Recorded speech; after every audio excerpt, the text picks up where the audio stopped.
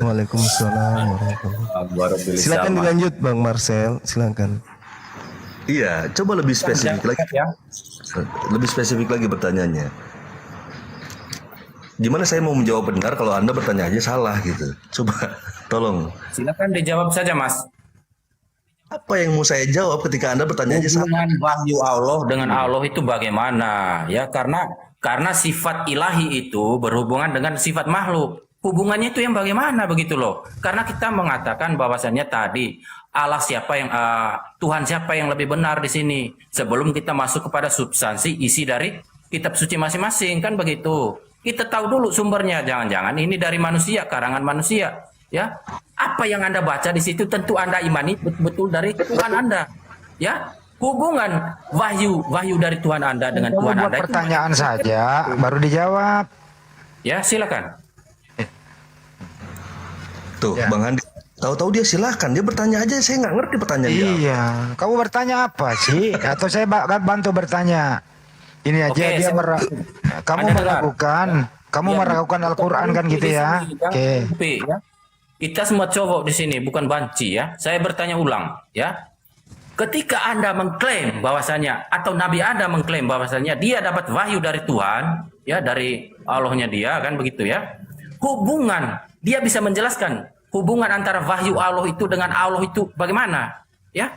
Apakah Allah itu dengan berkata-kata, kata-katanya itu memakai bahasa seperti suaranya itu seperti wanita kah? Apa suaranya seperti laki-laki seperti saya ini? Silakan Anda jelaskan. Karena di situ nanti masuk kepada substansi isi ajarannya, kan begitu. Udah paham. Kawan Anda yang meminta ini tadi Anda bukan ini saya. bertanya kok menjelaskan sih? Ya Allah, ini anak. Jadi waktu proses pewahyuan Allah Subhanahu wa taala menyampaikan ke malaikat Jibril itu suaranya perempuan apa suara laki-laki? Itu yang ditanya Bang Juma. Ya baik. Oke, saya ya jawab ya. Boleh ya? Silakan Bang Zuma, silakan. Mumpung Oke, baik, makasih. Jadi ketika berbicara terkait Allah Subhanahu wa taala sebagai sumber firman, maka kemudian Allah tetap ada pada tahtanya arsy. Allah itu tidak bergeser sedikit pun kemudian untuk nuzul menjadi makhluk di atas muka bumi ini. Lalu bagaimana Allah menjelaskan tentang apa yang Allah inginkan terjadi terhadap manusia? Bagaimana Allah kemudian menyampaikan aturan-aturan mainnya kepada manusia? Allah mengatakan bismillahirrahmanirrahim, wa ma kana li basharin ayyukallimahullah illa wahyan aw min wara hijaban aw yursila rasulan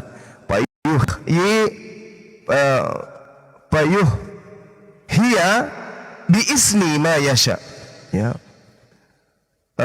Innahu aliyun hakim. Itu diterangkan di dalam surah Asy-Syura, ya, ayat 51.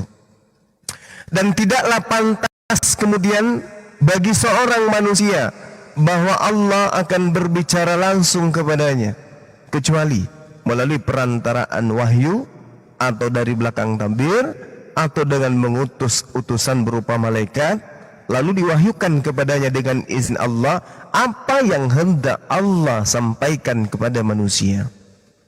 Allah Maha Tinggi, Maha Bijaksana.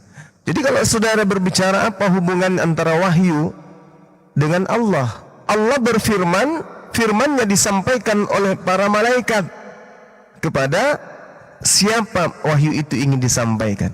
Sama seperti Yesus. Yesus itu penyampai firman. Yesus tidak pernah bertemu langsung dengan Allah.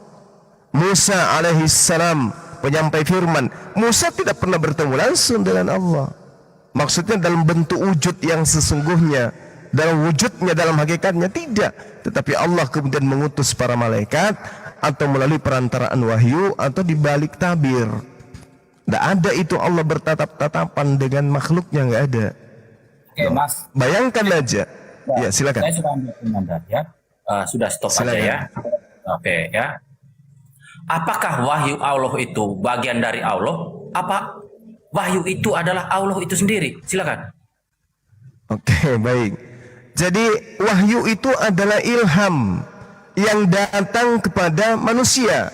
Maksudnya gimana? Pengetahuan manusia itu terupdate kemudian dengan adanya insting yang Tuhan berikan untuk supaya orang itu mengetahui apa yang menjadi kehendak Allah. Jadi kehendak Allah itu adalah Allah itu sendiri. Sementara perkataan yang sampai kepada berupa wahyu itu atas kehendak Allah. Contoh ini analogi sederhana supaya Anda paham. Apakah suara Bang Suma itu adalah Bang Suma? Apakah perkataan Bang Suma itu adalah Bang Suma? Bukan. Suara Bang Suma bukan Bang Suma. Perkataan Bang Suma bukan Bang Suma. Tapi suara dan perkataan Bang Suma itu berasal dari Bang Suma. Tetapi apa yang terlontar keluar dari mulut Suma itu bukan Bang Suma. Begitulah yang terkait dengan pertanyaan saudara. Wahyu itu adalah kehendak Allah yang berasal dari Allah, yang adalah kalam Allah, yang nuzul kemudian sampai kepada penerima. Jadi ketika Anda berkata, apakah wahyu itu adalah Allah? Wahyu Allah, firman Allah, bukan Allah. Tapi kalam Allah itu adalah Allah. Kenapa dikatakan begitu? Ya, karena Allah memiliki sifat. Sifat Anda adalah Anda. Yang pemarah adalah Anda. Yang pemalu adalah Anda. Tetapi kemudian dampak efek dari pemarahannya Anda ketika Anda kemudian maki-maki orang, itu bukan makian yang keluar dari mulut Anda, itu bukan Anda, tapi cerminan daripada Anda. Contoh misalnya, Anda mengatai samar, Anda mengatai seseorang biadab, misalnya Anda mengatakan dia biadab, Anda bukan biadab, tetapi biadab itu adalah keluar dari mulut Anda. Dan biadab itu adalah cerminan dari sifat yang ada pada diri Anda, yaitu kemampuan Anda untuk marah, kemampuan Anda untuk murka, kemampuan Anda untuk maki-maki. Begitulah Allah. Paham ya sampai sana? Oke, silakan. Oke, ya. Suaranya kecil, Bang. Bolehkah saya simpulkan bahwasannya ya, wahyu Allah itu adalah firman Allah? Bolehkah saya bersimpul seperti itu? Wahyu Allah, firman Allah, kalimat Allah, yes. Oke, berarti wahyu Allah, firman Allah itu diciptakan oleh Allah. Wahyu yang ada dalam perkataan itu ciptaan. Oke, ya, berarti firman Allah diciptakan oleh Allah itu sendiri ya? Yes, berasal dari al-kalimah, sifat yang melekat pada dirinya, kemampuan Oke. berkata. Oke. Siap. Firman Allah diciptakan oleh Allah. Berarti di sini bahwasannya ya, adanya Allah ya, di mana ada ruang dan waktu, dia belum bisa berfirman, kan begitu ya. Dia belum bisa menciptakan firman-Nya karena dia belum berfirman, kan begitu ya. Ketika dia bisa berfirman, berarti dia sudah menciptakan firman-Nya.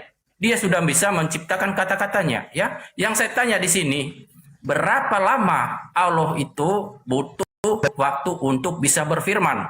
Karena di dalam iman kekristenan, firman Allah itu adalah pikiran Allah itu sendiri ya, kehendak Ya Allah itu udah. sendiri, firman Allah ya. Namun kehendak atau firman Allah itu ketika konteksnya dia ketika Bapak berfirmanlah jadilah kambing, maka kambing itu jadi. Ada satu objek yang dijadikan oleh Allah itu sendiri. Melalui apa? Melalui firman Allah. Firman Allah apakah di luar diri Allah? Tentu tidak. Firman Allah bersumber dari diri Allah itu sendiri, yang sifatnya itu kekal bersama Allah, yaitu kehendak dari Allah itu sendiri. Namun Anda di sini berkata lain. Firman Allah itu diciptakan dulu, ya, baru disampaikan nanti kepada kepada yang ditujukan. Silakan jawab. Iya, jadi ada yang tidak sampai gitulah. Itulah susahnya kalau orang Kristen dan orang Islam berdiskusi tentang al-kalam, kalimah, firman, sifat dan seterusnya. Kenapa? Pada diri orang Kristen itu tidak ada alat untuk merangkum atau untuk menerima, tidak ada wadah yang cukup untuk menerima penjelasan. Jadi gini, Bung. Anda bertanya seakan-akan bahwa Allah itu makhluk seperti Yesus. Kalau Yesus, ya, aku tidak bisa berkata-kata dari diriku sendiri. Itu Yesus, Tuhan Anda itu. Itu Yesus butuh waktu untuk berpikir. Kalau Tuhan kagak, kalau Allah kagak, Tuhan kami kagak. Oke, bandingkan itu dulu. Yang Anda ucapkan itu, yang Anda uraikan tadi, itu disifati Yesus. Kalau Allah tidak, innama amruhu idza arada syai'an ayyakula lahu kun fayakun. Setiap sesuatu yang hendak Allah ciptakan, Allah cukup mengatakan jadi. Nggak ada butuh berpikir, nggak ada. Kenapa? Karena Allah maha berkehendak. Namanya maha berkehendak, apapun yang dia lakoni, Tuhan tidak ditanyai kenapa, mengapa, apa sebabnya, di mana dan seterusnya. Tidak. Allah seketika menciptakan ketika ia berkehendak. Jadi yang saya maksud di sini adalah Allah itu memiliki sifat al-kalam, kemampuan berkata. Jadi kemampuan berkata yang dimiliki oleh Allah itu adalah kekal bersama dirinya. Kekal bersama dirinya, tidak seperti makhluk. Yesus misalnya, Yesus pada saat dia bayi, dia hanya bisa menangis. Itu kenapa demikian? Karena dia butuh proses untuk mampu berkata, mengurai, menelaah, mentafsirkan kata per kata. Kenapa? Karena Yesus makhluk, dia manusia cipta. Tapi kalau yang dikatakan kekal bersama dengan sifatnya, tidak ada awal, tetapi kemudian dia memiliki sifat itu bersama dengan keberadaannya. Jadi ketika Allah ingin menghendaki sesuatu, cukup dia berkata. Dia tidak butuh berpikir, dia tidak butuh berproses. Kenapa? Karena dia bukan makhluk. Jadi Allah berkata untuk menciptakan, misalnya gini, jadilah terang, maka terang itu jadi. Tuhan tidak butuh proses kemudian untuk mengurai kata-katanya, untuk memikirkan kata-katanya, tidak. Kenapa? Karena Tuhan itu bukan makhluk. Jadi ketika Anda mengatakan bahwa ada masa di mana Tuhan itu bisu, tidak. Sama seperti Anda ketika Anda diam, apakah Anda bisu? Tidak. Tapi Anda diam, ya karena saya tidak ingin berkata. Sedangkan Tuhan nanti setelah dia ingin mencipta kemudian baru dia berfirman, innama amruhu idza arada syai'an ayyakula lahu kun fayakun. Mazmur 33 nomor 9, Yesaya 55 nomor 11. Tuhan berkehendak, maka cukup memerintah. Tuhan ingin mengadakan sesuatu, maka cukup berkata. Itu Tuhan. Itu Tuhan, Bung. Jadi firman yang Anda maksud itu, yang bersama-sama dengan Tuhan itu sifatnya. Sementara untaian dan ucapan itu adalah bukan Tuhan itu sendiri, tetapi penggarisan, penggambaran, aktualisasi yang muncul kemudian di dalam ide, kehendak dan keinginan Tuhan itu sendiri. Contoh, ingin menciptakan Yesus lahir tanpa ayah. Tuhan tinggal sampaikan ke Gabriel, ke Roh Kudus sampaikan ke Maria, aku Tuhan yang Maha Tinggi menghendaki dia hamil dan melahirkan seorang manusia bernama Yesus. Tapi dia tidak ada suaminya, Tuhan. Nggak apa-apa, aku yang mau, pasti jadi. Gabriel datang pada bulan ke-6, Maria, yang Maha Tinggi menghendaki engkau hamil melahirkan seorang anak bernama Yesus. Bagaimana mungkin? Aku tidak pernah disentuh laki-laki. Yang Maha Tinggi menghendaki. Tidak ada tak mungkin kalau dia menghendaki. Maka apa yang terjadi? Maria tanpa suami melahirkan seorang manusia. Maka Yesus pada mulanya adalah perkataan. Yesus pada mulanya adalah kehendak. Kehendak itu datang kemudian disampaikan oleh Gabriel. Maria mendengarkan kehendak Allah, maka kehendak Allah itu terkabul. Innama amruhu idza arada syai'an ayyakula lahu kun fayakun. Meskipun Maria mengatakan, aku tak mau, Tuhan mengatakan, mau, aku mau. Aku tak mau, Tuhan mengatakan, aku mau. Siapa kira-kira yang terbukti perkataannya? Yesaya 55:11, apa yang keluar dari mulutku tidak akan kembali kepadaku dengan sia-sia sebelum terjadi sesuai dengan apa yang ku kehendaki. Oke. Kamu hamil. Mas, Seperti itu, Bang. oke, ya. Berarti Aku izin pamit dulu ya. Sini ya. Bang Zuma, Bang Handi, Bang Tera, Bang Christian, Bunda Rahma, Cebi, Ferry. Aku izin turun dulu ya. Pamit ya semuanya ya. Oke, Pak Marcel, terima kasih ya. Iya, sama-sama. Terima kasih. Assalamualaikum warahmatullahi wabarakatuh. Waalaikumsalam. Terima kasih. Warahmatullahi wabarakatuh. Assalamualaikum warahmatullahi wabarakatuh. Guru Anda. Makasih Bang Marcel. Waalaikumsalam. Kenapa Waalaikumsalam. kok Lanjut, gitu ya? lanjut. Oke, saya lanjut ya. Berarti Anda di sini percaya Tritunggal ya. Di mana Anda mengatakan Allah itu kekal bersama kehendaknya ya. Kehendaknya di sini Anda mengatakan bahwasanya itu adalah firman Allah ya. Ketika firman Allah itu menyampaikan kepada makhluk ciptaannya, tentu melalui Allah berfirman. Bedakan konteksnya ketika ya firman Allah dengan Allah berfirman ya, itu berbeda, dua konteks yang berbeda ya, namun sumber yang sama begitu ya. Anda di sini mempercayai Tritunggal ya. Tritunggal itulah jawabannya ya. Jangan alergi lagi dengan kata Tritunggal, karena sesungguhnya kata Tritunggal itu tidak ada di dalam Alkitab. Namun karya Allah seperti yang Anda jelaskan tadi itu fakta, itu nyata. Di mana Allah menciptakan segala sesuatu melalui kehendaknya, yaitu firman-Nya, kan begitu ya. Di mana Allah mengasihi kehidupan di alam semesta ini melalui kehendaknya atau melalui roh penghidupannya, kan begitu ya. Yang maha hadir kan, yang maha hadir itu kan sang pencipta, Tuhan itu sendiri ya. Nah, itulah yang dikatakan dengan roh Allah, kan begitu, yang memberi sumber kehidupan. Anda di sini mempercayai Tritunggal. Oke, berarti Anda di sini percaya Yohanes 1 ayat 1. Pada mulanya adalah firman. Firman itu, ya ingat, firman itu bersama-sama dengan Allah. Dan firman itu adalah Allah.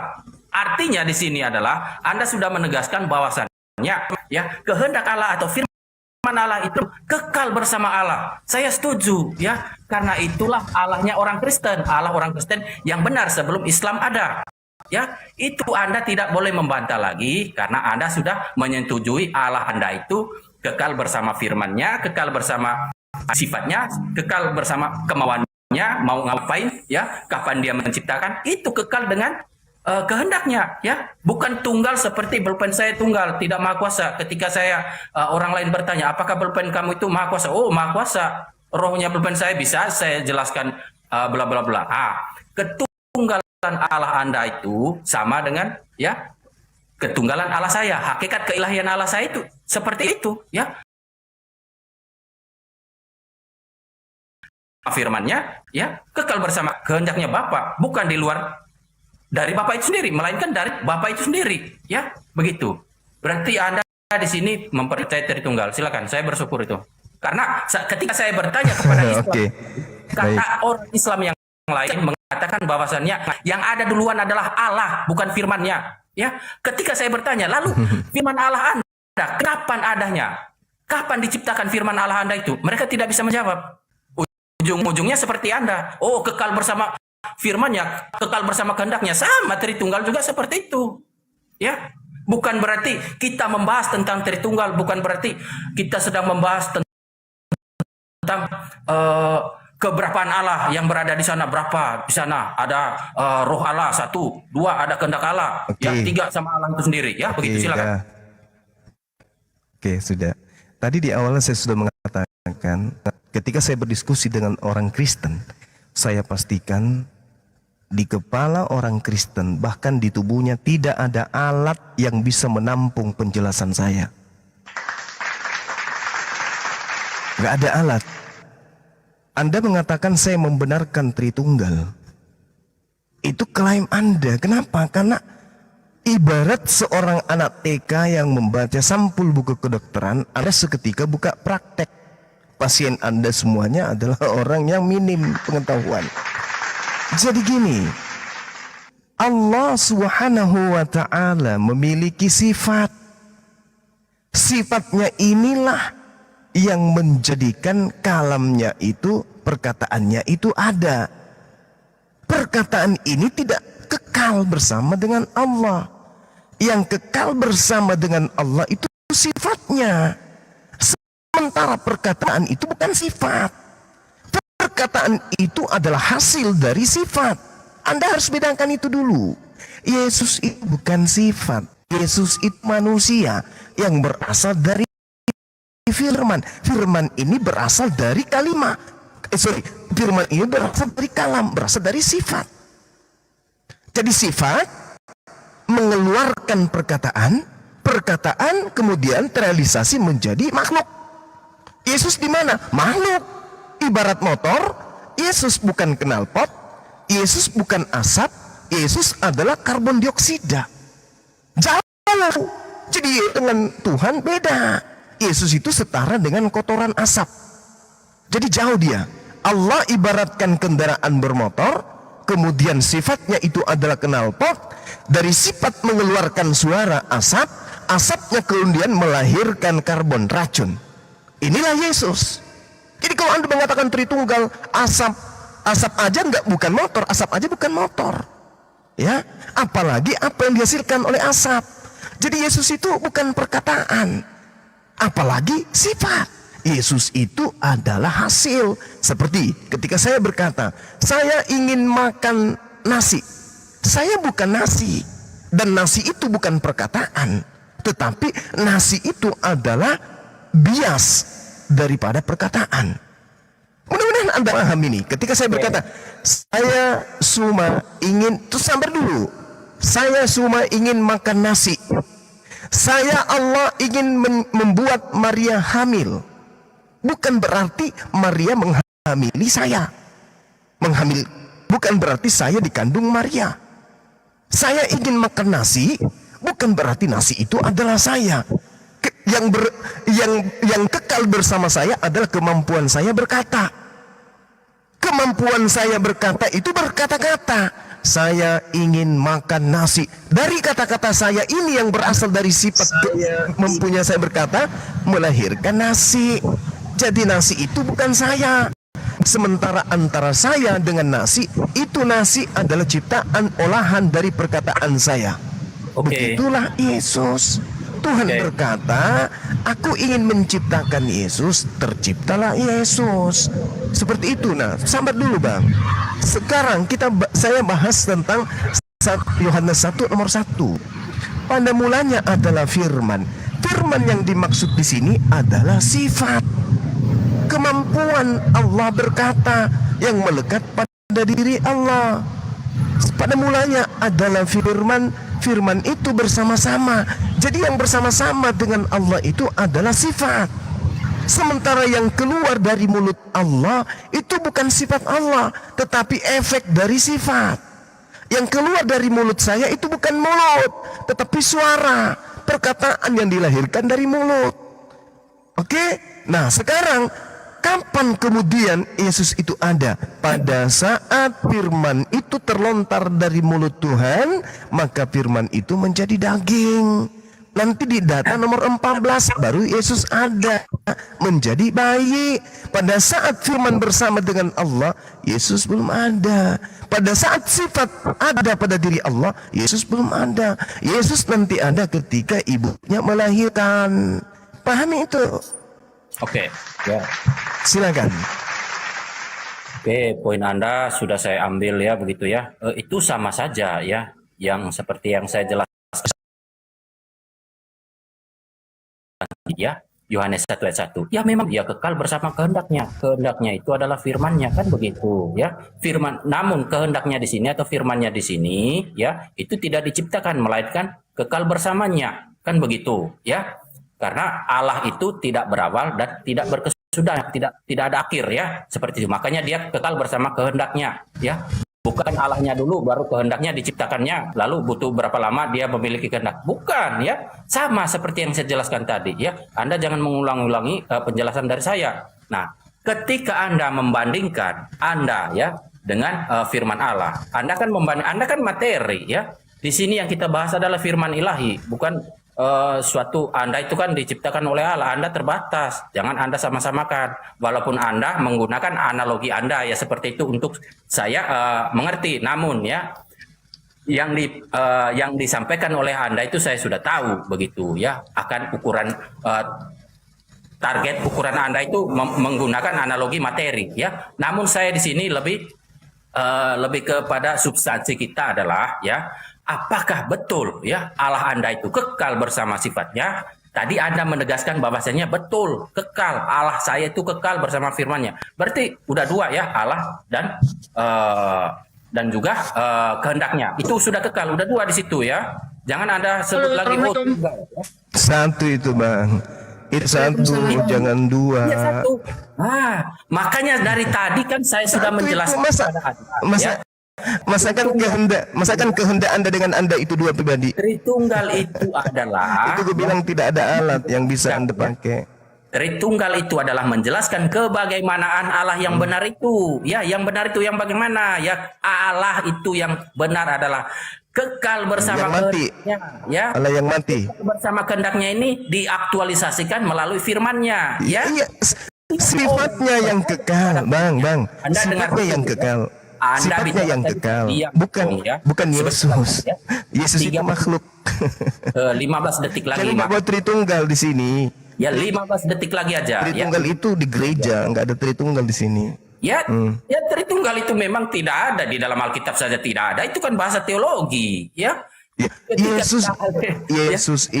Yesus itu gagal Anda ketika Anda menjual Yesus di sini sebagai bagian dari Allah, itu Berarti gagal. Yesus, Mas. Itu Yesus nanti. Iya, rumusnya Maaf, itu saya Anda. mempertanggungjawabkan Yesus. Itu iman saya. Anda belum masuk ke ranah itu.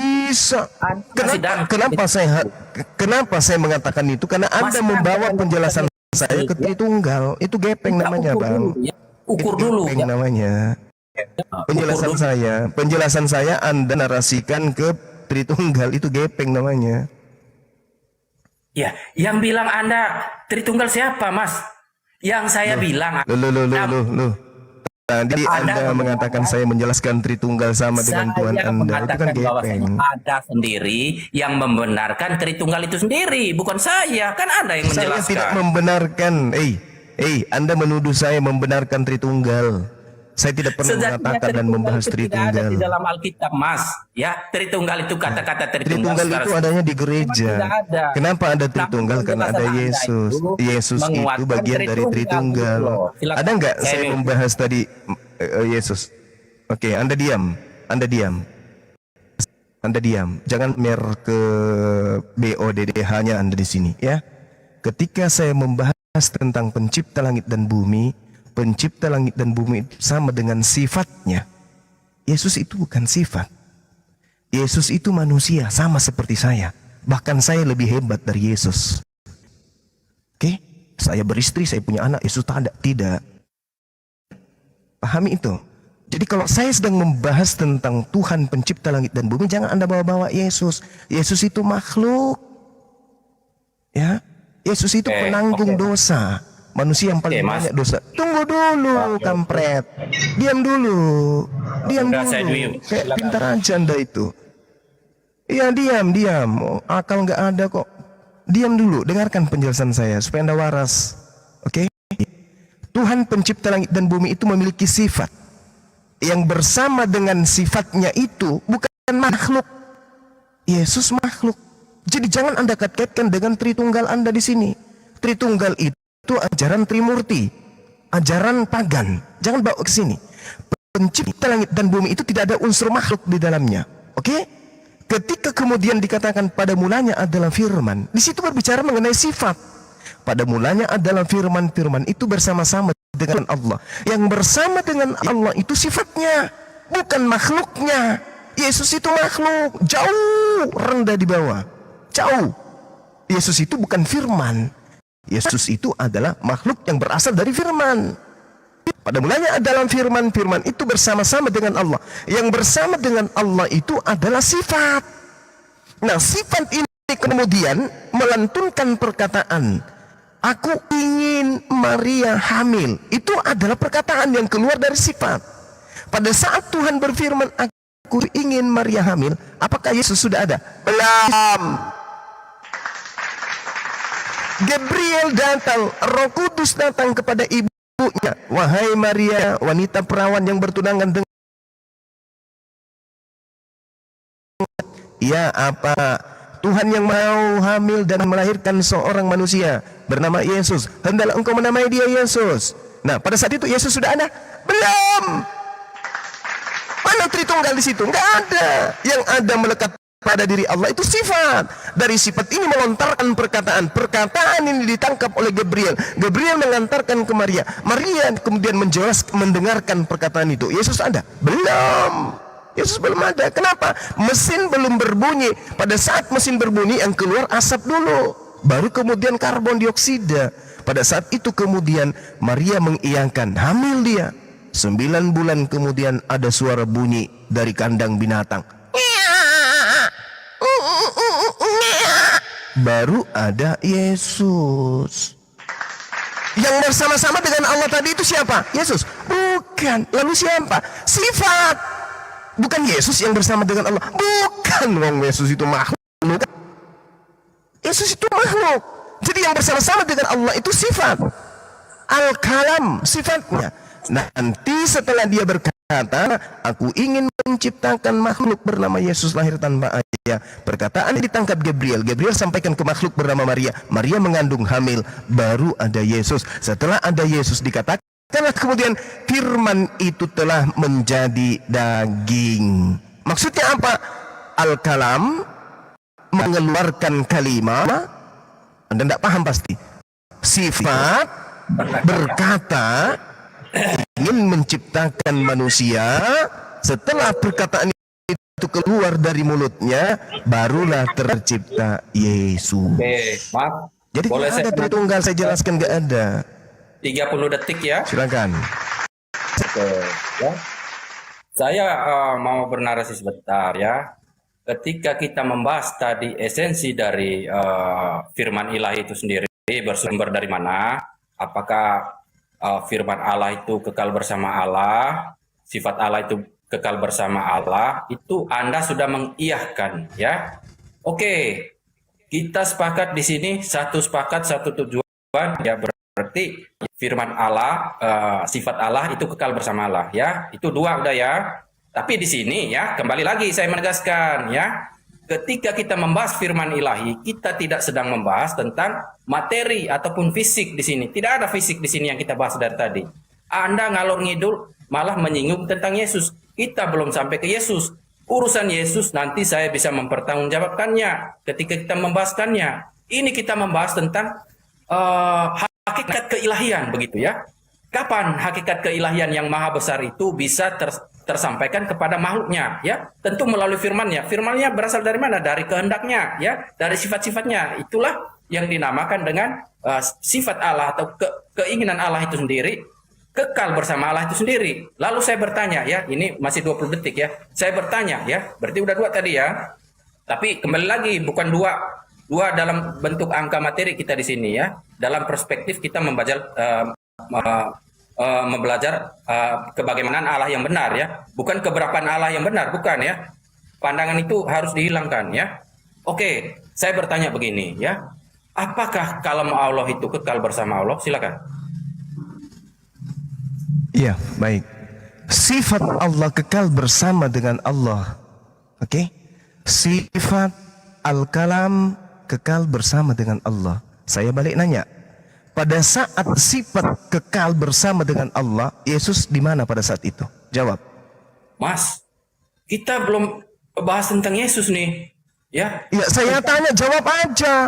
Setelah- Suka-suka saya. Anda kan membawa tadi penjelasan saya tentang Tritunggal. Tritunggal Saya itu salah salah saja, satu. ya. Dengarkan dulu. Tritunggal itu salah satunya di dalamnya adalah Yesus. Oke? Kekal bersama Allah itu sifatnya. Pada saat sifat kekal melekat pada diri Allah, apakah di situ Yesus ada? Jawab. Oke, ya. Walaupun di sini kita belum membahas tentang Yesus, namun saya mengikuti alur Anda sekarang ya. Oke, berarti Anda sudah mengiyakan bahwasannya kalam Allah kekal bersama Allah, ya, sifat Allah kekal bersama Allah, berarti ya Anda sedang percaya Tritunggal, menjelaskan Tritunggal. Walaupun itu sudahlah penonton saja yang menilai. Tunggu. Jangan Anda pakai jurus Paulus di sini. Coba sebutkan siapa saja oknum yang ada di Tritunggal. Coba. Satu. Kalau Allah itu kan kalau Allah kan ya. Tunggu, sebutkan dulu Tritunggal itu, sebutkan dulu. Satu. Tritunggal adalah tiga, siapa? Allah yang benar itu, ya. Iya, siapa aja Tritunggal itu. Coba siapa aja. Satu. Bapak ya. Satu. Ya. Tunggu. Diulang. Satu, ya. Bapak. Kedua, sifat Bapak. sifat Bapak. Ketiga, Aktualisasikan melalui firman ya. Firman itu kan bukan tiga apa? Bapak ya. Yang ketiga apa? Satu kan tadi Bapak, kemudian sifat. Yang ketiga apa? Allah, sifat Allah kekal bersama Allah, kalam Allah, sifat Roh Kudus ya. kekal bersama Allah ya. Tapi itu sudah kita Di, katakan di, saja. Itu penonton di yang sini menilai. di sini sudah ada Yesus. Oke ya. Anda Di sini mau ada Yesus. membahas tentang Yesus? Mau Nah, membahas nah. tentang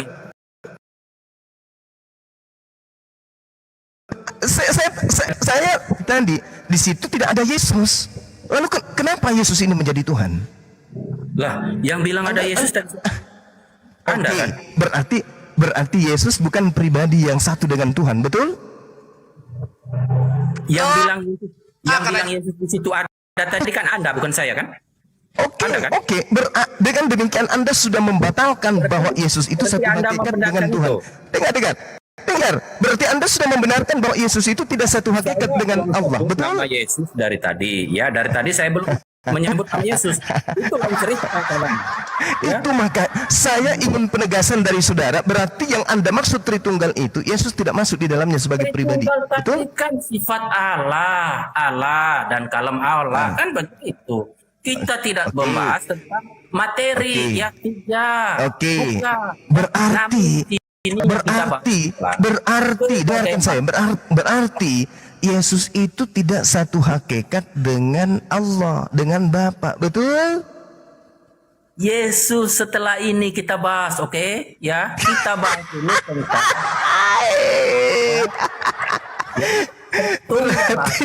Berarti Yesus ini tidak satu hakikat dengan Allah, sebab Yesus tidak masuk di dalam daftar 3 pribadi yang Anda imani di Tritunggal. Kena. nanti panggil. Makanya saya katakan dia itu bukan knalpot, bukan asap, tapi dia adalah apa yang dihasilkan oleh asap, karbon dioksida, karbon monoksida.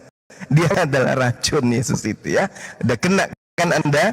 Jadi di Tritunggal itu ternyata Yesus tidak ada di dalamnya. Selamat.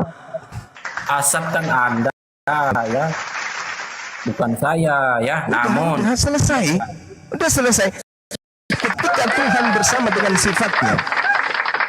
Tuhan bersama dengan sifatnya, di situ tidak ada Yesus. Oke. Ternyata Oke, Yesus ini sudah, tidak termasuk di Berarti dalam kita Tritunggal.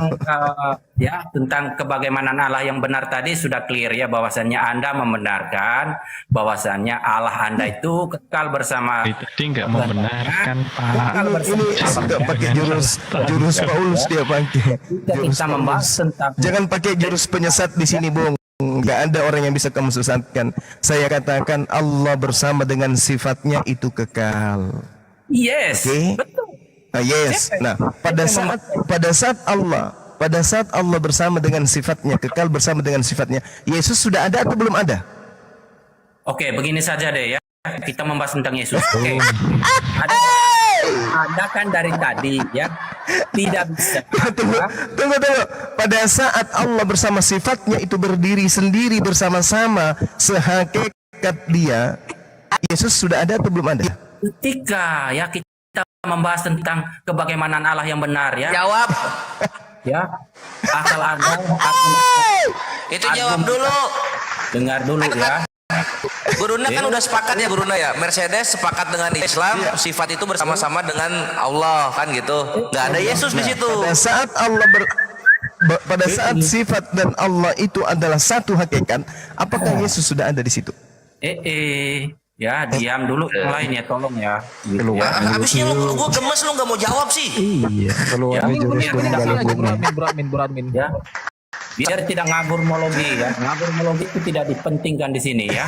Ngagurmologi, cocokmologi tidak dipentingkan di sini. Namun kita Bentar, mohon maaf, mohon maaf. Aku mau nanya dulu, selamat malam. Dalam tataran Snow, Tritunggal. halo, Snow monitor. Snow, ada orang kah? Oh tidak ada. Snowman.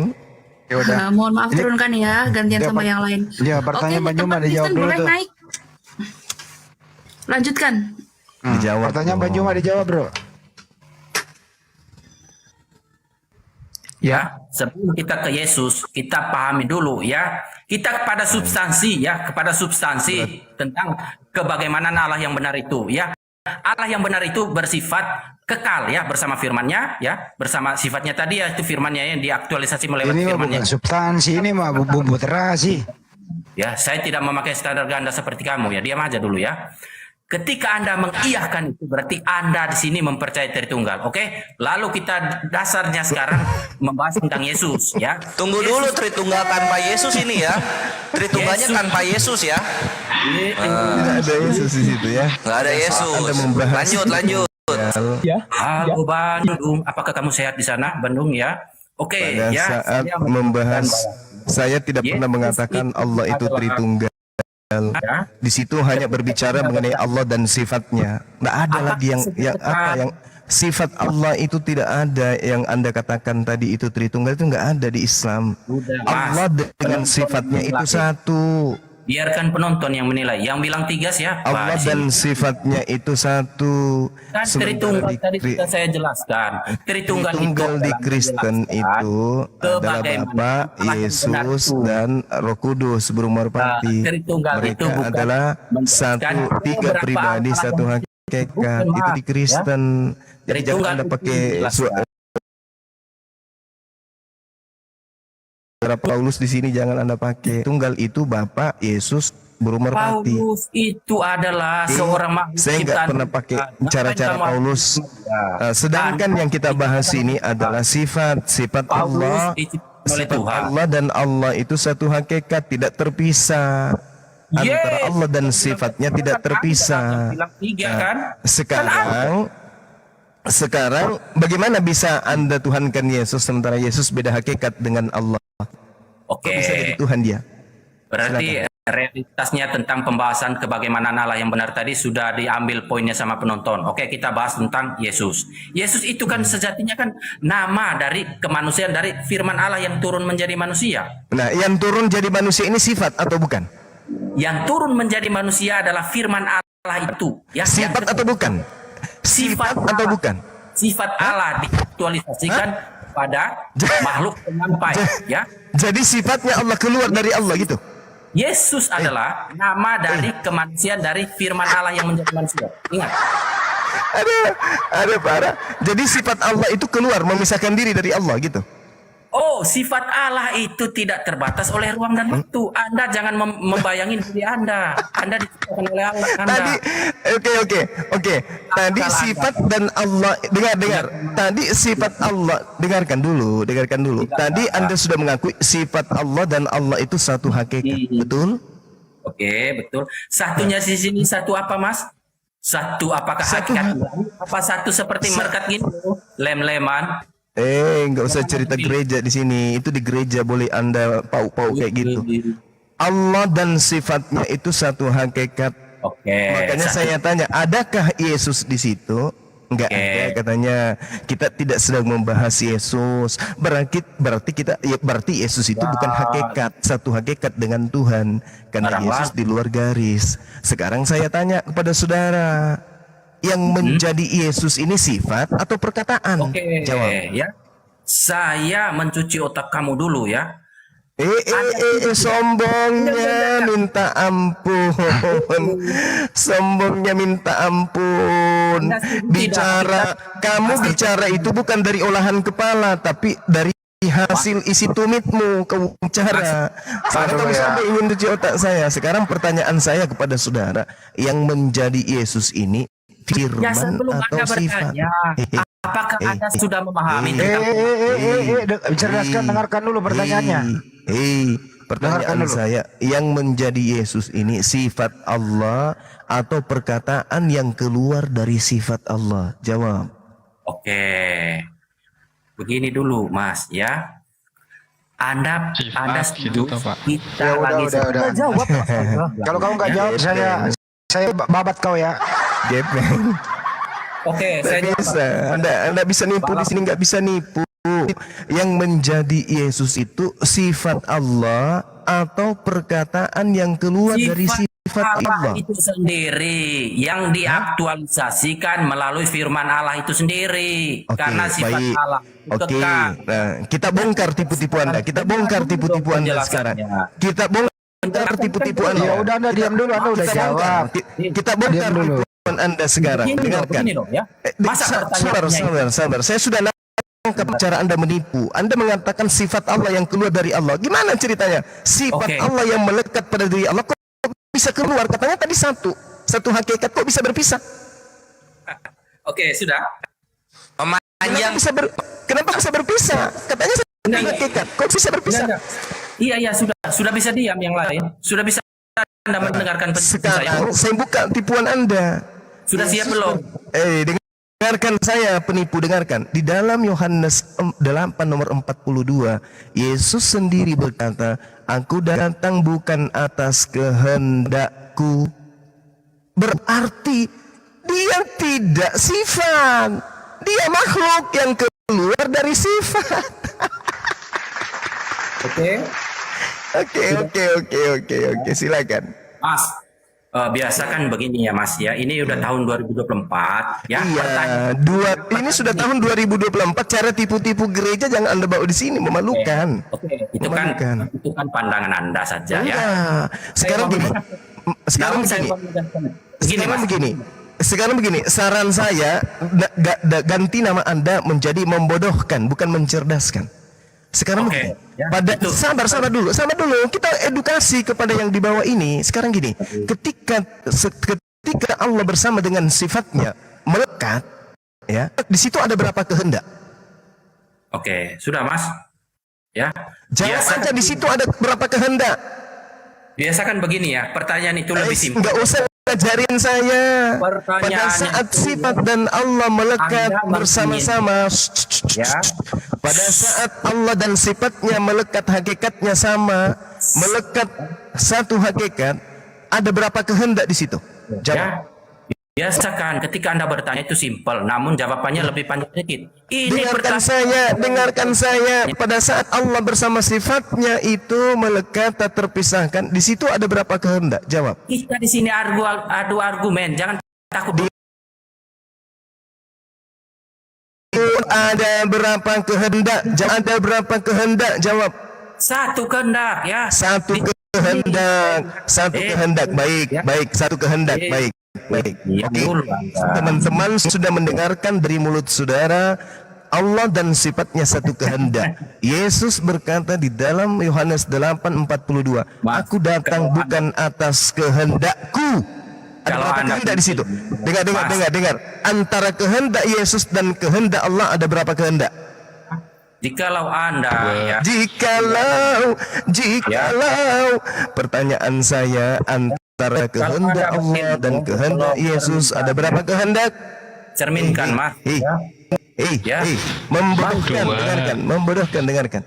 Antara kehendak Allah dan kehendak Yesus ada berapa kehendak? Mau mendengarkan omongan pertanyaannya lebih ngalor ngidul. Pertanyaan saya, jawab saja, nggak usah jualan kecap. Ini bukan di gereja.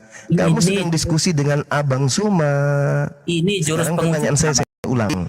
Pertanyaan antara kehendak Allah dan kehendak Yesus itu ada berapa kehendak? Jawab. Mas, saya bisa mempertanggungjawabkan itu Mas. Tapi saya mau gini loh Mas. Ada berapa kehendak? Pertanyaan itu lebih panjang dari jawabannya. Tadi Anda mengatakan antara sifat dan Allah satu kehendak. Antara Allah dengan Yesus berapa kehendak? Jawab. Oke. Jawab. Saya ulangi pertanyaan Anda ya, boleh ya? Antara Allah atau Bapa ya dengan Yesus sifatnya. Kembali dengan lagi saya dengan sifatnya satu kehendak. Dengan Yesus berapa kehendak? Anda ini mau diskusi apa mau apa ini Anda? Allah dengan sifatnya satu kehendak. Allah dengan Yesus berapa kehendak? Tanya dulu. Anda mau melanjutkan diskusi apa? Mampu nggak Anda berdiskusi? Jawab aja, nggak usah lelucon. Ya, kalau antara Allah dengan Yesus berapa kehendak? Antara Allah dengan Yesus berapa kehendak? Saya kan sudah menjawab. Ya satu kehendak Yesus. Ada dua. Itu orang Kristen sendiri mengatakan ada dua. Kok Anda mengatakan ada satu? Oke. Anda belajar dari mana? Belajar dari mana? Anda bisa berdiskusi? Saya kasih data. Udah. Anda kan mengatakan ada satu kehendak. Matius 26, dengar. Matius 26 nomor 39. Maka majulah Yesus sedikit, lalu Yesus sujud dan Yesus berdoa. Tanya, ya Tuhanku, jikalau sekiranya mungkin biarlah cawan ini berlalu daripadaku. Tetapi jangan seperti yang ku kehendaki, melainkan seperti yang engkau kehendaki. Kamu tadi mengatakan satu kehendak. Ini faktanya Yesus mengaku dua kehendak. Mas. Andai saja begini ya Mas. Ya. Udah, jangan seperti anak-anak ya. Stop, diam, jangan tertawa lagi. Stop ya. Yang tertawa kan Anda sendiri, masa disuruh stop sendiri. Ya. Jangan emosi, santai aja. Oke. Menurut Anda, antara Allah dan Yesus satu kehendak. Menurut Yesus, antara dia dengan Allah dua kehendak. Yang mana yang benar? Persoalannya di sini. Persoalannya di Yang sini. benar, Anda atau Yesus? Persoalannya di sini, Mas. Persoalannya di sini, Anda mau berdiskusi. Persoalannya ada sama otak Anda. Pecah, Anda masih bocor bisa- halus. Masih mampu berdiskusi dengan saya Anda ini? Hah? Anda menggunakan cara-cara tipu-tipu di sini nggak laku. Tidak ada tipu-tipu. Anda mengatakan antara Allah dan Yesus satu kehendak. Yesus Contoh. mengaku antara dia dengan Allah dua kehendak. Anda membohong. Aduh, beginilah diskusi dengan kamu. Anda penipu. Makanya dikatakan di dalam 2 Yohanes 1 nomor 7, penyesat itu, pembohong itu, penipu itu adalah mereka yang tidak mengimani Yesus datang sebagai manusia. Tidak boleh ambil kesimpulan sendiri ketika Itu diberi. dalil. Yang Anda berambil terciduk, kesimpulan sedang menipu. Penonton Mas. Saya ulang lagi. Saya ulang lagi. Antara Allah dengan Yesus ada berapa kehendak? Oke, saya bisa menjawab ya. Saya boleh menjawab. Boleh menjawab? Saya tanya dulu. Silahkan Pak, merchandise. Oke. Begini kan yang saya suka ya. Iya. Ketika Anda menyebut dua nama, dua kata-kata di situ, Allah atau Bapa ya, dengan Yesus, ada berapa kehendak? Ya, saya bahas satu persatu ya. Yesus adalah nama kemanusiaan dari firman Allah yang turun menjadi manusia, ya. Namun Allah di sini siapa? Sang firman itu sendiri, sang Bapa. Lalu kehendak, konteks dan kehendak yang ada, Mak. Oke. Pada diri Allah ada berapa kehendak? Aduh, kok seperti anak-anak saya berdiskusi. Anda mengatakan Yesus itu adalah kalam firman itu sendiri yang menjadi manusia kan? Sekarang saya tanya, pada diri Allah ada berapa kehendak? Saya berulang kali bertanya, masih bersedia berdiskusi dengan saya, Mas? Ini kita sedang berdiskusi, Anda aja yang sekarang sudah panik. Ini Kenapa kita sedang Anda berdiskusi. dengar- Anda terpenjara dengan argumen Anda sendiri. Kenapa? Karena Anda hanya berdasarkan mimbar gereja. Yohanes 8:42, aku datang ke atas muka bumi bukan atas kehendakku sendiri. Di situ ada berapa kehendak? Mas, ketawa gue lihat kamu. Yesus datang atas kehendak siapa? Berdiskusi itu adu argumentasi, bukan adu Iya, ngeyel. saya tanya kepada saudara. Ngeyel-ngeyelan. Yesus datang. Dengarkan. Yesus Kamu datang bisa nggak atas kasih kehendak saya siapa? kesempatan bicara? Dengarkan. Dengar Yesus terus datang. tadi gue ini. Gak pernah. Argumentasi itu yang paling penting, Mas. Bukan ngeyel. Coba ambil tisu itu liurnya sudah menetes sebelah kiri, Pak. Ya, betul. Sebelah kiri ya. Kengeyelan Dilap. Anda Ya, sudah dilap dapat. aja pakai lengan. Mantap. Saya ulang, dengarkan baik-baik. Yesus Ekornya sudah datang. dapat, Dengar. kengeyelan Anda. Yesus datang di dalam Yohanes 8:42. Dia datang atas kehendaknya atau atas kehendak Allah? Jawab. Saya ketawa melihat Anda itu terlalu bodoh. Tapi saya lihat yang ketawa saya bukan Anda. Sanggup berdiskusi. Ya, ketika Anda mengatakan masih sanggup berdiskusi, berdiskusilah dengan baik agar mendapat Iya. edukasi. Setidaknya penonton yang menilai nanti. Saya ulang lagi. Yohanes 8:42. Aku datang bukan atas kehendakku. Nah, sekarang apakah Yesus datang atas kehendaknya Ya. atau bukan? Jawab. Ketika argumentasi kita adu, maka penonton yang menilai ya. Jangan Anda mengambil kesimpulan yang Sudah ini sekarang kita tiktokan Bang. Yesus TikTokan mengaku di di TV, dalam saya dengar pernah dikasih uang untuk bicara Yohanes 8. Saya konsentrasi terhadap semua kata yang keluar dari mulut saudara. Anda justru bermain di akal Anda sendiri, di pikiran Anda sendiri, di asumsi Anda sendiri. Akal Bagaimana sendiri. kita mau berdiskusi dengan baik ketika ada pertanyaan, Anda cuma berangan-angan terhadap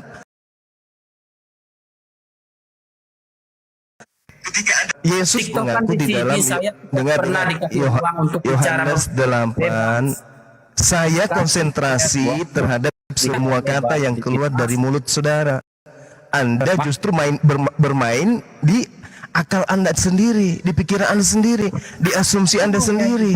Akal Bagaimana sendiri. kita mau berdiskusi dengan baik ketika ada pertanyaan, Anda cuma berangan-angan terhadap atas kehendakku sendiri. Pertanyaan saya, apakah Yesus datang ke atas muka bumi atas kehendaknya atau bukan atas kehendaknya? Jawab. Sendiri, di asumsi Anda sendiri. Bagaimana kita mau berdiskusi dengan baik? Jawab.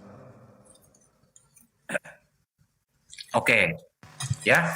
Saya mohon Anda diam dulu sebelum saya menyelesaikan penjelasan menurut pertanyaan dari Anda, ya. Namun di sini saya setuju dengan pertanyaan Anda, singkat, tapi nggak ngalor ngidul dulu kan, begitu. Pertanyaan itu lebih panjang dari jawabannya, ya. Paham kan itu, ya? Pertanyaannya apa? Coba ulang. Coba ulang pertanyaannya apa? Udah panik dia. Bang Handi liurnya, Bang Handi kasih tisu dulu, saudara kita. Udah saya di ember. Coba ulang pertanyaannya, Bro. Coba diulang. Itu tadi ada doubling tuh. Ya, coba kau ulang pertanyaannya, Bang Joma. Coba ulang. Tadi ada Ya doubling. Bang. Soalnya nama Anda itu terlalu pongah, mencerdaskan. Harusnya ya santai aja pakai nama itu loh, nggak usah terlalu Mencerdaskan. Aku bacanya merchandise. Lucu Anda. Ya. Saudara Yohanes 8:42 Yesus berkata, aku datang bukan atas kehendakku. Berarti Yesus dan Bapa bukan satu kehendak. Oke, sudah. Itu aja loh sebenarnya. Sudah. Anda ingin menegakkan benang basah sehingga Anda jadi lawak-lawakan, ditertawakan di sini, Bang. Coba Anda jujur aja bicara. Gak usah pakai jurus-jurus mimbar gereja. Diskusi pasti berjalan baik. Saya ulang ya. Yohanes 8:42, aku datang bukan atas kehendakku, tapi atas kehendak Bapa. Berarti antara kehendak Yesus dan kehendak Bapa ada dua kehendak. Anda mengatakan satu kehendak, kena Anda, ditertawakan Anda. Matius 26:39, bukan atas kehendakku tapi atas kehendak Bapa. Kena lagi Anda. Yesus dan Bapa dua kehendak, Anda mengatakan satu kehendak. Coba bagaimana Anda bisa menutupi kebenaran dengan kebohongan? Silakan. Sungguh gue makan dulu. Sampai energinya hilang ya Tuhan. Jangan lupa habis makan minum oli. Aduh, saudara saya Saya makan gimana? sushi dari Jepang. Iya. Makanlah Jadi, dulu, Bang, sambil jadi minum. pertanyaannya sederhana ya. Yohanes 8:42. Yesus datang atas kehendak siapa? Oke. A. Kembali. Kehendak Bapa. B. Kehendak sendiri. Jawab. Takut keselak Bang Andi, lagi makan Bang Andi. Keselak biarin. nanti. Anda tahu Yesus itu siapa? Gitu dulu, ya. Yesus itu siapa? Nggak dijawab. Segala sesuatu kan harus dipahami dulu. Ini kan nama saya kan mencerdaskan kehidupan bangsa agar anda semua tidak linggung ya. Ini namanya kamu nggak menceraskan. Itu kamu membego-begoi keluargamu. Saya di sini, ya saya ya memeriksa apa Saya ulang 42.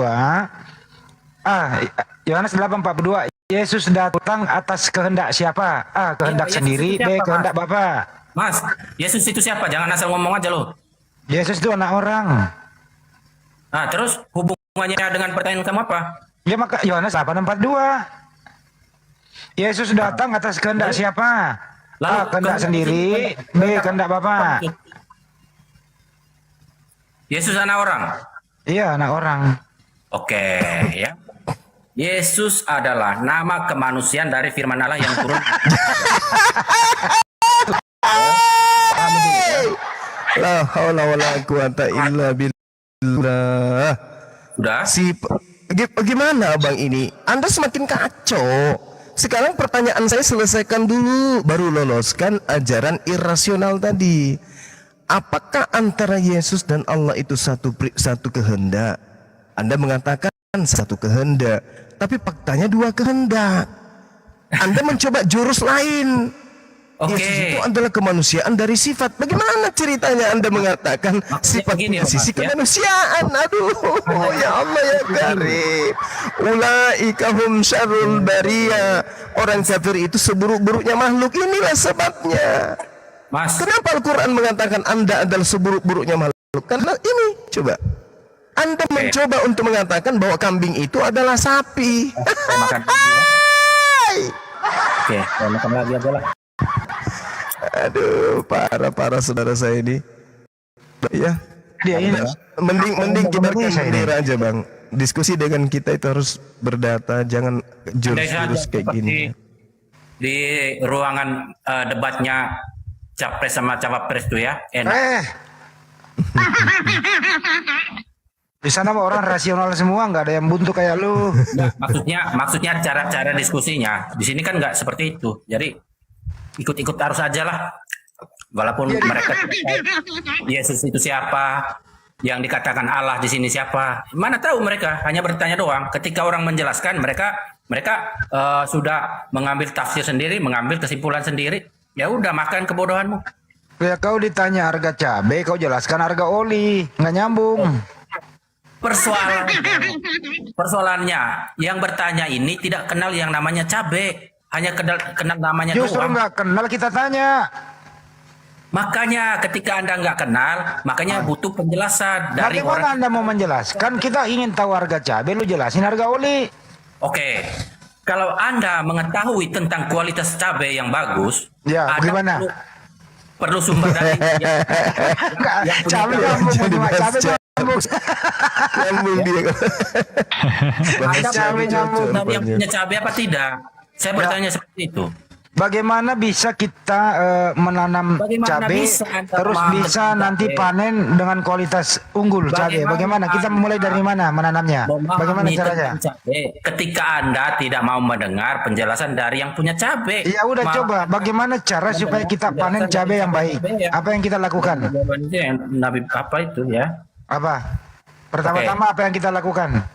Oke. Masalah cabai ya? Ya, diam dah semua cabai nih. Step ya. Ya, Ketika Anda mengetahui ya, Anda tertarik nih dengan cabai ya. ya, ya, Pun cabai hanya namanya doang yang Anda tahu ya.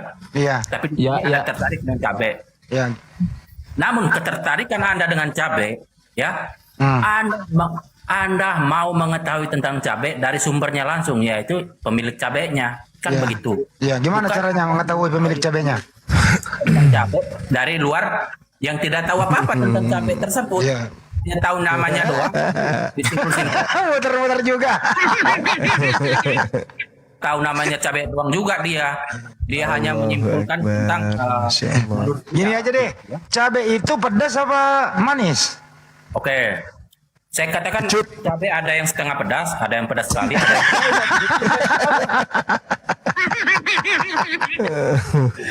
enak juga cemilan ini. Tahu malasa. Tobat, Mas, tobat. Pak Mencerdaskan udah capek kah atau sudah KO? Oh, tidak. Oh belum. Oh, lanjut. Saya mau kasih kuliah umum Cerdaskan. terhadap apa ini? Gimana cabai? Gimana harga cabai per kilo berapa sekarang ya? Cabai per kilo. Ya, Oke. Cabai per kilo sekarang. Cabai per kilo sekarang, Mas. ya. Itu harganya beda-beda, Mas. Kalau di kampung kamu berapa? Di kampung saya itu tidak ada yang menjual cabai. Ya Tuhan, aja ini juga. Yang ada cabai-cabean, Mas. Enggak ada cabai di kampung. Yang ada cabai-cabean. Udah sama Broadman aja ya, gantian ya. Ternyata dari tadi Bang Nyuma diskusi sama orang yang berobat jalan. Ini ada satu lagi saudara kita dari sebelah, Bro Admin. Selamat malam. Maaf dari tadi belum saya sapa. Bro Admin. Monitor. Temannya Bang Handi Selamat malam, host. Oke, ini temannya Bang Handi, Bro Admin, Pak mencerdaskan biar makan dulu, biar istirahat dulu. Silakan Anda mau menyampaikan ganti apa? nama ya, cabe-cabean ya. Jadi itu topiknya Bro Admin, antara kehendak Yesus, kehendak Bapa. Artinya ada dua kehendak di situ Bro Admin. Coba dibantuin dulu Bro Admin. Dua kehendak di sini. Silakan. Iya, memang dua kehendak sih. Ada kehendak Yesus sendiri, ada kehendak Bapa. Tetapi dalam melakukan karya, itu memang mengikuti kehendak Papanya. Jujur. Itu baru Iya, jawaban. Itu jawaban jujur ya Bang Yoma ya. Iya. Nah sekarang Bro Admin, pemilik kehendak yang bernama Yesus itu saat sekarang ini di mana dia? Kalau Yesus kan sudah terangkat. Iya. Iya, Yesus terangkat. Ya, Terus? sudah kembali.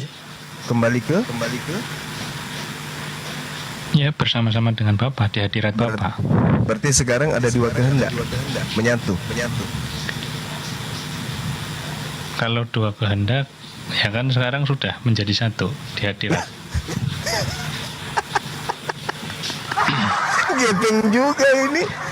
Gepeng juga ini pasti. Bagaimana ceritanya? Pemilik kehendak yang tadi manusia itu kemana? Menyatu. Maksudnya Tuhan manusia tadi ini menjadi Tuhan gitu Bang? Bukan bang. Kemanusiaannya semenjak Yesus lahir sampai dengan dia terangkat, itu tetap ada. Berarti Tubuh tetap fisiknya manusia. tetap ada tubuh fisiknya, tetap dibawa naik.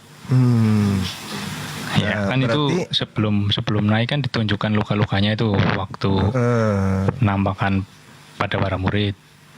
Berarti Tuhan bersatu dengan manusia atau manusia menjadi Tuhan atau tetap manusia?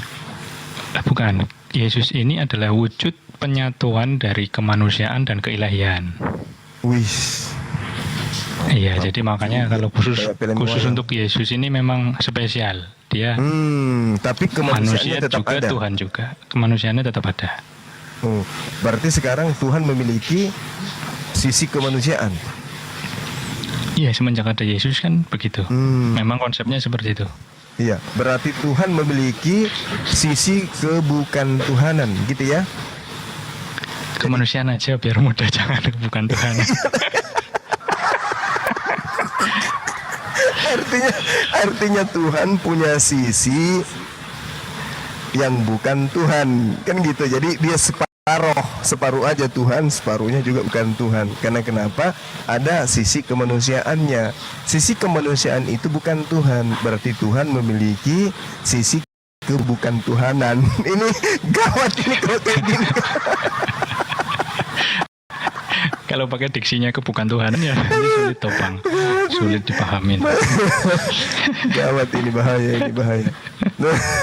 Tuhan punya sisi bukan Tuhan. Waduh, parah. Berarti tidak utuh lagi Tuhan itu sebagai Tuhan ya, karena sudah memiliki sifat kebukan Tuhanan. Ya, Kayaknya Bang Juma malam ini bahagia banget ya.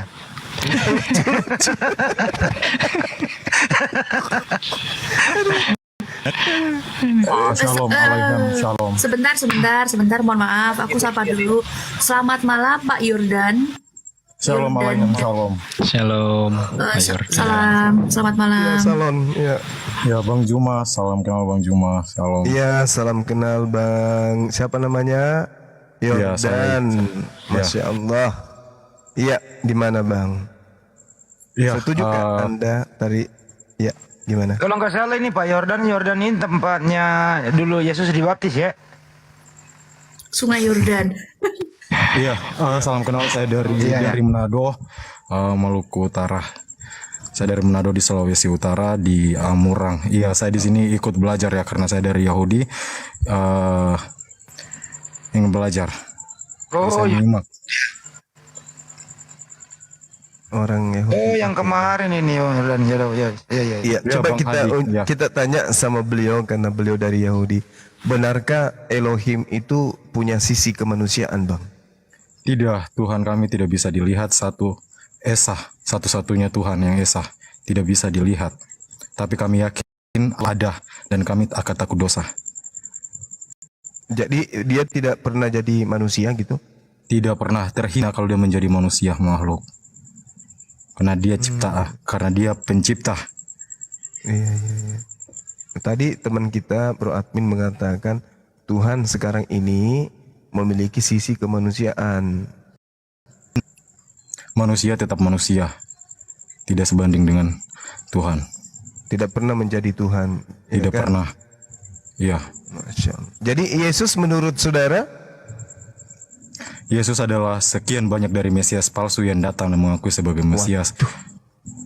Terlalu.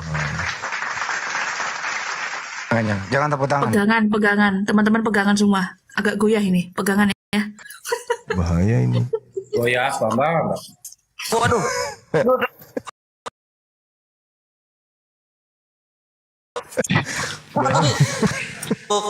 Untuk Yahudi, Yesus itu adalah Sekian banyak dari Mesias palsu, tapi dia yang paling berpengaruh dan merusak semua ini. wow. Lebih keras dari Billy Yahudi ini. Kenal Billy Yahudi, dia Yahudi di Jakarta. Saya kenal. Oh, mantap. Saya sering satu room sama dia di roomnya Bang Dalbo. Oh, mantap. Iya. Terus dari kapan Yahudi? Saya Yahudi dari lahir, tapi saya tinggal di Indonesia karena keturunan asli dari Yahudi, nenek moyang serta orang tua, bapak dan ibu sama dari Yahudi. Dari lahir Yahudi, nggak pernah Kristen ya? Tidak. Anjir, mantap. Memang Di ini situ Billy kalah. Informasi memang di Manado itu ada sinagog yang sudah dibangun. Betul ya, Bro? Betul. Iya, kami 28 orang. Ya, 28 orang. iya 28 orang. Itu udah termasuk Rabi Yaakov? Belum. Oh, belum. Berarti sama nggak sinagognya sama? Sama, cuma karena saya tinggal jauh dari sinagong. Karena 4 jam perjalanan kalau sinagong, karena sinagong di pusat kota. Oh gitu, oke. Ya udah, mungkin ada yang ingin diluruskan mungkin dari kesalahpahaman kawan-kawan Kristen terhadap kitab Yahudi. Nah, dulu resini harus diluruskan. Pendapat sebentar dulu. Ini Banyu mau bicara. Jadi gini, menurut Yahudi tentang Yesus Amasia seperti itu, menurut Islam memandang Yesus Amasia seperti apa, Banyu Mak? Iya, jadi kalau kita Nabi Isa alaihissalam ya, Nabi Isa alaihissalam itu datang mengajarkan hikmah. Hikmah apa? Hikmah Taurat. Hikmah Taurat yang kemudian mengajarkan tentang Tuhan itu satu, yaitu yang Yesus sebut dengan sebutan Bapa yang merujuk kepada Elohim, merujuk kepada Hasem, Yotevave. Dan menurut Yesus di dalam menurut Nabi Isa alaihissalam bahwasanya beliau datang itu mengajarkan aturan dan hukum-hukum Taurat. Hukum dan aturan Torah yang diajarkan kemudian kepada Bani Israel itulah yang Al-Quran sebut sebagai hikmat Injil, bukan Bible, seperti itu. Dan kemudian tidak mati disalib, tetapi memang dia hanya mengajarkan bagaimana Bani Israel untuk kembali kepada hukum Taurat. Lalu kemudian diancam ingin dibunuh oleh sekelompok orang bersama dengan orang-orang Romawi, diselamatkan oleh Allah. Yang disaliblah yang disebut Yesus hari ini oleh teman-teman Kristen, seperti itu. Jangankan dibenci, Mas. Ya, Yesus disalibkan oleh orang Yahudi kok sampai mati, ya kan? Yordan ini kan Jadi, orang katanya kan orang Yahudi, ya memang tidak mempercayai. Bukan, Pak. Mereka kan masih menanti Mesias itu, ya. Silakan Mas Yordan. Iya, jadi yang kau katakan kami menyalibkan Yesus kamu. Kutanya sama kamu, apakah penyalipan yang kami buat itu apakah baik atau buruk? Karena tanpa penyalipan penembusan dosa tidak akan ada. Silakan. Yang nyalip bukan Yahudi, Bang. Yang nyalip itu Romawi. Salah semua berarti. Yahudi kan sudah menerangkan untuk Alkitab juga jelas. Di dalam hukum kami Mencerdaskan tidak ganti boleh nama, membunuh. Mas, cabe-cabean. bro admin diam dulu ya. Menderita ini orang. Ya, begini ya Saya orang ulangi nanya, saya ulangi. Diantar Ya. 3 penjuru. ya.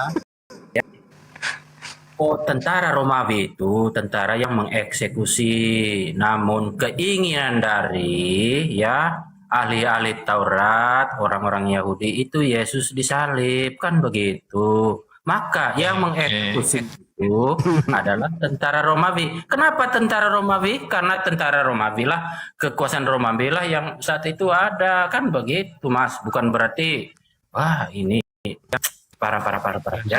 Aturan nomor 2. Pertanyaannya yang menyalip siapa?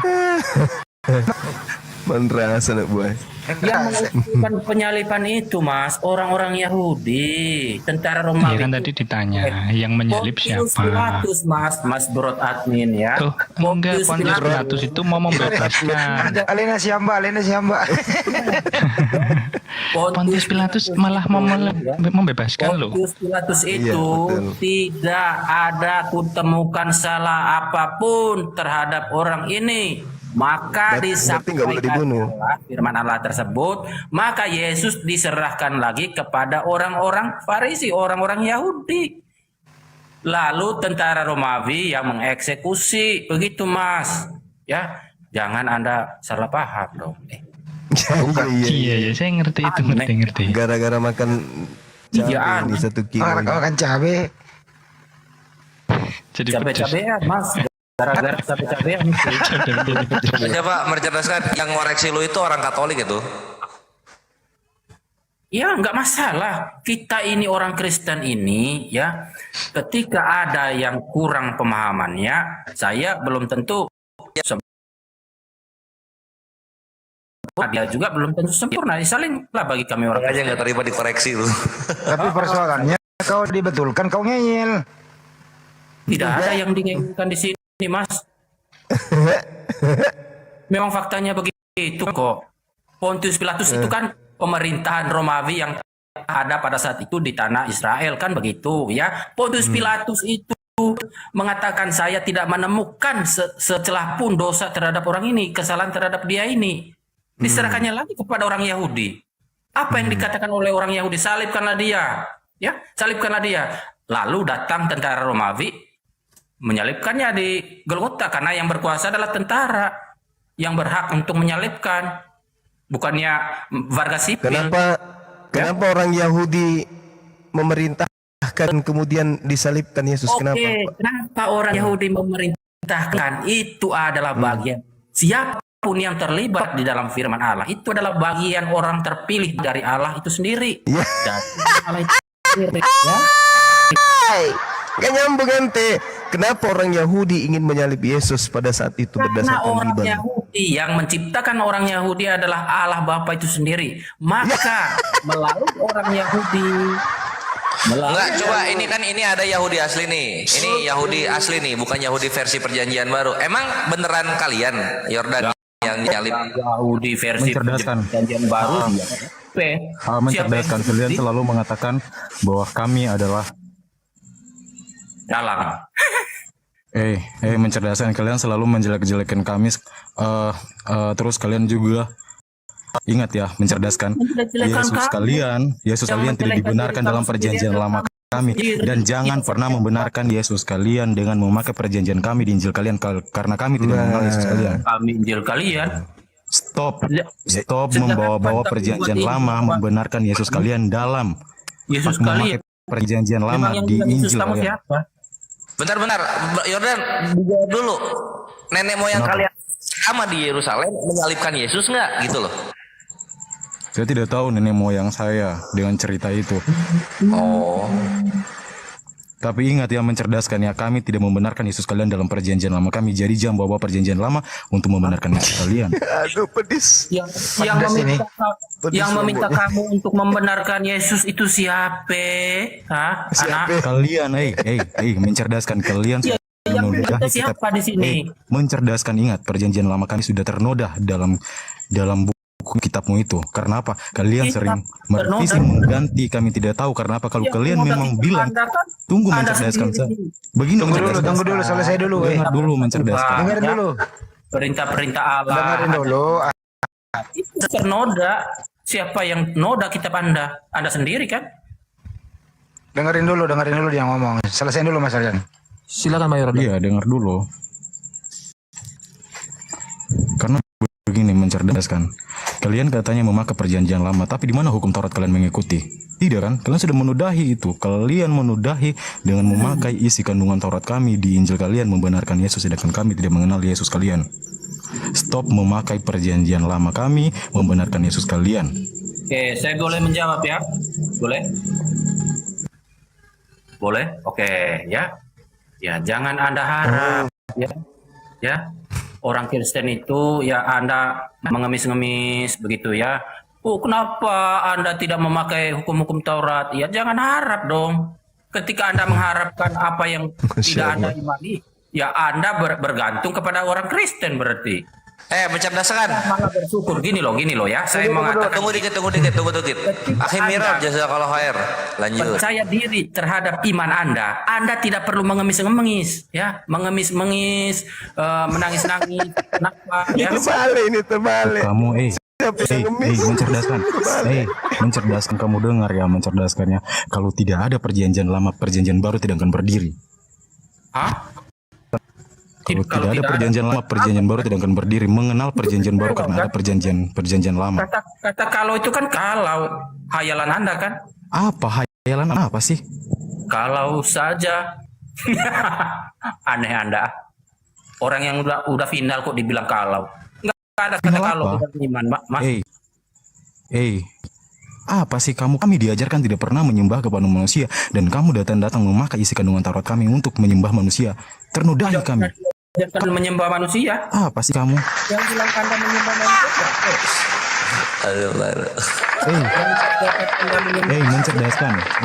Mencerdaskan, dengar ya.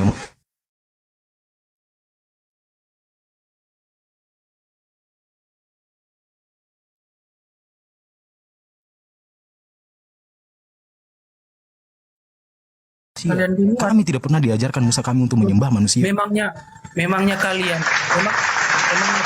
di sini siapa? Siapa kalian? Apa sih kamu ngomong apa? Kamu bilang tahu tadi tidak perjanjian lama? Kamu tahu tidak perjanjian lama? Hukum Taurat kamu tahu tidak? Kamu tahu? Kalau saya tahu memang kenapa? Kalau kamu tahu, kamu tidak akan tersesat menyembah manusia, karena Musa kami dan raja-raja terdahulu tidak pernah mengajarkan kami menyembah kepada manusia.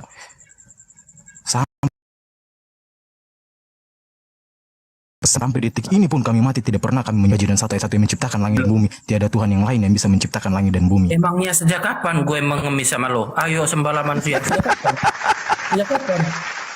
Sejak kapan? Ditanya. Maaf. Ngana itu ngomong sembarangan aja, saya enaknya aja. Ngana. Kami juga tidak mengharapkan Gini Anda loh, saudara cabe-cabian. tolong sama manusia, Maksud tolong. saudara Tidak. Yordan ini, jangan kau mengambil kitabnya Bani Israel untuk membenarkan menyembah terhadap Yesus manusia itu maksudnya. Kapan saya ambil kitab dia? Kapan? Nah, sekarang faktanya di dalam agama Anda ada kitabnya Yahudi, terjemahannya di kitab saudara nempel. Anda katakan itu perjanjian lama, padahal hukum Taurat itu adalah perjanjian baru.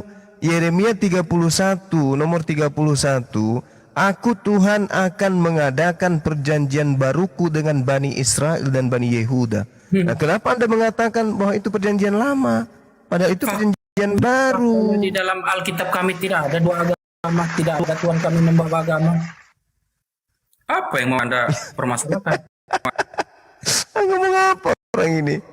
Mabuk banget bikin apa orang ini mabuk? Paling ada penjara penuh. Oleng. Dengan Sejak dia. kapan di dalam Di Alkitab agama itu? Anda kan dari Roma. Agama Anda kan dari Roma. Kitabnya Roma itu bukan Taurat. Terus kenapa kemudian di agama Anda ada kitabnya orang Yahudi meskipun bentuk terjemahan dan dikatakan sebagai perjanjian lama? Padahal yang Anda sebut perjanjian lama itu justru adalah perjanjian baru Tuhan dengan Bani Israel. Kenapa Anda kata pakai Anda? kitabnya orang untuk membenarkan? Kenapa kata Anda memakai kitab orang Roma? Sementara kitab orang Roma itu kitab orang Israel. Lah, sejak kapan? Salah Bang, salah. Agama Yahudi itu tidak mengenal perjanjian baru milik Kristen. Nah, sekarang orang Kristen mengambil kitabnya Yahudi dalam bentuk Septuaginta, diterjemahkan ke dalam berbagai bahasa, lalu ditempelkan di kitab agama Kristen menjadi satu clipping. Itu legalitasnya dari mana coba? Oke. Ulangan 33 nomor 4, hukum Taurat itu hanya milik kepunyaan Bani Yakub. Nah, dari mana? Apa legalitasnya yang legalitas ini ada ndak legalitas yang kemudian orang Kristen menggunakan kitabnya Yahudi? Legalitasnya ya. Tentu di sini kita berbicara tentang legalitas itu yang bersifat legalitasnya haknya dari firman Allah itu sendiri ya. Terserah firman Allah itu mau bagaimana, itu urusan dia ya. Namun di sini ya kami mengimani ya. Bilang ganti nama Anda dulu. Turun dulu Bang, turun dulu, ganti nama Anda menjadi cabai-cabian. Mencerdaskan. Iya, mencerdaskan. Kamu tanya sama kamu dulu, mencerdaskan. Apa ini maksud firman Menggepengkan Allah? aja. Sebentar, mencerdaskan. Aku mau tanya sama kamu. Apa kamu mengerti tentang firman Allah? Firman Allah itu seperti apa? Oke, ya yang lain bisa diam ya, mute ya. Kita diskusi ya, walaupun 5 menit saja. Baik. Saya jawab aja. Ya, ya, ketika Allah itu yang maha segala-galanya, ya, menyatakan dirinya itu bahwasanya dialah yang berkuasa atas alam semesta ini, maka dia berfirman kepada manusia yang disebut nabi, ya, para nabi, dia menyampaikannya, ya. Contoh kepada Musa, ya, firman Allah hadir kepada Musa melalui media api, ya. Tentu api itu diciptakan oleh firman Allah itu sendiri, ya. Untuk menyampaikannya kepada manusia, maka Allah menyampaikannya dengan cara Allah itu sendiri. Akan tetapi Musa, ya, Musa sampai pingsan atau bersujud, atau Musa kasutnya tanggal ketika Musa mau menghadapkan ke arah api itu, ya. Kasut Musa, sandal Musa itu tanggalkannya, kan begitu, ya. Akan tetapi Musa bersujud ke arah api tersebut bahkan sampai pingsan. Apakah api tersebut itu adalah Allah? Ya tentu bukan, ya. Firman Allah hadir berupa api, ya, karena sesungguhnya Allah itu tidak pernah seorang pun yang bisa melihatnya, tidak seorang pun yang bisa mendengar suaranya, kan begitu. Namun firman Allah itu dengan cara Allah itu sendiri menyampaikan melalui entah suara. Apakah suara itu suara Allah? Tentu tidak. Suara itu adalah ciptaan Allah. Untuk apa? Untuk menyampaikan firman-Nya, kan begitu. Kepada siapa? Kepada para nabi, ya. Itu adalah hakikat dari firman Allah yang benar, yaitu firman Allah kekal bersama Allah, ya. Tentu firman Allah itu bersumber dari pikiran Allah itu sendiri atau sifat-sifat Allah itu sendiri, ya. Tidak di luar Allah, ya. Kalam Allah atau roh Allah itu, ya, kekal bersama Allah, itu yang benar, ya. Bukan di luar Allah, ya. Ketika roh kebenaran ada, setiap orang kan diberi kebenaran, ya. Kebenaran akan menyampaikan firman apa yang disampaikan, kan begitu, ya. Itu memakai kebenaran dari hak Allah itu sendiri. Maka firman Allah itu tersampaikan kepada manusia sampai sekarang, menyampaikan melalui firman-Nya. Firman-Nya dengan cara Allah berfirman, kan begitu. Allah berfirman, sumbernya dari mana? Ya, dari sang firman, yaitu dari pikiran atau sifat-sifat Allah itu sendiri. Melalui Allah berkarya, ya. Contoh Allah berkarya untuk dalam rangka pembebasan Bani Israel dari perbudakan Mesir, ya. Di mana Allah di sini memakai jasa Musa, ya, Nabi Musa, ya, untuk membebaskan Israel dari perbudakan di Mesir. Allah memakai jasa yang bernama Yesus Kristus, ya, untuk membebaskan manusia dari perbudakan dosa. Itu kami akui. Karena kenapa? Itu hak Allah itu sendiri, bukan hak orang, bukan hak siapa-siapa, ya. Kalau Anda bertanya, firman Allah itu Anda mengerti? Ya, firman Allah apa yang disampaikan oleh Allah itu sendiri kepada para nabi dan terbentuk di dalam satu kitab, yaitu namanya kitab suci. Walaupun Anda, oh itu kitab saya, itu kan kata kamu kan makhluk. Kamu lebih tinggi apa tidak dari Tuhan atau Allah? Kamu makhluk, kamu tidak tahu apa-apa. Cukup kamu imani saja. Kalau kamu imani perjanjian lama ya sudah, kamu bacain aja. Saya tidak memaksa harus perjanjian baru harus kamu imani, tidak. Ya, itu sifat-sifat Allah itu sudah mengatur itu. Untuk apa? Sebagai pembelajaran buat manusia. Tidak bisa ya, kehendak Allah itu dibatasi oleh manusia. Assalamualaikum warahmatullahi wabarakatuh. Salam. Silakan. Waalaikumsalam. Ya, mencerdaskan.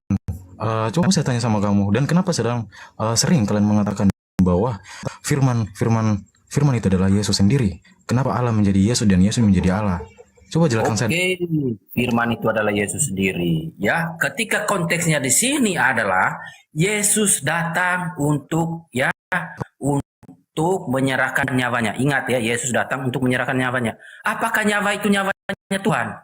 Tuhan tidak perlu nyawa. Yang menciptakan nyawa adalah Tuhan. Ya, maka ya sangat bodohlah ketika orang mengatakan, oh Tuhan digantung. Lah, kamu bisa nampak Tuhan apa tidak? Ya, bisa nampak. Kalau bisa nampak, saya mau ikutan dong, kan begitu. Yang tampak di situ adalah ya kemanusiaan dari firman Allah itu yang turun. Seperti Musa lihat api. Saya melihat Allah ini. Apakah api itu adalah Allah? Tidak ya. Beda konteks kawan ya. Ketika firman Allah itu turun menjadi tiang awan atau suara atau berupa mimpi para nabi atau penglihatan para rasul atau para nabi.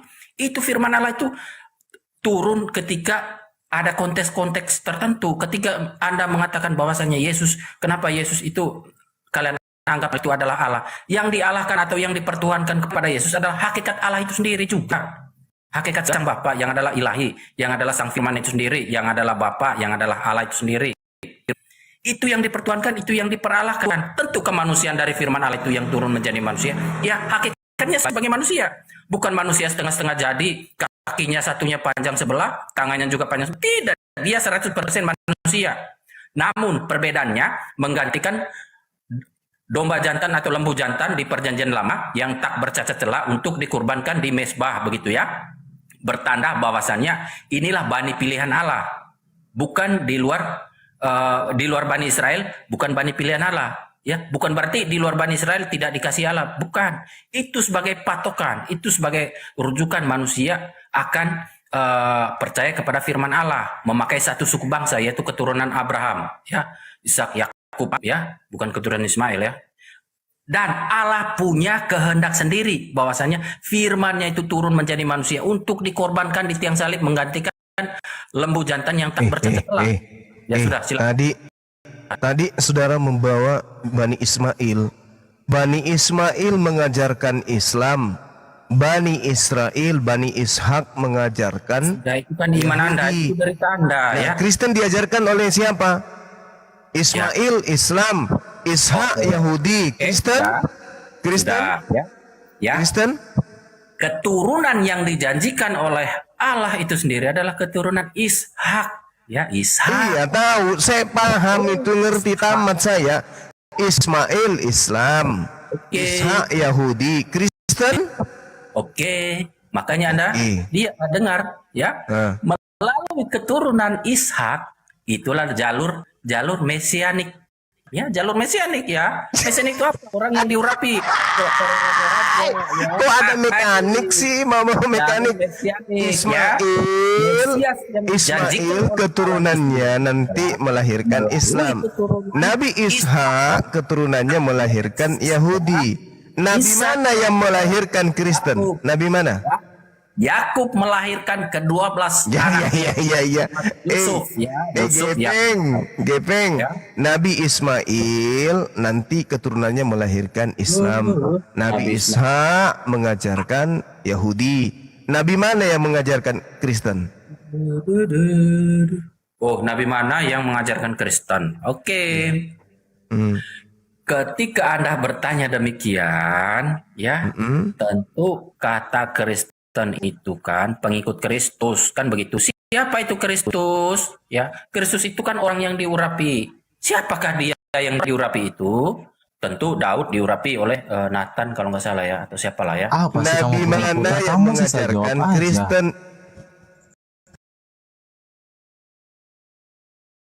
cerdaskan. Kamu sih sama menjawab mana aja, yang bilang mengajar? aja. Kalau tidak ada Paulus, wujud dari Kristen tidak akan pernah ada. Apa sih kamu? Jangan membodoh-bodohi orang di sini.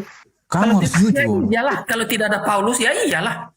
Terus Oke, berarti Nabi dan saya Paulus katakan yang mengajarkan dengar Kristen. dulu, Bro Juma, dengar dulu. Ya.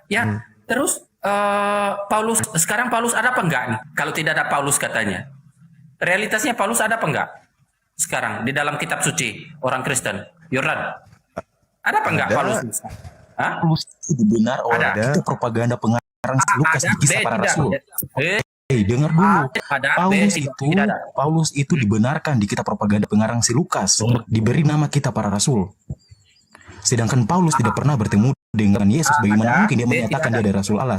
Sedangkan Yesus adalah ada rasul tidak di Allah. dalam kitab suci orang Kristen. A. Ada. B. Tidak ada. Ada. Tidak Paulus? Ada. Ada. Nah, kenapa Anda mengatakan kalau tidak ada Paulus? Itu kan kalau. Anda bego sekali, aduh. Pukul jidat dulu. Yang sudah ada, yang tidak ada. Jadi kesimpulannya, yang sudah jadi ada, kesimpulannya, Kamu tinggal menjawab bahwa Paulus adalah penyesat jemaat dan dia bangga dengan itu. iya. Jadi Paulus adalah pendiri agama Kristen. Ya kalau memang Ya. contohnya, kalau memang Paulus pendiri agama Kristen, ya lalu memangnya kenapa? Ya lo, kenapa? Enggak Kenapa? apa-apa, kita cuma butuh pengakuan jujur aja. Pertanyaannya, kamu Kalau saya ikut, tunggu, ya, pertanyaan kalau saya kamu ikut Yesus atau pemahaman Paulus? Anda, pemikiran Anda, memangnya kenapa? Kalau Memangnya Paulus kenapa mendirikan apa? agama Kristen, Paulus rasul palsu. Paulus rasul palsu. Dia penyesat jemaat dan dia bangga dengan itu. Buktinya Buktinya apa? Buktinya apa? Buktinya adalah dia mengutuk perjanjian lama kami Buktinya dan saya percaya, mengatakan bahwa hukum Musa tidak. Dengar dulu. Dia Ini saya mengatakan kalau percaya hukum kepada Musa Paulus. ya dosanya tidak setaranya lagi. Bagaimana dia bisa mengatakan itu? Sedangkan dia memakai perjanjian lama kami dan dia mengatakan bahwa hukum Musa tidak berlaku lagi. Hah? Hukum Si Musa botak tidak itu, dengar dulu, si botak itu mengatakan seperti itu dalam kitabmu. Dia sudah membuat kami sakit hati. botak ya? Iya. Oh, begitu. Botak ya. Botak ya. Botak. Lalu apa cerminan hidup Anda sekarang? Ya, ketika Anda mengatakan Paulus rasul palsu. Lalu kelebihan Anda dengan saya itu apa sekarang? Coba Anda terangkan. Apa kelebihan Anda? Apakah Anda bisa terbang? Apa bagaimana? Tidak, karena saya hanyalah manusia biasa. Makanya jangan mengatakan palsu yang asli. Yang asli katakan asli, yang palsu katakan palsu. Yang Di dalam memang palsu. Kristenan itu tidak ada yang namanya percaya kepada hal-hal yang palsu. Begitu loh. Anda Dan jangan kamu memakai percaya dengan hal-hal yang palsu. serigala itu tapi berbulu-bulu domba gitu loh. Nah, itu Paulus. Itu Paulus. Kalau yang asli parah katakan ini, parah asli, yang palsu katakan palsu ya. Yang ada katakan ada, yang tidak ada andai saja, nggak ada. Ya udah ada pun jelas-jelas kau andai-andai saja, itu derita Anda ya. Yang menyamar menjadi Yahudi atau non Yahudi. Menyamar jadi domba, ternyata serigala, kan begitu. Domba itu kan Bani Israel, Bani Yakub. Nah, sekarang yang menyamar menjadi Bani Israel atau non Bani Israel. Yang mana yang benar? Oke, yang mana? Nyamar jadi Bani Israel, non Bani Israel, ya. Kata menyamar itu, ya, itu Malah menjelaskan. sebagai pencuri, ya, menyamar sebagai tamu begitu ya. Padahal menengok-nengok aja dulu. Nanti curinya kapan? Tahulah gitu kan, nyamar dulu. Apa sih kalian, bagaimana mencerdaskan bagaimana bisa kalian tidak mengenal dengan Paulus sendiri? Kalian harus mengenal latar belakangnya. Paulus itu berasal dari Tarsus atau dari Turki dan bapaknya itu asli bangsa Yahudi dan ibunya adalah kepercayaannya dari Yunani.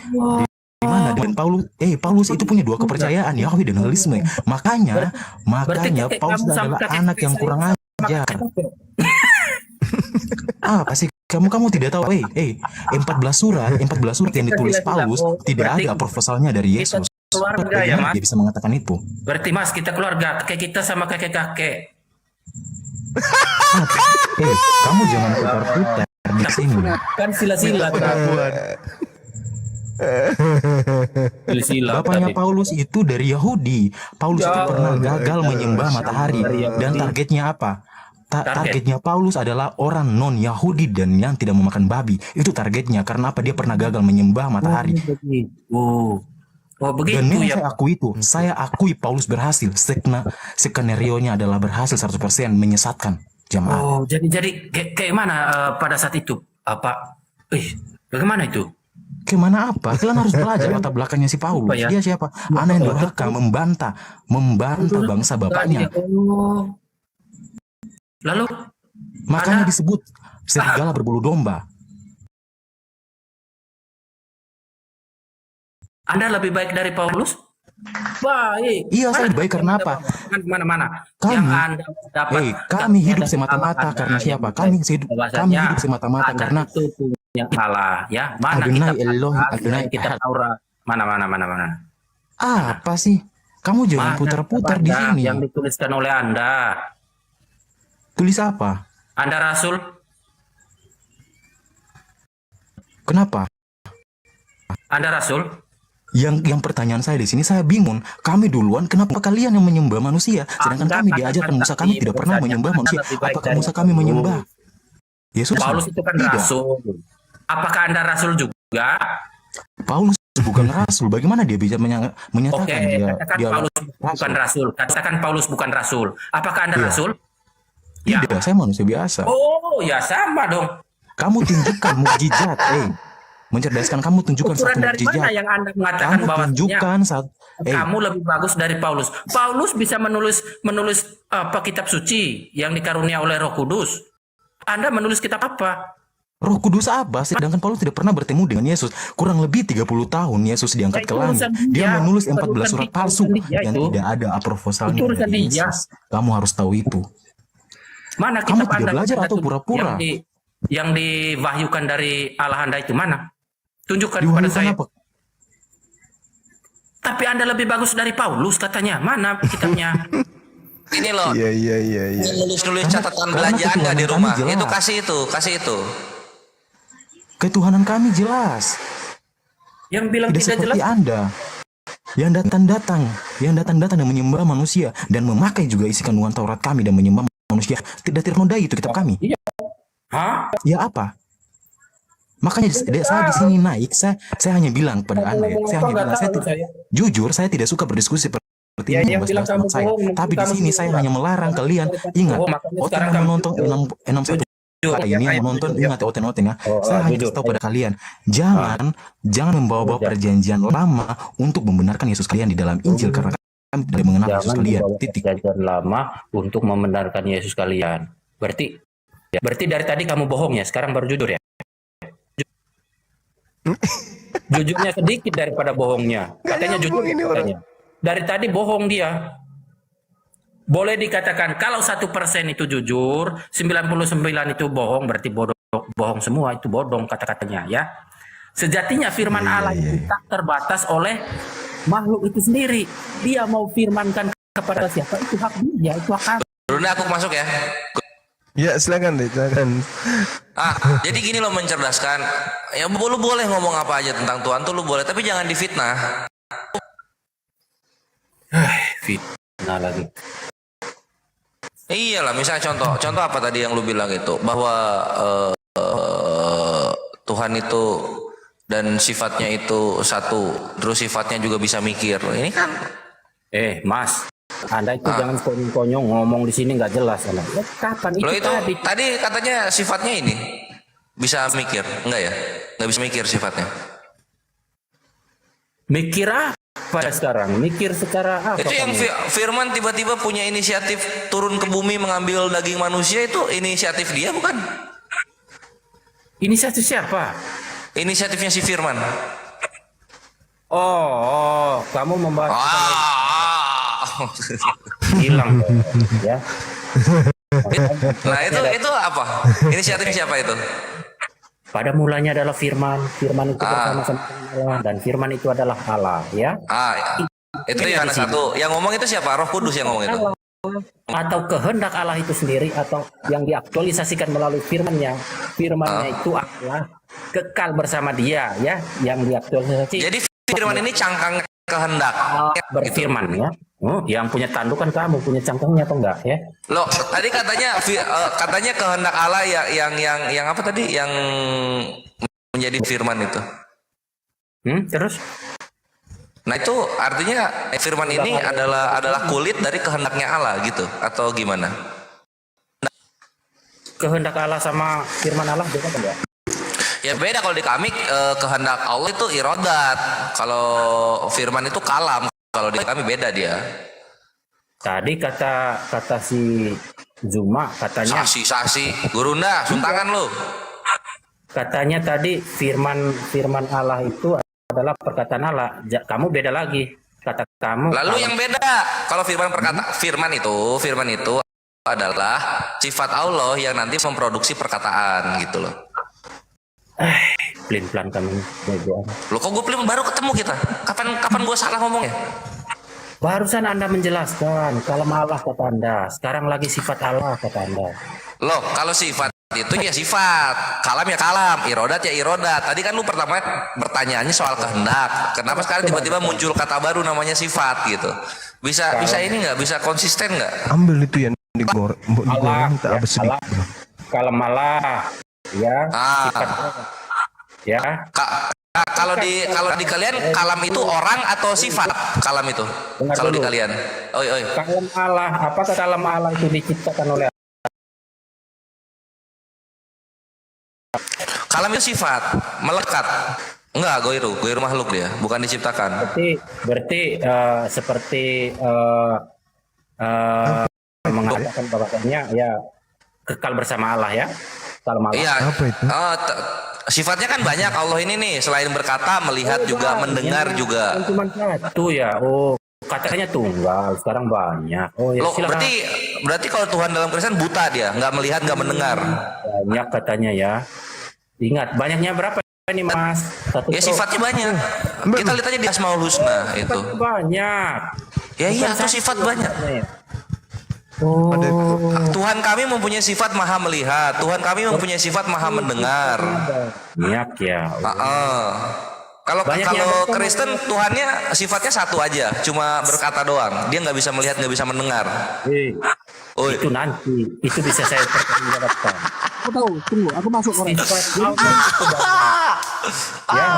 Misi bunuh diri. Sisi lemah dari Allah Oke, itu ya, yang menerima. bukan 20 sifat Allah ya, bukan ya. Jadi Sifat kalau Allah itu. Iya. Mas, ya.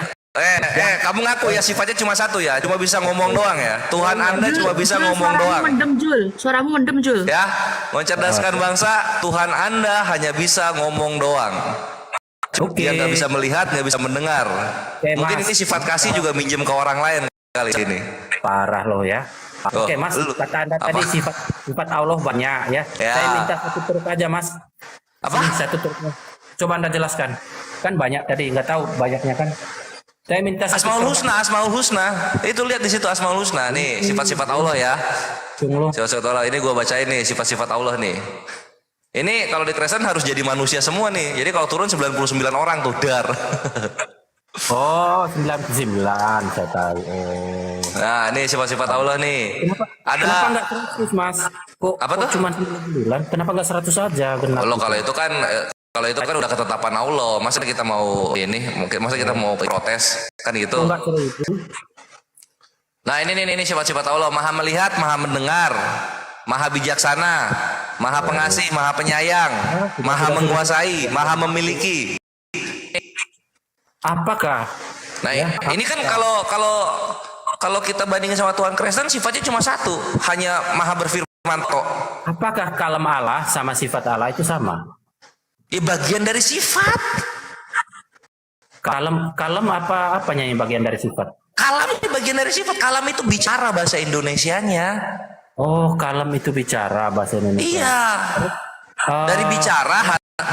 Dari bicara terproduksilah kalimah. Kalimah itu kata. Itulah kenapa dalam Biblos Arabik Yesus itu al-kalimah bukan al-kalam. Nanti saya itu pertanggungjawabkan itu. Enggak. Ya. Yang penting kita sudah mengakui Tuhan dalam Islam mempunyai banyak sifat, Tuhan dalam Kristen sifatnya cuma satu tok. Lanjut. Ya, kalam Allah sama sifat Allah itu berbeda. Di dalam kalam itu sifat. Bicara itu sifat. Berarti kalam Allah adalah sifat Allah. Iyalah. Atau sifat Allah adalah kalam Allah. Enggak usah uta-atau udah gua iyain udah. Lalu Allahnya di mana? Ya Allah yang memiliki sifat tersebut. Kalamnya melekat pada zatnya. Berarti mantap ya diskusi. Udah. Mantap ya jawabannya ya. Itu kayak gitu loh menjawab tuh. Bisa nggak kayak gitu menjawabnya? Berarti 3 ya. 3 ya. Silakan. Enggak dong. Ada maha melihat. Ada maha mendengar. Ini mau dikemanain? Bukan kalam Allah sifat Pres ini Allah. anak berobat jalan, nggak usah dijelaskan. Ini anak berobat jalan nih. Otaknya kecakar kucing Jangan ini. dalam-dalam, Pres. Nanti betuk dia. Gantian aja. Anak berobat. Ya Yordan, silakan Yordan. Ini anak berobat jalan kok. Iya begini. Host ini tidak pintar, turunkan jamaatnya, naikkan pendetaannya. Nggak berani naik di sini, Bang Jordan. Ini tidak pintar. Yang berani naik berbicara cuma dengan yang batu, berobat jalan aja tidak di sini. Ini masuk aja akal. Mas Yordan, Anda kan ini bukan Yahudi atau Israel rohani ya. Kan banyak Yahudi rohani tuh. Bagaimana sih perasaan Anda itu sebagai Yudaisme itu, kitab Anda itu diacak-acak oleh yang orang tidak waras ini untuk menubuatkan Tuhannya gitu. Perasaan Anda gimana? Sakit hati kami, makanya kami tidak menyukai mereka. Bahkan lihat mereka saja kami tidak suka. Gitu ya. Yordan, aku mau nanya juga, kalau di Yahudi itu Tuhannya tuh huruf-huruf gitu nggak abjad-abjad perkataan gitu? Kenapa? Tidak. Enggak ya, enggak. Oh iya. Ya kalau di Kristen soalnya kan Nah, Tuhannya begini. itu firman dia. Iya. Jadi huruf-huruf Pertanyaan dia. kedua nih. A, B, C, D sampai Z ya. Pertanyaan Bentar. kedua, Bro Saya Yordan. selalu mendengar bahwa orang Kristen ini menyatakan bahwa Tuhan saya sama dengan mereka. Kalian gila atau bego sebenarnya? Bukan, Tuhan kamu itu dijadikan sumber menjadi Tuhan dia menjadi manusia gitu loh. Iya, mereka itu gila dan saya pernah menemukan di room-room seperti ini berdiskusi, mereka menggambarkan Tuhan kami iblis. Apa tidak gila kalian, Kristen? Kalian menggambar Tuhan kami iblis yang menggendong bayi itu. Saya pernah lihat dan saya sakit hati dengan itu. Ya mungkin iblis benaran kali. Kamu jangan sakit hati lah.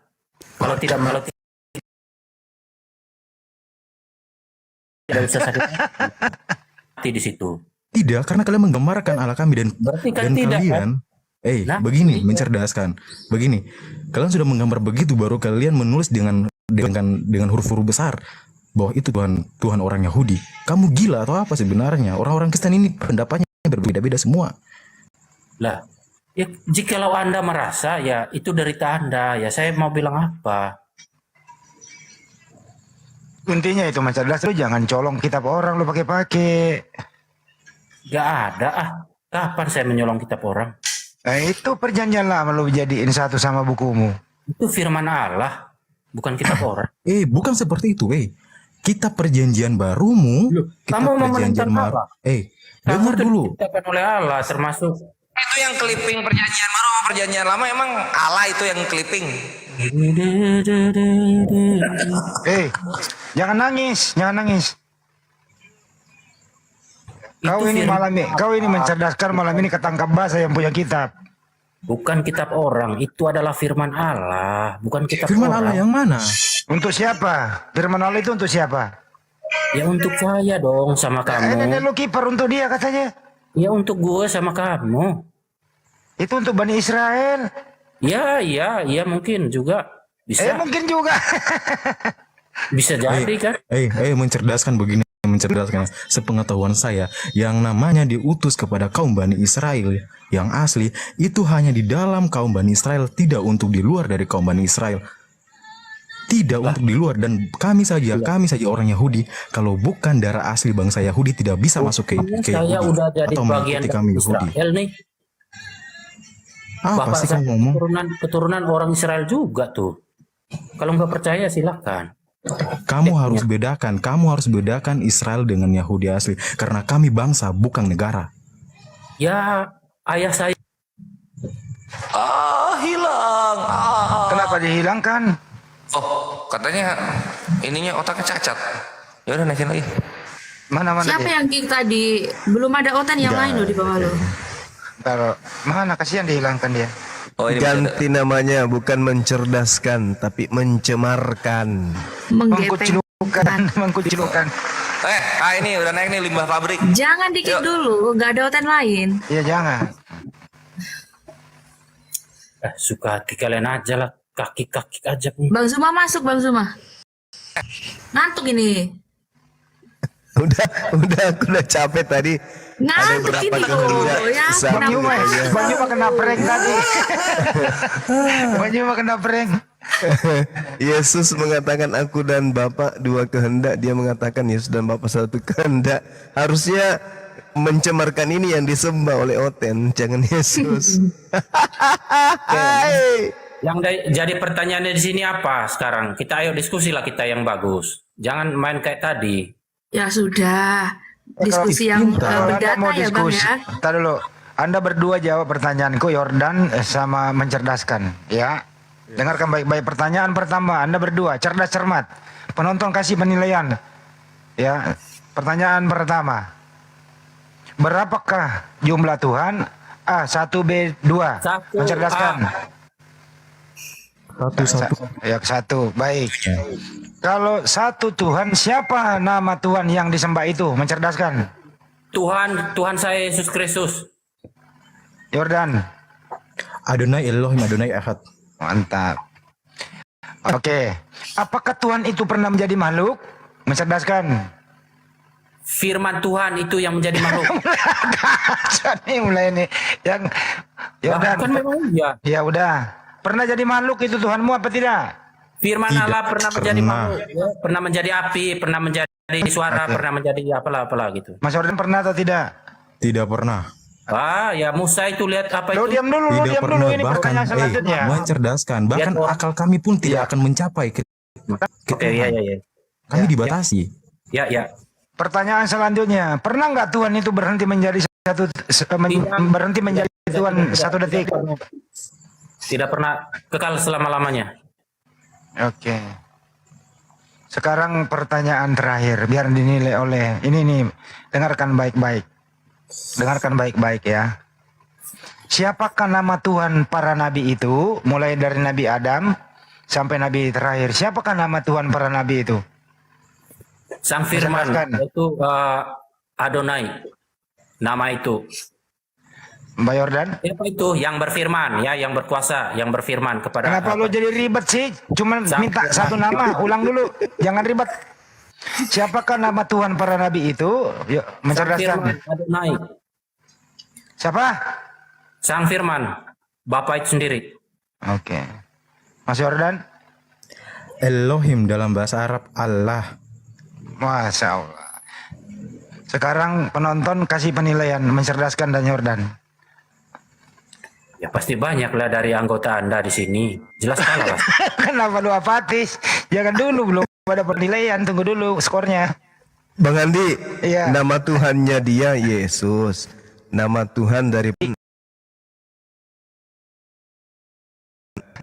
siapa tadi? Adonai. Coba pertanyaannya, pernah enggak Tuhan itu menjadi mayat?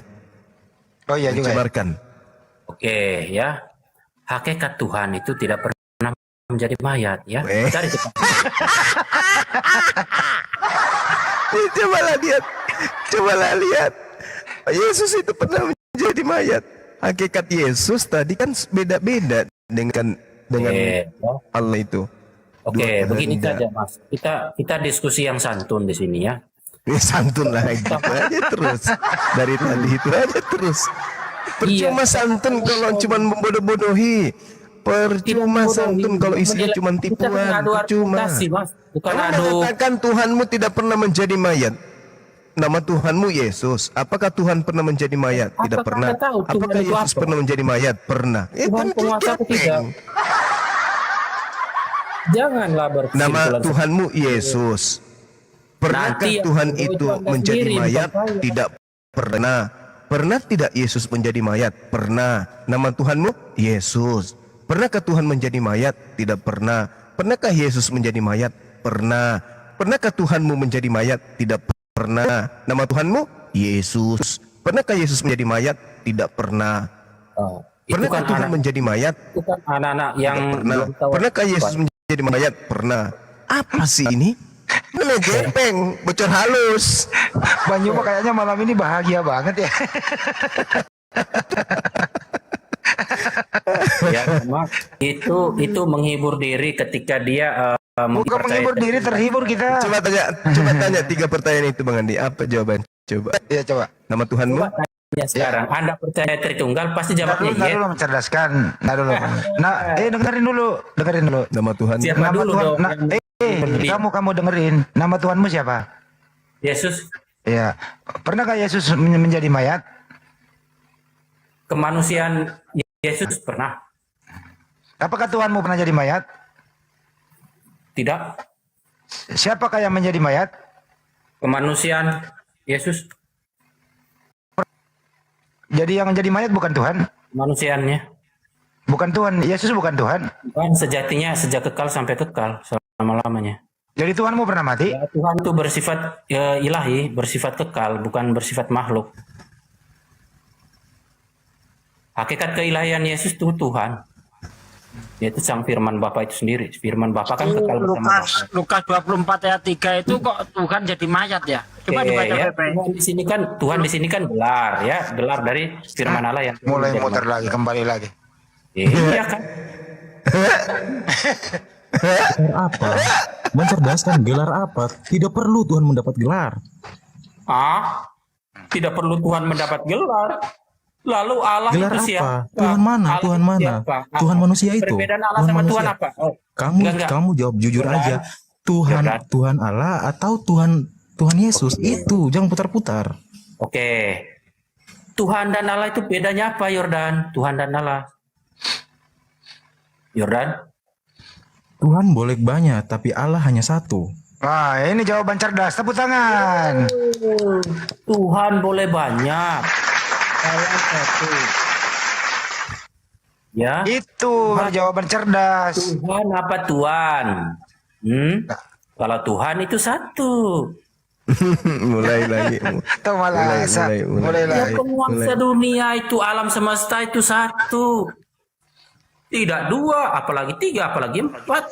Nah, apalagi siapa 5, dia? Apalagi Siapa yang satu itu? 99, ya. Penguasa Tuhan alam semesta itu siapa? adalah penguasa atas alam semesta. Iya, siapa dia? Ilah-ilah yang lain banyak, sesembahan yang lain banyak. Yang satu itu siapa? Ditanya kok. Ya, Dewa Dewi itu ya banyak ilah-ilah itu yang disembah Lah, ya. ilah Namun bener pasti Tuhan pasti. Yang satu itu siapa? Yang satu itu siapa? Ditanya kamu.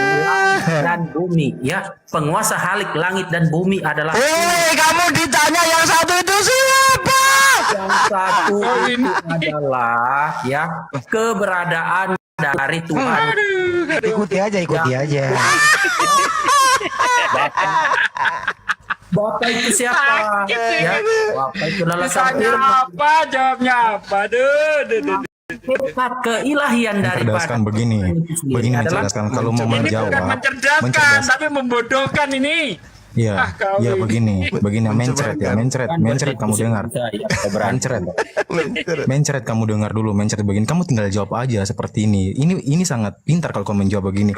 Tuhan saya adalah Tuhannya Yesus. Nah, itu Tuhan benar saya tuh. adalah Tuhannya Yesus. Begitu. Anda mengetahui Tuhan itu dari mana? Iya. Dari Musa kami yang mengajarkan Tuhan tidak bisa dari dilihat dan tidak bisa menjelma menjadi manusia. Anda percaya Musa apa percaya firman Allah yang disampaikan oleh Musa? Percaya Musa? Iya, saya percaya kan dia mengajarkan. Percaya Begini Musa mencerdaskan. sebagai? Oke, begini mencret. Kamu dengar. Apakah yang dibawa Musa itu firman Musa atau firman ilahi? Mencret. Kalau tidak ada utusan, kalau tidak percaya kepada Allah yang tidak bisa dilihat oleh mata batin kami, kalau kamu dari dengar tadi. dulu. Musa itu jelas adanya ada, Musa itu ada. Kenapa Dengar kamu dulu, bilang kamu kalau dengar dulu begini. Bagaimana, Kalau tidak ada Musa, kalau- bagaimana aduh, kami jangan manusia kata biasa? kalau lah. Bagaimana Cerdaskan, kami dengerin dulu manusia- orang bicara. Mencret, kamu dengar dulu begini. Bagaimana kami manusia biasa tanpa adanya Musa kami tidak akan bisa sampai ke Allah. Karena apa? Karena apa? Karena bagaimana bisa meyakinkan Yang kami ditanya lain, Tuhan yang yang tidak dijawab bisa dilihat? Bagaimana bisa meyakinkan kami Tuhan tidak bisa dilihat? Itulah melalui Musa jalan kebenaran untuk mencapai ke Allah. Karena Musa meyakinkan kepada kami bahwa Tuhan hanyalah Allah. Adonai Elohim Adonai Ahad.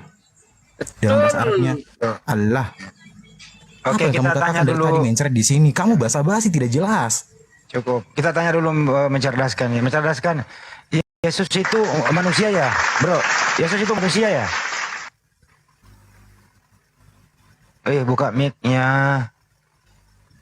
Nangis dia, nangis. Gara-gara lu sih Yordan, nangis anak orang. Kasihan kan, nangis kan? Nangis kan? Kalau Yahudi dan Islam nggak pernah debat ketuhanan, orang sama. Ya memang tidak ada tertarik orang Yahudi, memang itu nggak boleh Begini, hal-hal bukan begitu. boleh Bukan dibilang begitu. hal-hal yang Bukan abal-abal begitu, yang kamu kurang salah. menggigit. Nggak boleh gitu, abal-abal nggak boleh kau asal Mencret, ngomong ah. begini karena Ya, kenapa kami makanya tidak pernah jangan saling ulti kepada mengklaim di orang sini. Islam? Mencret, kenapa kami Kita tidak adu pernah ulti kepada argumentasi, orang bukan Islam? saling mengklaim. Karena orang Islam patuhi hukum Orang Taurat, idiot hukum Musa bisa kami. mengklaim aja. Kamu dengerin dengar dulu, mencerdaskan. Dengerin. orang Islam mematuhi hukum Musa, hukum Mencerdaskan, dengerin dulu. Yesus itu manusia ya, mencerdaskan ya. Yesus adalah nama kemanusiaan dari firman Allah yang turun menjadi manusia. Oke, manusianya Yesus itu bertuhan nggak? Kemanusiaan Yesus itu diciptakan dari roh Allah itu sendiri. Dari roh. Anda ditanya kok. Manusianya Yesus itu bertuhan atau tidak? Kemanusiaan Yesus itu bersumber dari Ditanya apa? Jawabnya apa? Aduh, bener-bener. Wah, Dek. Ya biar cerdas gitu loh. Atau gini aja, waktu Yesus itu berdoa, waktu dia jadi manusia dia berdoa kepada siapa? Kemanusiaan Sang Firman ya mengajarkan ya, mempraktekkan ya, mengaktualisasikan tujuan dari hakikat ilahi itu yang adalah firman Allah itu ya. Prakteknya itu melalui kemanusiaannya kan Ya. Kemanusiaan Yesus bertuhan nggak? untuk diserahkan nyawanya. Nyawa siapa yang diserahkan? Ya nyawa dari kemanusiaan Yesus Kristus. Diserahkan kepada siapa? Menyerahkan nyawanya di tiang salib. Nyawanya diserahkan kepada siapa? Untuk menyerahkan nyawanya di tiang salib. Iya, diserahkan kepada siapa? Diserahkan untuk nyawanya di tiang salib. Iya, nyawa Yesus diserahkan kepada siapa? Anda tahu itu. Ke tiang salib katanya Bang Andi. Oh, nyawanya diserahkan ke tiang salib. Untuk di salib. Ya, betul. Untuk mati di tiang salib gitu lah. Oh, jadi tiang salib. jadi nyawa Yesus disimpan di salib gitu ya? Dari kemanusiaan Sang Firman datang untuk menyerahkan nyawanya di tiang salib. Jadi tiang salib Tentu ada nyimpan yang nyawa menyalibkan Yesus. dong, ada yang menyalibkan dia. Masa gitu bego amat. Jadi Gitu. pindah ke tiang salib gitu kan? Ya, ada yang menyalib dia lah. Anda ini seperti anak TK. Benar. Itu ya Tuhanmu Saya tiga. bisa memainkan Saya cerdaskan. kalian seperti- Dengerin dulu. Main kelereng di sini. Ini kalian itu kelereng-kelereng saya. Iya. Tuhanmu itu waktu dikubur 3 hari itu ngapain aja? Tuhan itu adalah hakikatnya ilahi. Ya, ketika gelar Sang Firman itu Ditanya apa jawab apa? gelarnya itu lahir. Ini botol nih sebelah gua nih botol ini ada nih botol nih. Gua lempar pot sama berikut ini ya nih. Mencerdaskan itu Yesus waktu dikubur 3 hari aktivitasnya apa? Aktivitasnya kemanusiaannya apa aktivitas hakikat keilahiannya? Iya terserah lu dua-duanya. Aktivitas dari tubuh kemanusiaannya itu adalah ya untuk agar supaya apa yang dikehendaki oleh hakikat keilahian Yesus yang adalah firman Allah itu sendiri ya di dia dikubur di dalam tanah, di dalam kubur, di dalam batu ya, gua batu, itu selama 3 hari 3 malam itu untuk melakukan misi penyelamatan ya manusia dari belenggu dosa tadi kan begitu ya, untuk Apa mengganti yang dilakukan di dalam kubur 3 hari? Apa yang dia lakukan? oleh Yesus. Ya, kemanusiaan Yesus, ya, kemanusiaan Yesus, ya, itu dia roh kemanusiaannya itu kembali kepada hakikatnya yang sebagai roh ilahi, begitu ya, firman Allah ya. Iya, mayat ini loh, mayat 3 hari ini ngapain? 3 hari dikubur ngapain? Diam aja kah? Atau lagi mancing ikan? Atau lagi ngapain? Mayatnya diam aja, Mas. Oh, Mayatnya, diam aja. fisiknya. Ya diam aja ya. Fisiknya yang diam, akan tetapi hakikat keilahiannya masih dalam waktu bersamaan menyelimuti alam semesta. Firman Allah yang kekal bersama Allah. Bukan lagi ribet, tapi kucluk susah gitu. Jadi mayatnya diam aja. Terus ketuhanannya kemana? Tuhannya masih menyelimuti alam semesta, termasuk menyelimuti badan Yesus, manusia Yesus. Oh, jadi dia jaga mayat itu. Di dalam alam semesta ini tak ada satupun yang tidak diselimuti oleh kebenaran ilahi atau firman itu. Nah, setelah 3 hari Karena hidup tidak lagi ada tuh mayat. kuasa lain selain Iya. kuasa dia. Setelah 3 hari hidup lagi tuh mayat. Oke, setelah 3 hari, hakikat keilahian Yesus yang adalah yang berkuasa atas kemanusiaannya, ya, itu menghidupkan kembali tubuh kemanusiaannya, ya, tentu dari kuasanya. Kuasa siapa? Kuasanya yang sebagai hakikatnya sebagai ilahi yang adalah firman Allah, ya, yang kekal bersama Allah, ya. Akan tetapi firman Allah di sini bukan berbentuk ya, bukan berbentuk seperti angin ketika isi ban mobil atau ban motor, isi angin. Ukuran ban depan berapa? Nah, itu kan keluar tuh kan. Firman Allah itu bukan begitu. Firman Allah itu tanpa terbatas oleh ruang dan waktu. Jadi secara bersamaan hakikat keilahian Yesus itu menyelimuti alam semesta, termasuk kapan angin itu bertiup bergerak kemana itu melalui dia. Ya, ini pertanyaan sederhana. Mobil-mobil kecil itu ukuran ban depannya berapa kira-kira yang bagus normalnya? Mobil-mobil kecil itu ukuran ban depannya ya seperti ukuran mobil kecil, Mas. Berapa kira-kira? 30? 30, 35? Nggak perlu kasih ban truk, Mas. Ya. Nah, setelah mayat ini kemasukan roh hidup lagi, gitu. Ya, hakikat keilahian Yesus itu yang berkuasa, ya, yang berkuasa atas penerimaan dari, kan Yesus kan berkata, ya, pusing lu. Tuhanku, ya Allahku, mengapa engkau tinggalkan? Itu sudah terjadi, ini udah dikubur, itu udah lewat. Itu contoh ketika Anda bertanya. Saya kan kasih contoh dari firman Allah juga kan begitu. Itu kan waktu keluarnya, waktu masuknya juga kan tentu dikasih lagi sumber kehidupan dari hakikat keilahian Yesus. Apa itu hakikat keilahian Yesus? Ya, keberkuasaan Yesus itu sendiri yang adalah firman Allah yang menjadi manusia. Apakah mayat Yesus itu apakah mayat Yesus itu gelar Tuhan juga? Tanah, ya, maka Adam kembali ke tanah. Tidak Kenapa Nabi Adam lu bawa-bawa? Kucluk, denger dulu. Dengerin. Apakah mayat Yesus itu diberi gelar Tuhan juga? Yang dipertuhankan, yang digelarkan kepada Yesus Kristus adalah hakikat keilahian Sang Firman itu yang turun menjadi manusia. Namun, apakah rambut Yesus, kuku Yesus itu adalah Tuhan juga? Ya tentu tidak, ya. Itu untuk hakikat kemanusiaannya itu 100% manusia, ya. Akan tetapi dia tidak bercacat celah, menggantikan domba yang dikurbankan di Perjanjian Lama yang tidak bercacat celah, ya. Namun, jadi waktu Yesus mati, dengerin. Waktu Yesus mati, dengerin. Waktu Yesus mati 3 hari, berarti Trinitas itu pernah cacat 3 hari ya? Oke, kata Anda Trinitas itu cacat 3 hari, ya. Kembali lagi saya jelaskan, kalam Allah kekal bersama Allah, ya. Sifat Allah kekal bersama Allah, ya. Dan Allah itu sendiri kekal bersama kalamnya sama sifatnya. Tak terpisahkan dia. Kenapa lagi ke sana ya, orang ngomong di kuburan? Ketika Anda mengatakan bahwasannya Tritunggal bisa cacat. Kapan cacat? Tritunggal itu kapan cacat? Saya tanya sama kamu. Apakah Cacatnya tubuh, mana? ya, apakah tubuhnya Yesus termasuk Trinitas? Tadi saya menjelaskan kepada Anda ya, tubuh Yesus bersifat materi. Hakikat keilahian Yesus bukan bersifat materi, itu bersifat ilahi. Ya, kekuasaannya itu bersifat ilahi. Kekuasaan ilahi, bukan kekuasaan raja seperti Raja Salomo, Raja Daud, tinggal perintah perang ya. Yang pergi kan fisik-fisik tuh ya. Akan tetapi kuasa di sini yang dimaksud adalah kuasa ilahi. Puyeng-puyeng lu semua lu. Tanpa terbatas. Kenapa? Apalagi dibatasi oleh Puyeng, makhluk. nyambung nggak? Nyambung nggak? Apalagi Bulat, kamu membatasi bahwasannya kehendak Allah itu dibatasi oleh kamu, ya tentu kamu yang salah di sini. Gini aja deh, 1 tambah 1 berapa? Gak mau gue jawab. Itu jadi PR-mu aja. Iya.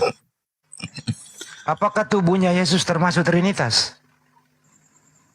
Tubuh dari Yesus itu adalah untuk memberikan ya ke tiang salib. Trinitas adalah Bapa, Putra, dan Roh Kudus. Putra di sini adalah firman Allah. Putra itu, dengerin. Ketika Anda mengatakan Putra itu, dengerin dulu, kelamaan lu. Nah, silakan. Putra itu, apakah ada fisiknya itu putra? Putra itu adalah firman Allah itu sendiri. Enggak punya jasmani, enggak punya fisik.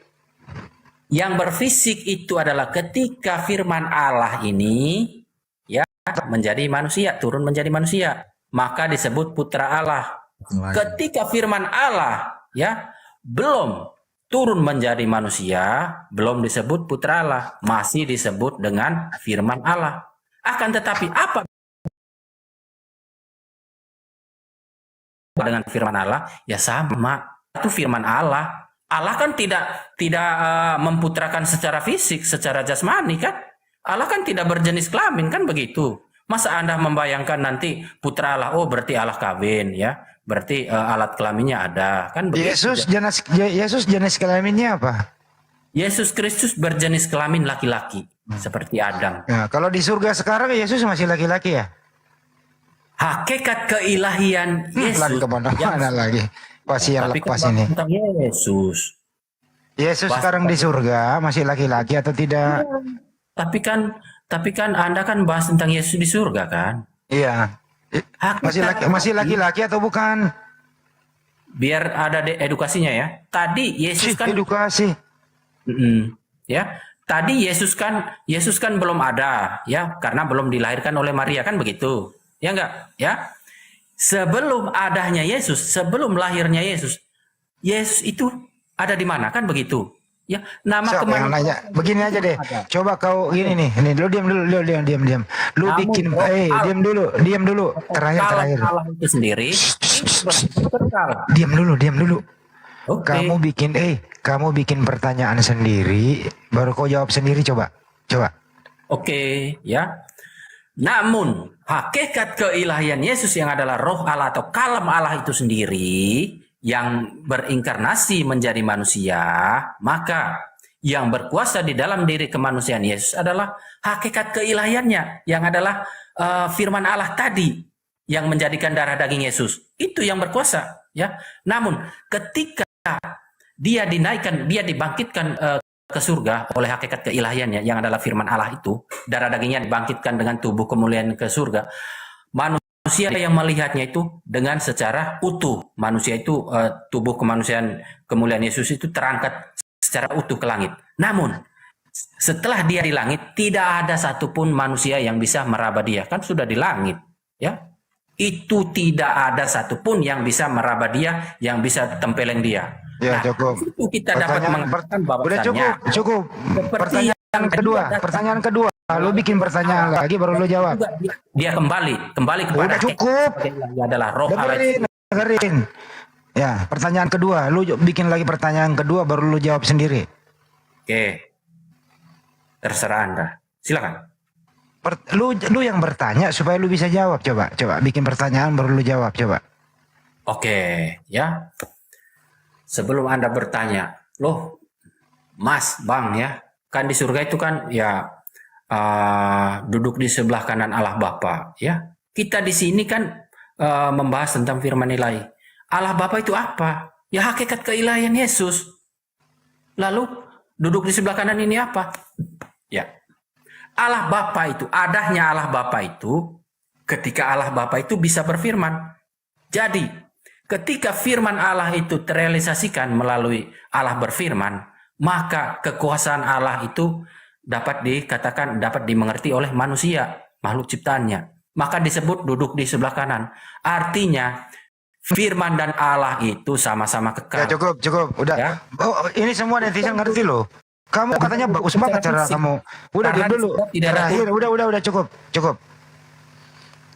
Anaknya Maria sekarang ada di mana?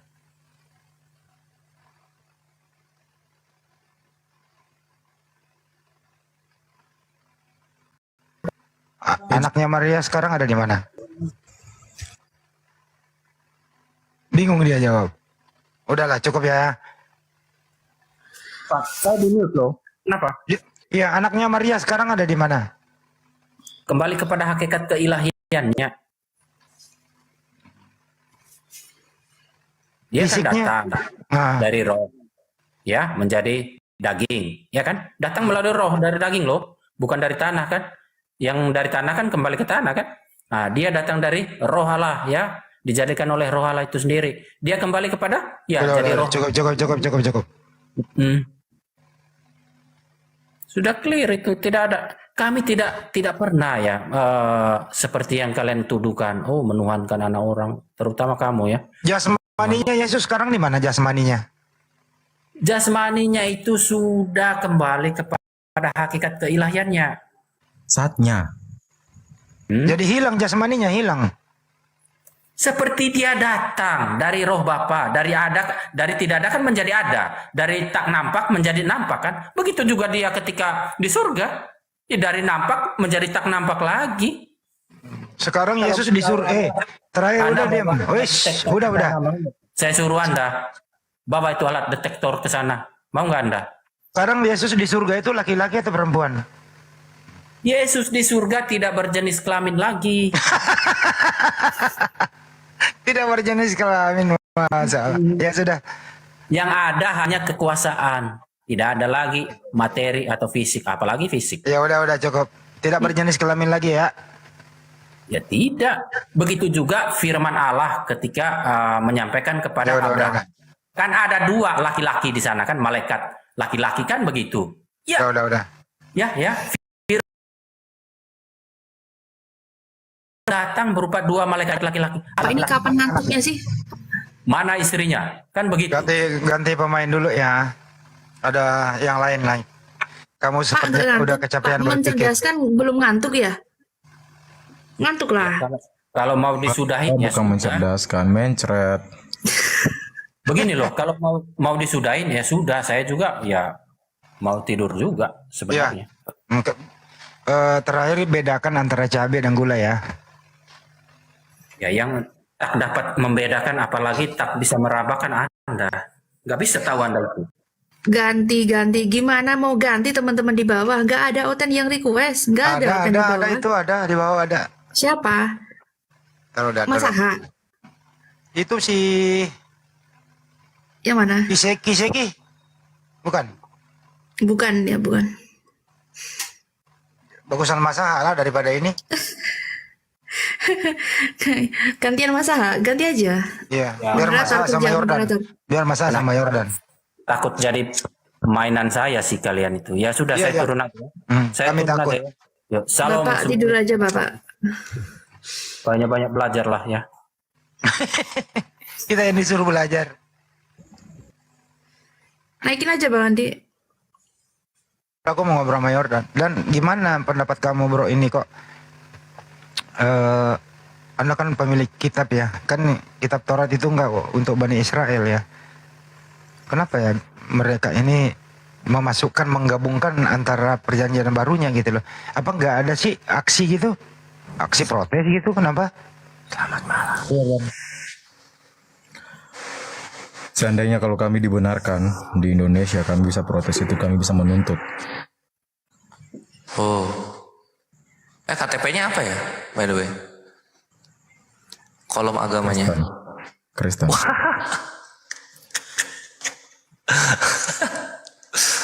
Ya ya ya. Ini Cep, akhirnya mau naik. Ini Julius juga mau promoin bajunya dulu. Nanti baru Itu si gantian. Masaha botak ngapain naik? Nanti aja. Julius, monitor. Jul, halo. Dia nggak paham mute-nya itu. Ya udah silakan diorder baju api ini ada di layar, hubungi Bro Julius. Gitu ya. Tuh. Yang ingin memakai baju kayak gini hubungi Julius. Itu aja. Iya tadi ada yang nanya, Kak mau pesen baju yang gambarnya Bang Zuma dong. Nah ini akunnya ya, bagian api yang mengurusi perbajuan Dr. Akal HMC 2 alias Ko Julius. Teman-teman mau order silahkan hubungi Ko Julius ya, bisa di DM. Siap mengirim ke seluruh Indonesia dari Sabang sampai Merauke. Harganya Banyak yang sudah order. Harganya terjangkau. Terjangkau iya, terjangkau. Nah, kalau Sangat ingin terjangkau. kalau ingin wangi-wangian parfum api ya hubungi saya lah. Oke. Oh ya, kalau mau parfum dari Api, hubungi Bang Handi. Mau buku dari Api, hubungin Ustadz Naja Media. Mau pesen baju, cek Dokter Akal.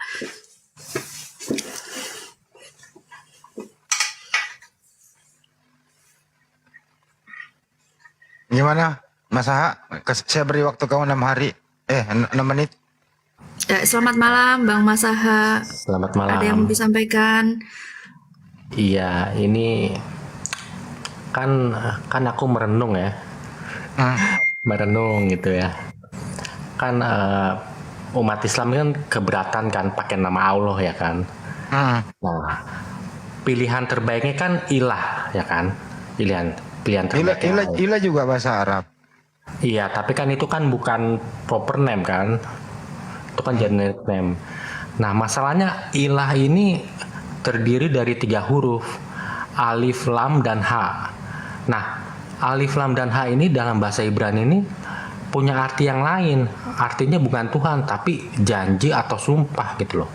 Ya. Jadi kita nggak bisa pakai nama ilah juga. Ya gitu. makanya lu nggak usah pakai Theos aja, udah Theos. Kan Yunani mau ada Theos. Bisa, Bang. Karena kan Yesus sendiri itu kan akarnya akar Semitik. Jadi kita kan harus nggak bisa, Theos itu kan bukan Yunani itu kan bukan bahasa Semitik, Bang.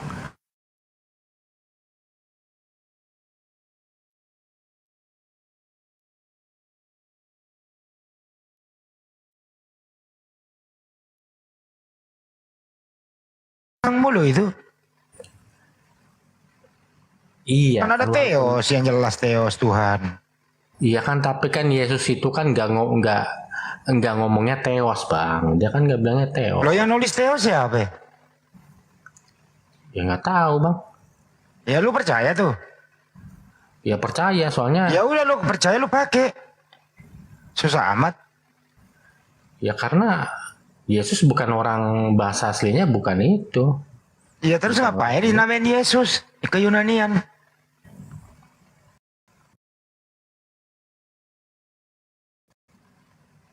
Ya. Dari dulu selama lu jadi Kristen ribet hidup lu. Nah kan yang penting nggak peduli mau namanya Yesus, Isa atau Iso gitu loh. Yang penting kan itu kita tahu itu menunjuk kepada orang yang sama gitu loh. Jadi Tuhanmu orang. Bukan, iya, orang yang bukan keturunan Adam ya. Orang tapi dia bukan keturunan Adam. Ya nggak apa-apa. Tuhanmu orang ya. Iya, laki-laki dia, iya. Laki-laki Tuhanmu. Udah. Siapa namanya? Nama siapa? Tuhan. Iya. Namanya Yesus, Bang, Yesus. Ya udah, Tuhanmu Yesus, udah kelar. Iya. Jangan dipersulit. Oke. Ya oke deh. Ya udah. Susah amat sih hidup lu.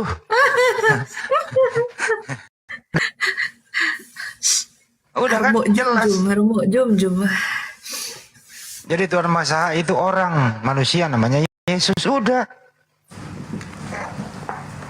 Ya udah, apa yang mau didiskusikan lagi kalau udah Masa mengaku itu? sederhana itu, Bang. Tuhan itu sebutan untuk Yesus itu Adam kedua. Artinya dia tidak mewarisi dosa waris itu loh. Satu-satunya orang yang tidak mewarisi dosa waris itu. Nah, karena dia masih memiliki sifat keabadian yang sama seperti Bapaknya, maka Yesus itu bisa disebut Tuhan juga gitu loh. Dulu, Mas Tapi dia Yordan. bukan- Ntar dulu, Yordan itu bukan- katanya Yesus itu Adam kedua, gimana ya Mas Yordan? Adam kedua dia. Ciptaan baru. Adam itu diciptakan langsung. Tapi Yesus dan sama seperti kami itu dibentuk dalam kandungan. Memang sama, kita satu, diciptakan oleh Allah. Tapi Adam itu langsung. Kalau kau bilang berbeda, terus Yesus itu kalau kau bilang bukan dari Adam, dari siapa? Abang. Iblis. Ibrani 11. Ibrani 11 itu mengajarkan kita kalau setiap manusia itu asal usulnya dari bapak, bukan dari ibu gitu loh. Jadi karena Yesus tidak punya bapak, maka dia asalnya bukan dari Adam. Gitu. Sesederhana itu, Bang. Itulah Sesimpel makanya itu, yang Bang. kau pahami firman Allah. Firman Allah dimaksud adalah perkataan perintah Allah. Jangankan Yesus manusia yang Allah ciptakan cukup berkata, jadilah, maka jadilah Yesus tanpa bapa yang dikandungi Maria, perempuan suci itu. Alam semesta dan isi semua ini adalah firman Allah. Kita juga firman Allah. Bukan hanya Yesus. Semua yang diciptakan Allah adalah firman Allah. Dunia, alam semesta adalah firman Allah. Itu yang kamu harus pahami dari arti firman Allah, perkataan atau perintah Allah. Jangankan Yesus yang dia cukup berkata, jadilah, maka jadi. Kalau gitu aku tanya, Bang, Yesus itu keturunan Adam atau bukan, Bang? Aku tanya Abang sekarang. Yesus itu keturunan Yesus. Adam atau bukan? Ya kamu pikir sendiri. Lah, Itu aku Yesus. nanya loh. Kamu nanya balik, Bang. Aku nanya loh. Kalau menurut aku bukan. Intinya, iya begini. Intinya dia manusia, berarti dia Enggak, aku dia tanya keturunan Adam. kalau Dia Abang manusia, kita- dia keturunan Adam. Dan kalau kau mengatakan bukan keturunan, kita beda, Bang. oh bu, jangan bilang beda karena kami juga manusia seperti Anda, itu dikandungi juga, dibentuk dalam kandungan, bukan langsung diciptakan. Ada manusia pertama. Iya, karena Yesus itu tidak punya bapak, Bang. Kalau kamu Artinya bilang dia- berbeda dengan Adam, kamu juga berbeda dengan Adam. Iya. Ya enggak dong. Kalau saya Ya, asalnya yang dari gua- Adam. ya, Kita bagaimana? asalnya dari Adam, Bang. Kalau Yesus bukan, Bang. Abang baca Bukan Ibrani bagaimana? 11, Bang. Abang baca Ibrani 11. Dikatakan di situ sebelum Lewi ada, Lewi masih di dalam Yakub. Sebelum Yakub ada, Yakub masih dalam Ishak. Sebelum Ishak ada, Ishak di dalam Abraham. Berarti sebelum semua manusia ada, itu ada di dalam Adam, mengikuti garis keturunan patrilineal laki-laki, Bang. Karena Yesus tidak punya bapak, artinya dia ciptaan baru. Sesederhana itu, Bang. Ciptaan baru apa? Kalau kamu bilang ciptaan baru, banyak ciptaan baru Allah. Tanpa bapak pun. Adam juga tanpa bapak, tanpa ibu juga. Adam tanpa bapak, Hawa juga. Hawa perempuan diciptakan tanpa apa? Tanpa bapak, tanpa ibu. Apalagi kau bilang? Iblis tanpa bapak, tanpa ibu. Apalagi? Kamu kalau bernarasi harus kau pikirkan ke depannya seperti apa akan jadi. Oh, justru saya mikirkan Masa yang lo lawan pikirkan. bukan Muslim dia ya? Kita berarti beda. Berarti kita beda lah, Bang. Kita beda gitu aja, Bang. Beda dari mana? Kalau Ya beda. Kalau menurut Abang kan Yesus itu keturunan Adam. Kalau buat saya bukan gitu loh. Gitu aja. kenapa bukan keturunan Adam? Memang dia setan. Iya. Karena dia punya bapak, tidak punya bapak. Kan tadi aku bilang, dia tidak punya bapak, artinya dia bukan keturunan Adam. Karena yang dinamakan keturunan itu tunggal hanya dari laki-laki, bukan dari perempuan atau ibu gitu loh. Nah, Gitu terus saya aja, tanya sama kamu. Saya tanya, apakah Hawa punya bapak? Kalau Hawa itu kan diambil dari Adam, Bang. Dia diambil dari Terus kalau Yesus Bukan. diambil dari mana? Lah, kalau Yesus itu kan dia lahir dari rahim Maria itu kan tidak punya bapak gitu loh, Bang. Artinya dia bukan keturunan Adam, Bang. Artinya Tuhan sendirilah bapaknya. Dia garis keturunan langsung dari Tuhan sama seperti Adam. Itu.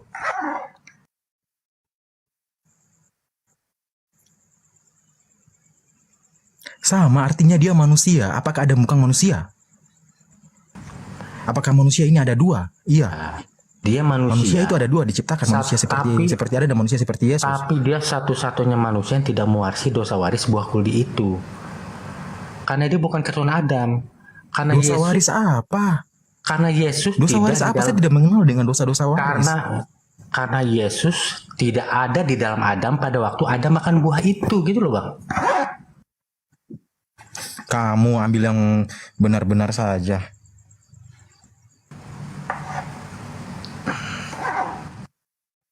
Iya, berarti Yesus tidak pernah ada, makanya Yesus itu dilahirkan pada zaman pertengahan, bukan zaman Adam. Dia manusia, akuilah dengan kejujuran. Mungkin gini Pak Yordan, dalam konsep Yudaism sendiri ada nggak konsep dosa waris dari kisahnya Nabi Adam? Tidak ada. Tidak ada. Nah tidak ada Bang Masaha. Jangan kau fitnah-fitnah Nabi Adam. Makanya itu yang ku bingung tuh begini. Dosa waris itu apa sih Bang? Dosa waris itu takdir kematian Bang. Sebelum ada makan buah kuldi atau buah pengetahuan, dia abadi, nggak bisa mati. Kematian itu baru masuk setelah dia makan buah kuldi loh. Artinya kalau Yesus bukan keturunan Adam, kalau dia ciptaan baru, teorinya dia adalah Adam sebelum makan buah kuldi yang masih memiliki keabadian itu. Begitu Bang. Masa aku tanya sama kamu, kamu tahu dari mana dosa waris? Siapa yang membuat dosa waris? Siapa menyatakan dosa waris? Murid-murid Yesus tidak pernah mengajarkan dosa waris. Paulus ada di Alkitab Bang, di Alkitab ada Bang. Kalau di Alkitab Perjanjian Baru mengatakan dosa waris melawan Perjanjian Lama kami, yang dimana dosa anak ayah tidak bisa menanggung dan dosa begitu kebaliknya juga. Makanya kalian tuh selalu melawan perjanjian lama, tapi kalian masih saja memakai perjanjian lama. Kalau kalian merasa perjanjian lama tidak benar, cabut, robek. Bang Jordan Kristen atau Islam Bang? Seharusnya kamu bisa menanggapi dari tadi. Aduh, tinggal dijawab aja susah banget sih Bang. Saya Kristen Yahudi. Bang. Oh, oke.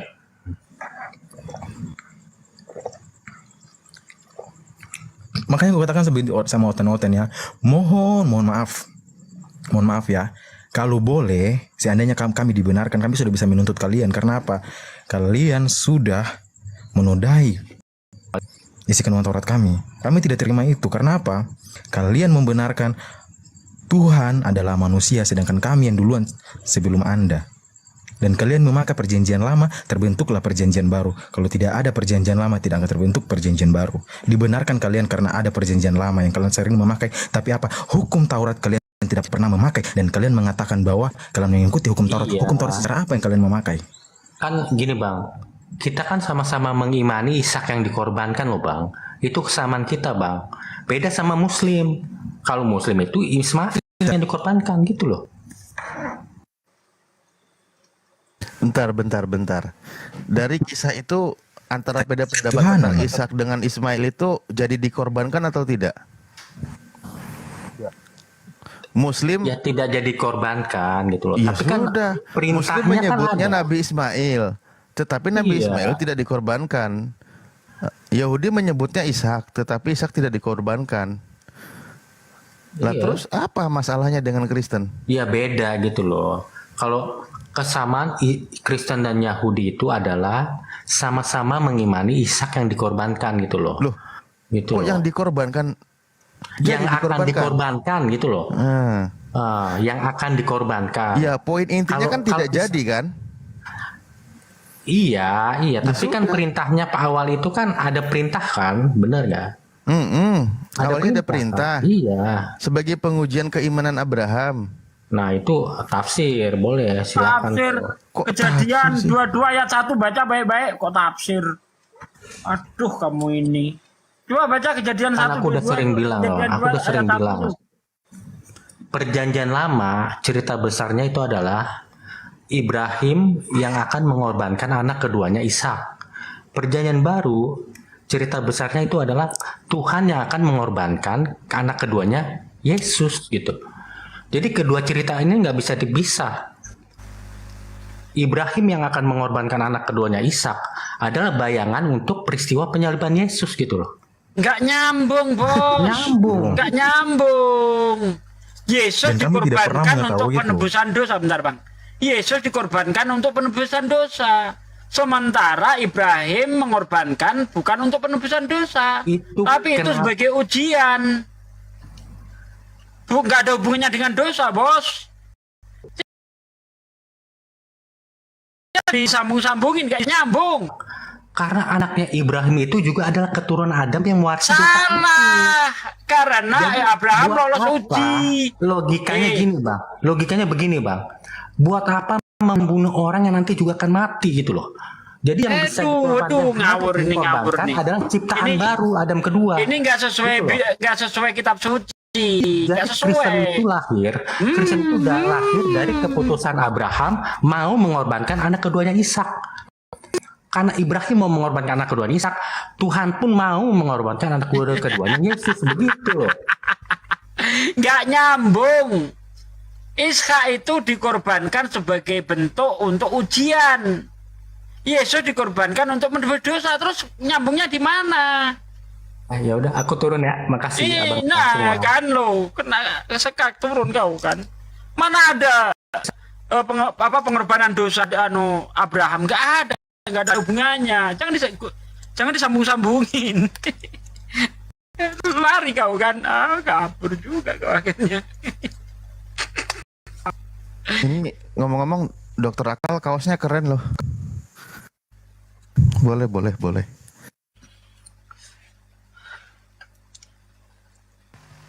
Masa kemana? Wah, dia. Kena sekakmat kabur.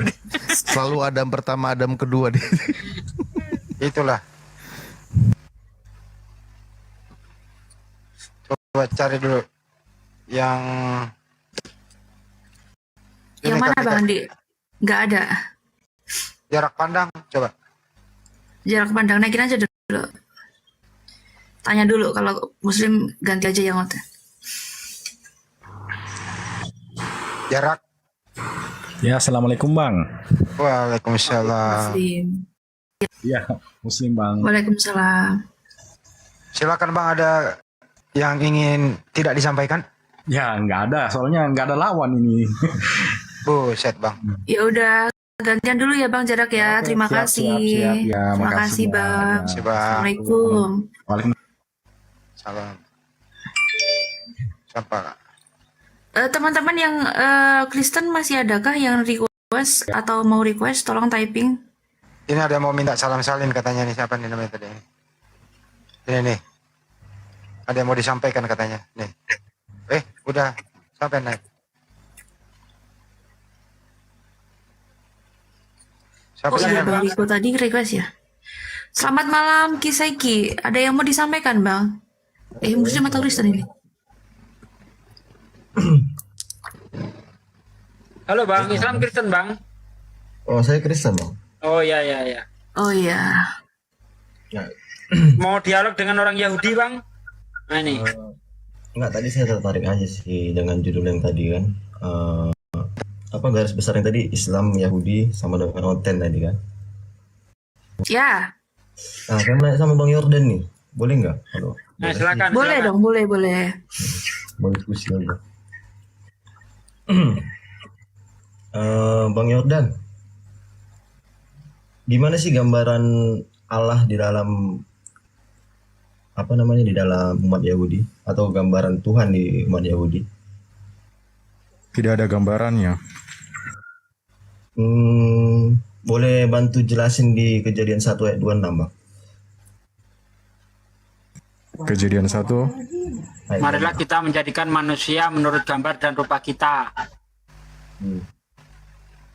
Gimana tuh, Bang? Kenapa itu? Itu gimana maksudnya? Gambaran gimana itu, Bang? Coba dijelasin. Sebentar saya buka teks originalnya.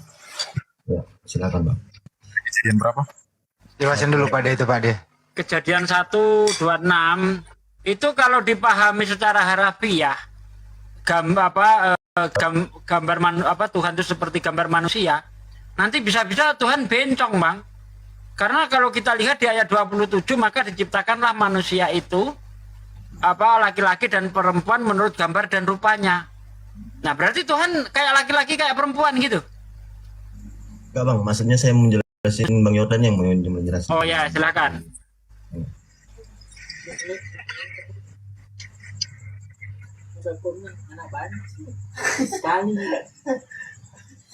Ini bahaya ini.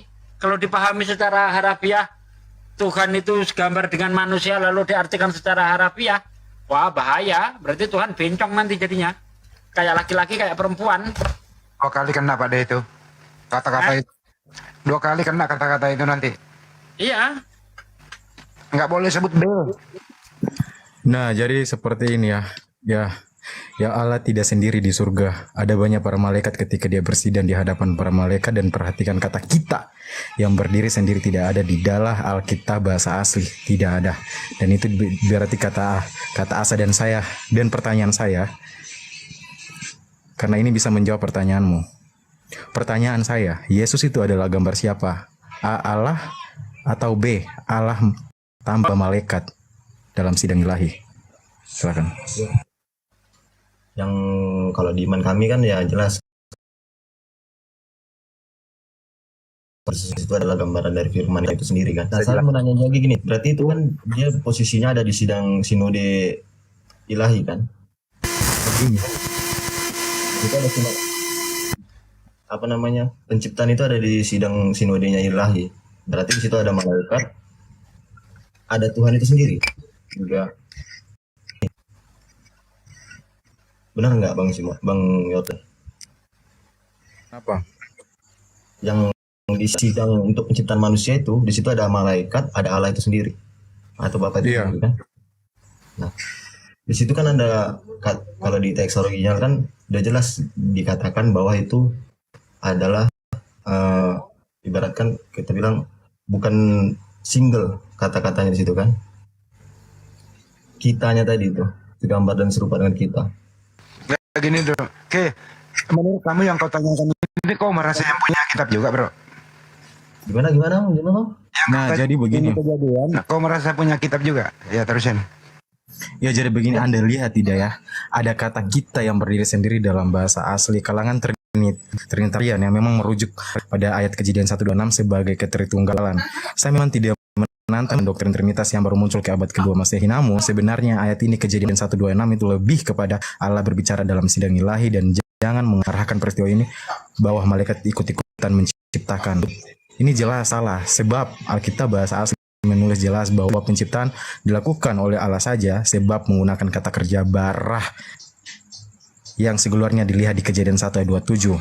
Itulah sebab penting sekali pemahaman bahasa asli, parsing ayatnya daripada baca terjemahan, dan kemudian digabung-gabungkan dengan doktrin yang ribuan tahun kemudian baru muncul, sebab dengan mindset doktrin-doktrin itu dapat menimbulkan perdebatan doktrin yang sangat panjang antara yang setuju dengan doktrin itu, yang tidak setuju dengan doktrin itu, Ya Bang, di situ kan saya mau nanya tadi, kitanya itu siapa?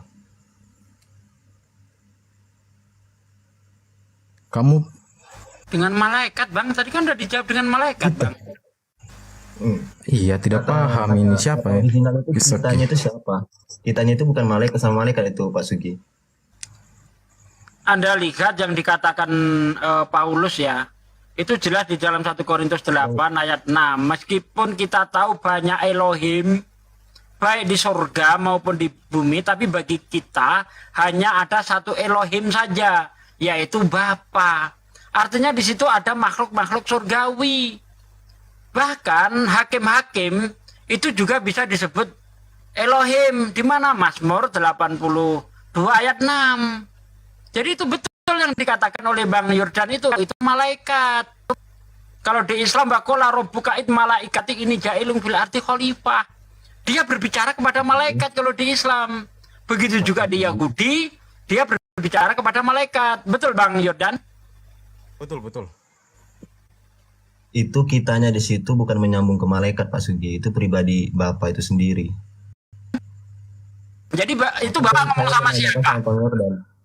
Jadi itu siapa bang? Kalau di agama Yahudi itu kitanya itu gimana gambaran Allahnya itu agama Malaikat bang, malaikat. Kan sudah dijawab tadi. Itu katanya apa bang itu di situ bang? Kata original teksnya bang?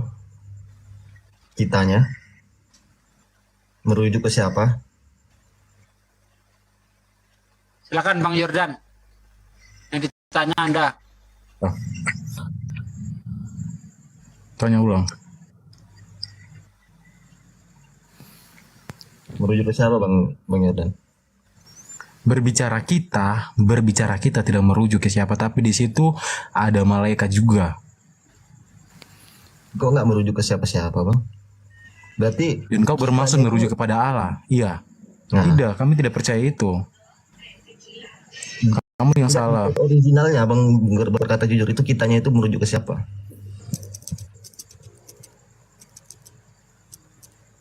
Tadi saya sudah katakan kepada malaikat itu. Mereka menyaksikan itu dengan malaikat. Teman-teman mohon izin sebentar. Ini ada saudara kita Bang Riko mau mempromosikan dagangannya sebelum gantian sama Bang Daniel yang sudah request di bawah. Daniel dari Kekristenan juga. Silahkan Bang Riko. Assalamualaikum warahmatullahi wabarakatuh. Waalaikumsalam warahmatullahi wabarakatuh. Salam kenal buat semuanya ya. Saya dari Tanjung Pandan Belitung, Riko. Sedang berjualan aneka cemilan dari Pulau Belitung. Yang kami jual adalah empek-empek sutra ikan tenggiri, terus kerupuk ikan tenggiri, pastel mini abon ikan tenggiri, lalu ada peletek cumi-cumi, ada stik cumi lada hitam, semua premium ya, yang berminat membantu kami. Ini adalah bentuk pastel ya, pesanan orang dari Kalimantan, isinya abon tenggiri, dan ini adalah peletek cumi-cuminya. Jadi kami akan kirimkan melalui line parcel si cepat dan JNE, tidak bisa COD, dikirimkan ke seluruh Indonesia, Malaysia, Brunei dan Taiwan. Jika ingin memberikan bingkisan ini kepada para debater di sini, silakan hubungi saya, follow dan WA saya ada di bio. Insya Allah amanah dan halal, dia tidak bisa COD. Bang Kores tambahin dong dikit. Oke, aku aja tambahin Bang Riko, boleh? Aku aja tambahin. Ya, silakan host tambahin. Oke, teman-teman, ini Bang Riko ini salah satu mualaf juga. Dan kebetulan barang produknya ini juga sudah banyak yang order ya, Bang Handi, Kores, Bang Zuma pun juga udah merasakan produk beliau. Jadi teman-teman yang bersedia untuk berbagi rezeki dengan membeli dagangannya, monggo silahkan dikepoin di akun TikTok beliau, WA-nya juga sudah ada tertera di bio beliau. Oke, terima kasih. Bang Riko ada lagi?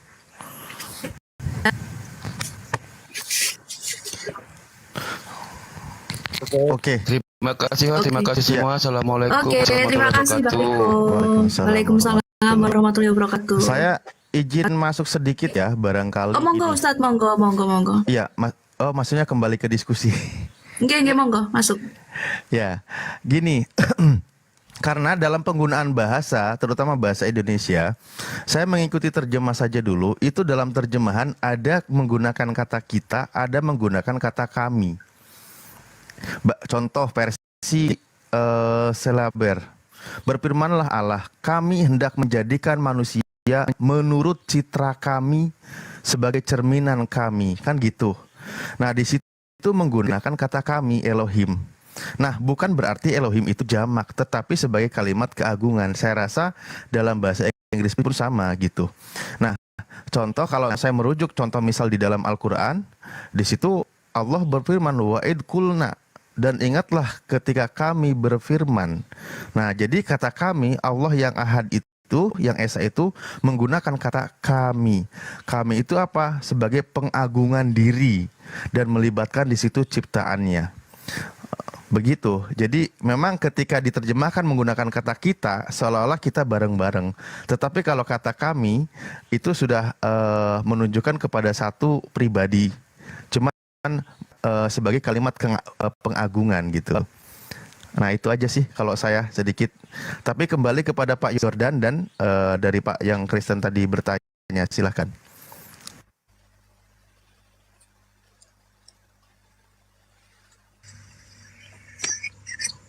Gimana Bang Yordan?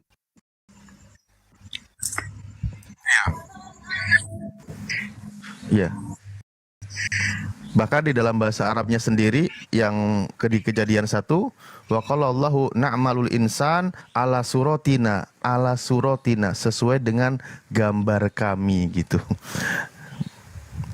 Nah, bukan berarti Tuhan itu banyak gitu.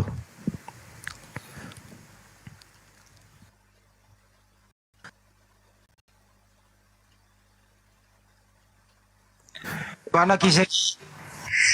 Enggak, itu tadi Bang Yordan mau jawab tadi. Gimana tadi? Bang Kiseki punya apa enggak punya itu kitab yang terjemahan maksudnya teks originalnya. Ada yang teks Kejadian 1:26 ada. Iya. Fayomer Elohim. Adam Gidmutenu. Wayomer Elohim naaseh Adam bisel minu kitmutenu biyirdu bitkat hayam ubi'au hasamayim. Itu Adam, jadi Adam itu nama orang manusia.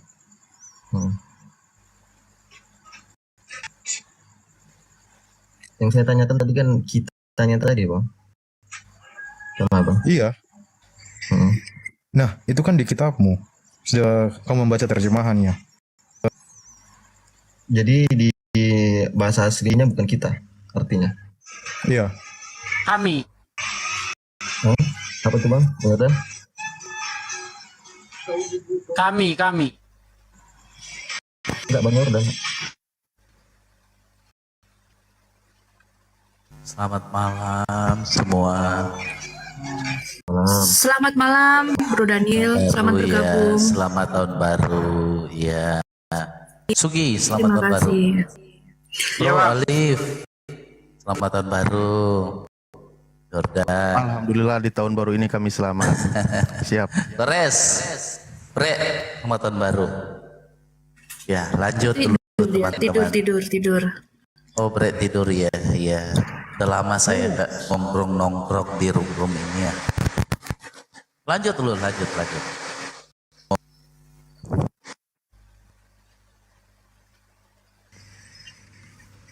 Ya gimana sih Bang Yordan?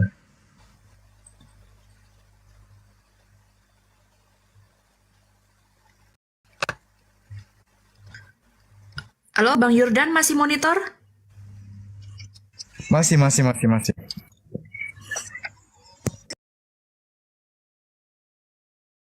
Itu yang saya bilang itu tidak merujuk kepada Allah.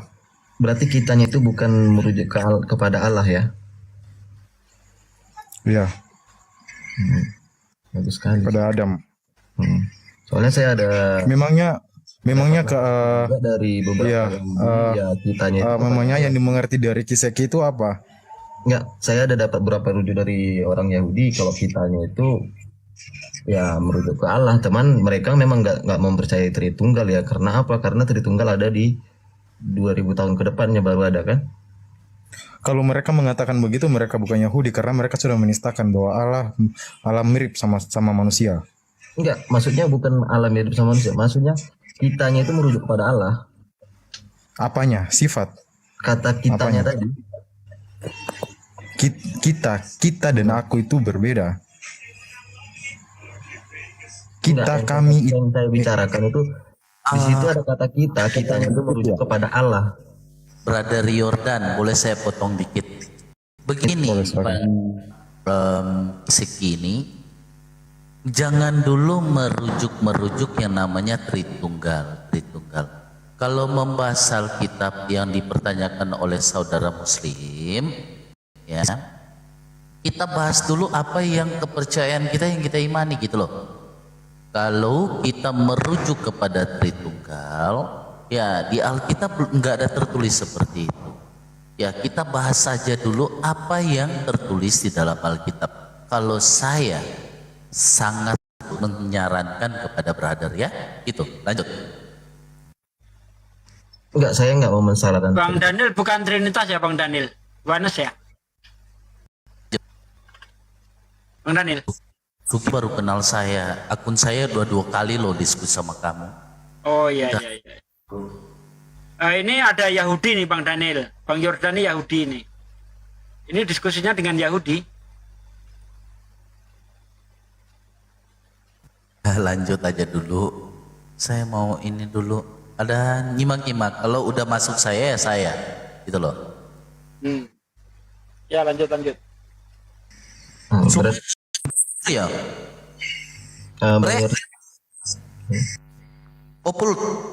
Opul cuma tidur ya. Oh ya udah. Lanjut aja dulu teman-teman yang lain. Enggak, berarti malam ini saya dapat dari kalau kitanya itu nggak merujuk kepada Allah, kata-kata kita yang ada di situ tadi. Gitu ya Bang ya? Karena begini, pasti karena mengarah di Kejadian 1 ayat 2, memang apakah mengarah kepada Trinitas. Kalau kami Yahudi pada Rabiah, Allah sedang berbicara kepada para malaikat yang ada di sekelilingnya. Allah berbicara dalam sidang ilahi. Kalau Kristen yang Trinitarian, Bapa sedang berbicara kepada Anak dan kepada Roh Kudus. Apakah para malaikat turut mencipta?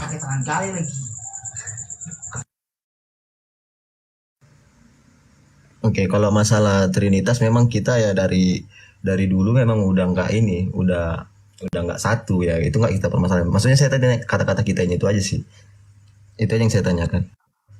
Iya, itu saya sudah katakan, bukan rupa Allah. Bang Yordan, maaf saya potong. Iya. Dan merujuk ke sidang ilahi ya.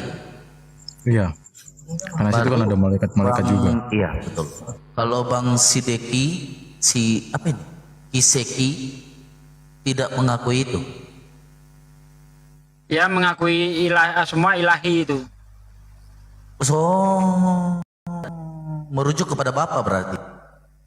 Ya. Oh, kalah kamu nanti kalau sama Yahudi. Kalau Yahudi pakai kepala itu salah nanti. Belajar dulu brother. Lanjut dulu. Lagian kalau Trinitas itu kan Bapak, Putra, dan Roh Kudus. Bukan Bapak, Firman, Roh Kudus. Nah kalau itu diartikan Trinitas, emang di situ udah ada Yesus. Jangan dulu ke situ Suki, nanti kasihan ya.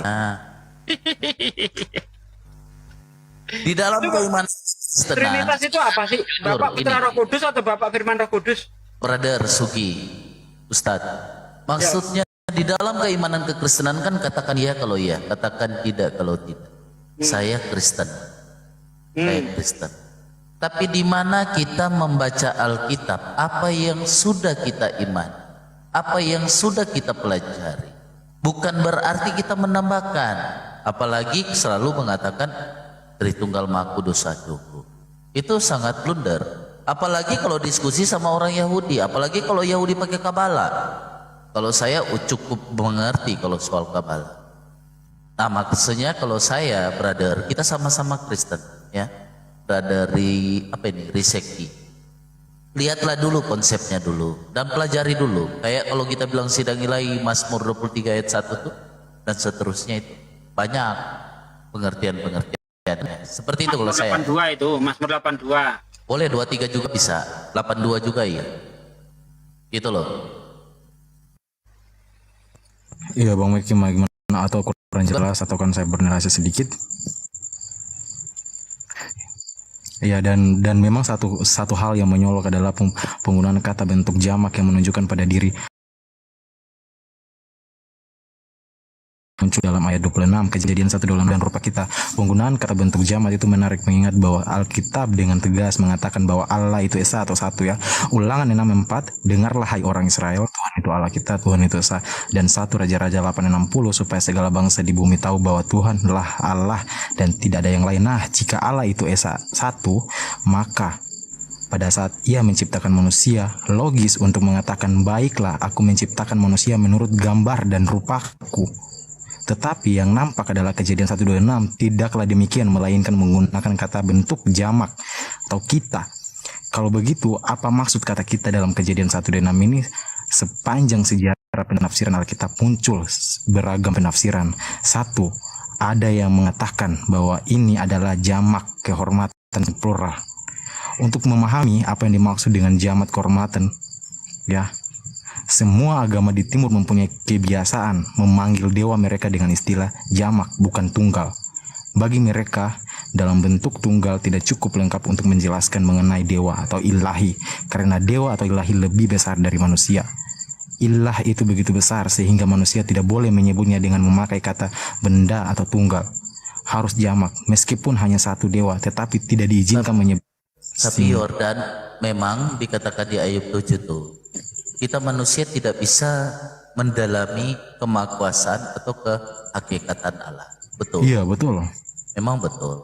Tapi pada saat kalau dinyatakan itu yang brother sangka kata-kata itu, sebenarnya saya bisa komplain. Di dalam Kejadian 2 ayat 7 kan itu tubuh, ya kan? Tubuh yang diciptakan, tapi belum hidup, kan begitu? Betul nggak? Kejadian 2 ayat 7 itu. Iya, iya. Penciptaan soal Adam, ya enggak? Nah, makanya kalau diciptakan menurut Allah, bahwa manusia diciptakan dari debu tanah. Itu kan kalau kita lihat dari Torah. Nah, penjelasannya kan di 1 Korintus itu. Sebelum hidup itu diciptakan menurut gambar. Nah, sama seperti yang selalu saya bilang. Tapi kalau saya itu baru sekarang saya lihat Yahudi pemahaman brother itu merujuk ke namanya sidang ilahi. Sama seperti Ibu Marmar, yaitu Maria. Sama, Ibu Maria juga merujuk ke sidang ilahi. Tapi pemahaman-pemahaman banyak kalau orang Yahudi itu untuk merujuk, ada yang tidak merujuk kepada yang namanya sidang ilahi, yaitu penciptaan ada 3 wujud. Iblis pertama, kedua ada tubuh sesuatu yang tidak diciptakan. Nah, makanya ada pemahaman orang Yahudi yang namanya, kalau saya bisa katakan nama ini, tapi kalau orang Yahudi takut, yang namanya Lilith. Betul nggak, brother? Iya, betul. Jordan, ya kan? Jadi ada kata itu yang susah disebutkan oleh orang Yahudi, karena kata itu sangat sakral dan mereka takut untuk kata-katakan itu. Apalagi ngomong di sosial media begini, mereka takut. Coba tanya ini Yordan, nggak berani dia ngomong, sedangkan di pikiran aja ngomong takut. Jadi ada pengertian di dalam keimanan orang Kristen dan keimanan orang Yahudi, gitu loh. Kalau saya sepanggal aja supaya bisa nyambung diskusinya. Lanjut.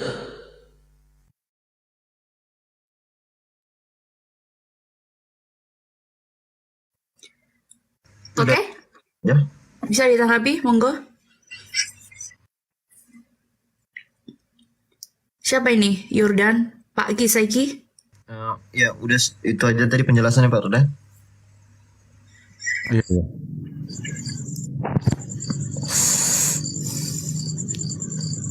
Oke, selamat malam Pak Gibran. Selamat malam. Selamat malam. Bapak dari Kristen? Iya, Kak. Oke. Kristen yang mana ini? Tritunggal, Uanes, sama kayak Bang Daniel? Oh, saya Protestan. Protestan. Mi. Siap. Uanes atau apa? Luma. Komplain saya.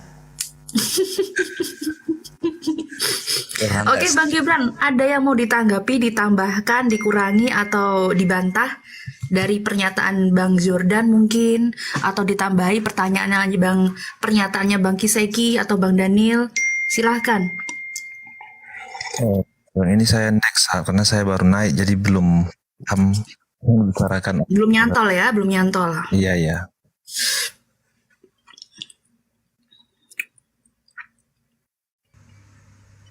Oke, itu aja sih kalau apa namanya, kalau yang saya tanyakan sama Bang Yordan, soalnya kan kalau Bang Yordan bilang kitanya itu bukan merujuk kepada Tuhan. Kalau tadi merujuk kepada Tuhan baru kita lanjut gitu kan. Tapi itu aja sih. Nah, udah cukup. Brother, gini. Udah dijelaskan Bang Yordan juga. Iseki gini. kata arti nama Tuhan itu, brother harus belajar dulu. Kenapa ada kata nama Tuhan? Manusia Adam pun dikatakan namanya arti Tuhan. Nah itu kan, itu dari, jadi tahu dulu, manusia kuasa atas tumbuh-tumbuhan dan hewan-hewan itu dikata, makanya dibilang kata Tuhan itu penguasa itu. Kalau Tuhan Yesus datang nanti pada saat zaman di dalam rahim Maria, itulah perjanjian baru. Tapi penggenapan atau tertulis itu dari perjanjian lama, kayak di Keluaran 6 ayat 3 itu dia belum menyatakan namanya dan belum menyatakan dirinya gitu. Jadi untuk menyatakan itu semua itu kita harus belajar dulu dari perjanjian lama. Oh, kenapa sih perjanjian begini? Apalagi kalau berbicara kepada orang Yahudi, kita harus lebih hati-hati untuk merujuk ke ayat-ayat tersebut. Nanti mereka bawa di Torahnya orang Yahudi gitu. Itu aja nasihat saya. Kayaknya kalau ini udah tidur banyak nih, saya pamit deh. Kalau Sugi udah capek, saya sama Sugi nih. Ini ada Ustadz Alif. Ada Ustadz Alif. Saya udah, kalau saya akun saya yang satu mereka tahu kok. Akun saya yang satu tuh Rasul Paulus. Itu akun saya yang satu. Tapi udah di ban permanen. Siap. Ya Ustadz, Liv. Ya. Ya Suki ya, saya pamit. Assalamualaikum, shalom semua yang beragama Kristen. Ya. Waalaikumsalam, Bang Daniel, salam. Ya, makanya tapi kan kita tidak, saya pun menghargai ketika pahamnya dari Pak Jordan mungkin seperti apa, dan Pak Kiseki juga ya. Dan Ustadz Sugi, kita sama-sama pernah dengar bahwa dalam hal pembahasan ini pernah dengar memang kalau di dalam Kristen di Kejadian 1:26 itu mereka karena mengarah kepada doktrin Trinitas, maka kata kami itu menggunakan kata kita. Karena sebenarnya dari kami dengan kita itu bisa bergeser makna yang sangat jauh. Ketika menggunakan kata kami di dalam kaidah bahasa Arab sendiri, yang bahasa Arabnya itu nahnu atau na, makanya di dalam Al-Quran itu dikatakan ketika wa'id kulna bismillahirrahmanirrahim wa'id kulna lil malaikati isjudu li adama fasajadu illa iblis gitu. Di situ, dan ingatlah ketika Allah berfirman kepada para malaikat, sujudlah kamu kepada Adam. Nah, di situ menggunakan kata na atau kami. Maka dijelaskan di dalam tafsirnya gitu bahwa wakola kulna walam yakul kultu li'anal jabbarul adim. Jadi menunjukkan kegagahan dan keagungan yukhbaru an nafsihi, yang mengabarkan kepada dirinya, kepada diri Tuhan itu sendiri gitu. Jadi sebagai keagungan. Nah, makanya ketika ada penerjemahan menggunakan kata kami, sebenarnya itu kan sedang mengatakan juga keagungan Tuhan di hadapan para ciptaannya. Bahkan ketika saya juga membaca ada istilahnya plural majestic atau royal we dan seterusnya, itu kan ada juga kan dalam istilah bahasa Inggrisnya. Dan itu juga saya rasa di dalam bahasa Ibrani juga mengenal gitu. Nah ini cuman kalau masalah ke bahasa Ibraninya saya tidak akan mendobrak, saya kembalikan kepada yang punya. Karena ketika dalam kawan Kristen menggunakan kata kita, itu karena memang merujuk ada beberapa pribadi dalam konsep ketuhanannya gitu, Trinitas. Tapi sebenarnya kalau menggunakan kata kami, jadi kata kami itu bisa satu orang tapi sebagai keagungan untuk dirinya di hadapan ciptaannya. Sebagaimana juga Al-Quran menggunakan kata na, wa'id kulna, dan ingatlah ketika kami berkata. Itu Allah yang berfirman. Itu dijelaskan di tafsir atau Al-Qurtubi di surah Al-Baqarah surah kedua ayat 34, yang berkaitan juga dengan penciptaan Nabi Adam memang di sana gitu. Nah, jadi kata kami ini bukan berarti Tuhan banyak, tapi sebagai apa? Sebagai li'anal jabbar al-adim gitu. Sebagai kegagahan dan keagungan Tuhan nih, yang mengabarkan tentang dirinya gitu. Karena apa? Ketika masalah ibadah, penyembahan, tetap bahwa la ilaha illa ana, tidak ada Tuhan selain aku, kembalinya kepada aku, tidak ada Tuhan selain kami, itu tidak ada, tapi aku. Atau wa ani buduni di surah Yasin juga dikatakan, dan kepada akulah kalian menyembah. Jadi kembali kepada aku, berkaitan dengan penyembahan, karena memang Tuhan itu esa, ilahu wahid gitu. Tetapi ketika dalam kalimatnya berinteraksi dengan para ciptaannya, di situ adalah para malaikat dan sebagainya, maka Tuhan menggunakan kata kami, bukan maksud juga Tuhan itu banyak. Nah, saya rasa kaidah bahasa ini tidak menyalahi, Tapi ini saya coba sedikit penjabarannya dari pandangan Islam ya, di mana di situ dalam kaidah bahasa Arabnya seperti itu. Cuman kalau masalah konsepnya bahasa Ibrani, kalau beda penjelasan saya serahkan karena di sini ada orang Yahudi itu sendiri gitu. Kalau Kristen kata kita itu memang selalu menggunakan kata kita karena konsepnya Tuhannya banyak gitu. Makanya dia mempertanyakan gitu loh. Silakan. Ya udah itu aja sih saya mau nanya karena pasti Bang Yordan tahu bakal merujuk kemana, makanya dia menjawab kitanya itu bukan merujuk kepada Tuhan. Itu aja sih. Yang penting saya udah dapat kalau dari Yahudi yang satu ini beda lagi gitu. Itu aja mau saya tanya sama Bang Yordan, makanya saya naik. Oke, terima kasih. Oke, terima kasih.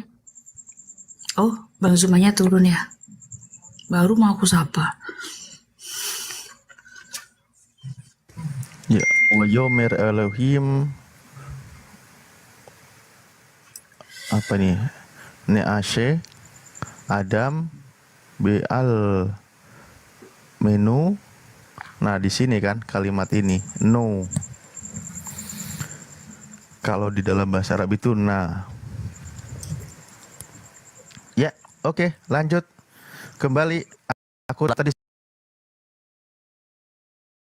turun setengah jam, tiba-tiba sekarang cerah kembali. Arif tidur ya, aduh. Ya, karena mau Ternyata. bergantian sama yang lain. Ini kan pada tidur, makanya saya lanjut. Gas, 3 kilo, 12 kilo, lanjut, 5 kilo juga boleh.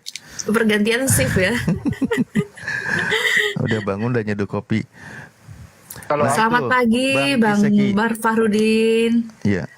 Kalau waktu tak mendampingi lah Ustadz Alif. Oh siap, kopi pahit sudah siap. Waalaikumsalam warahmatullahi.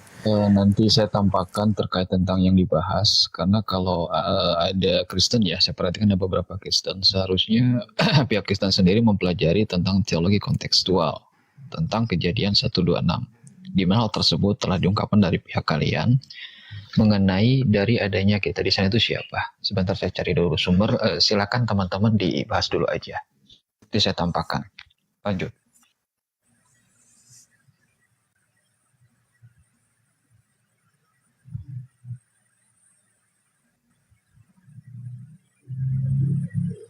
Apa ini yang mau ditambahkan, Bang Farudin? Oh, padahal tadi saya udah bilang.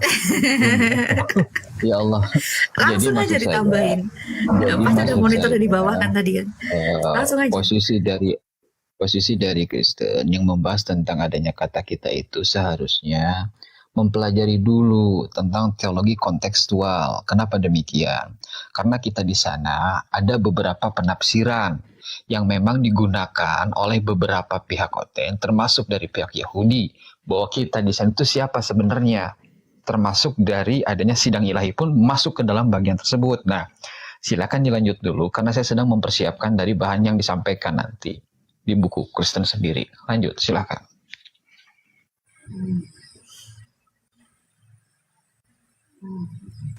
Wah, jangan-jangan sudah tidur semua ini.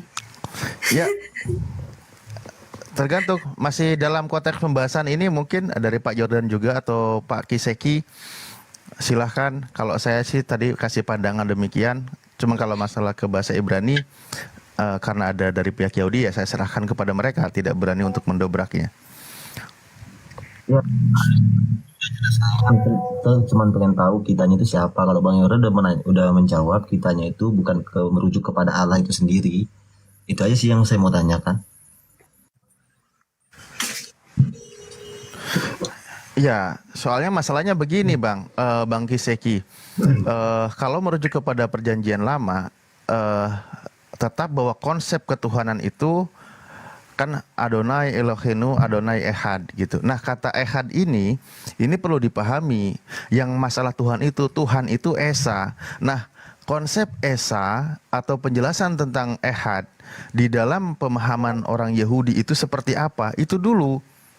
Kalau masalah nanti kata kami atau kita, itu kan bisa dijelaskan dalam konsep sebuah dialog atau apa. Tapi tentang Tuhan dulu. Kalau Tuhan itu Ehad, Ehad itu adalah Esa, Esa itu adalah satu-satu yang tiada yang lain. Maka itu sudah kata kunci yang tidak bisa dirubah. Contoh ketika di dalam Al-Quran misal Qul huwallahu ahad, Allah itu Esa. Ya sudah, ketika Esa ada ranahnya di situ adalah dialog, kalimat seperti apa itu kita bisa jabarkan. Nah, saya juga pengen tahu nih, karena dari Bang Kiseki ini mengutip dari Perjanjian Lama, artinya kitabnya Yahudi. Nah, saya pengen tahu dari Pak Yordan, sekiranya masih menyimak, sekarang konsep ketuhanan dulu, bahwa yang namanya Elohino Adonai Ehad itu seperti apa dalam penjelasan konsep Yahudi itu dulu. Silakan mungkin Pak Yordan gitu. Ya, yang tadi Bapak jelas itu jawabannya yang Bapak jelaskan tadi itu, Bang Alif. Ya sudah. Makanya ketika masalah ehad itu, karena gini, katanya kawan-kawan Kristen kata ehad pun maksudnya adalah kesatuan, terdiri dari beberapa unsur. Nah, itu yang sering kawan-kawan Kristen Tritunggal menjelaskan. Nah, saya minta pendapatnya Pak Yordan dulu. Apakah benar pandangan demikian atau memang mendobrak kaidah bahasa gitu?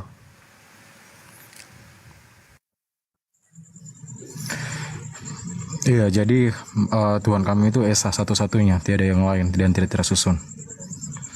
Nah, kalau sudah begini kan enak gitu loh maksudnya. Jadi ketika Tuhan itu Esa, apapun nanti gaya bahasa, dialog dengan ciptaannya itu nggak bisa mendobrak keesaan Tuhan gitu loh.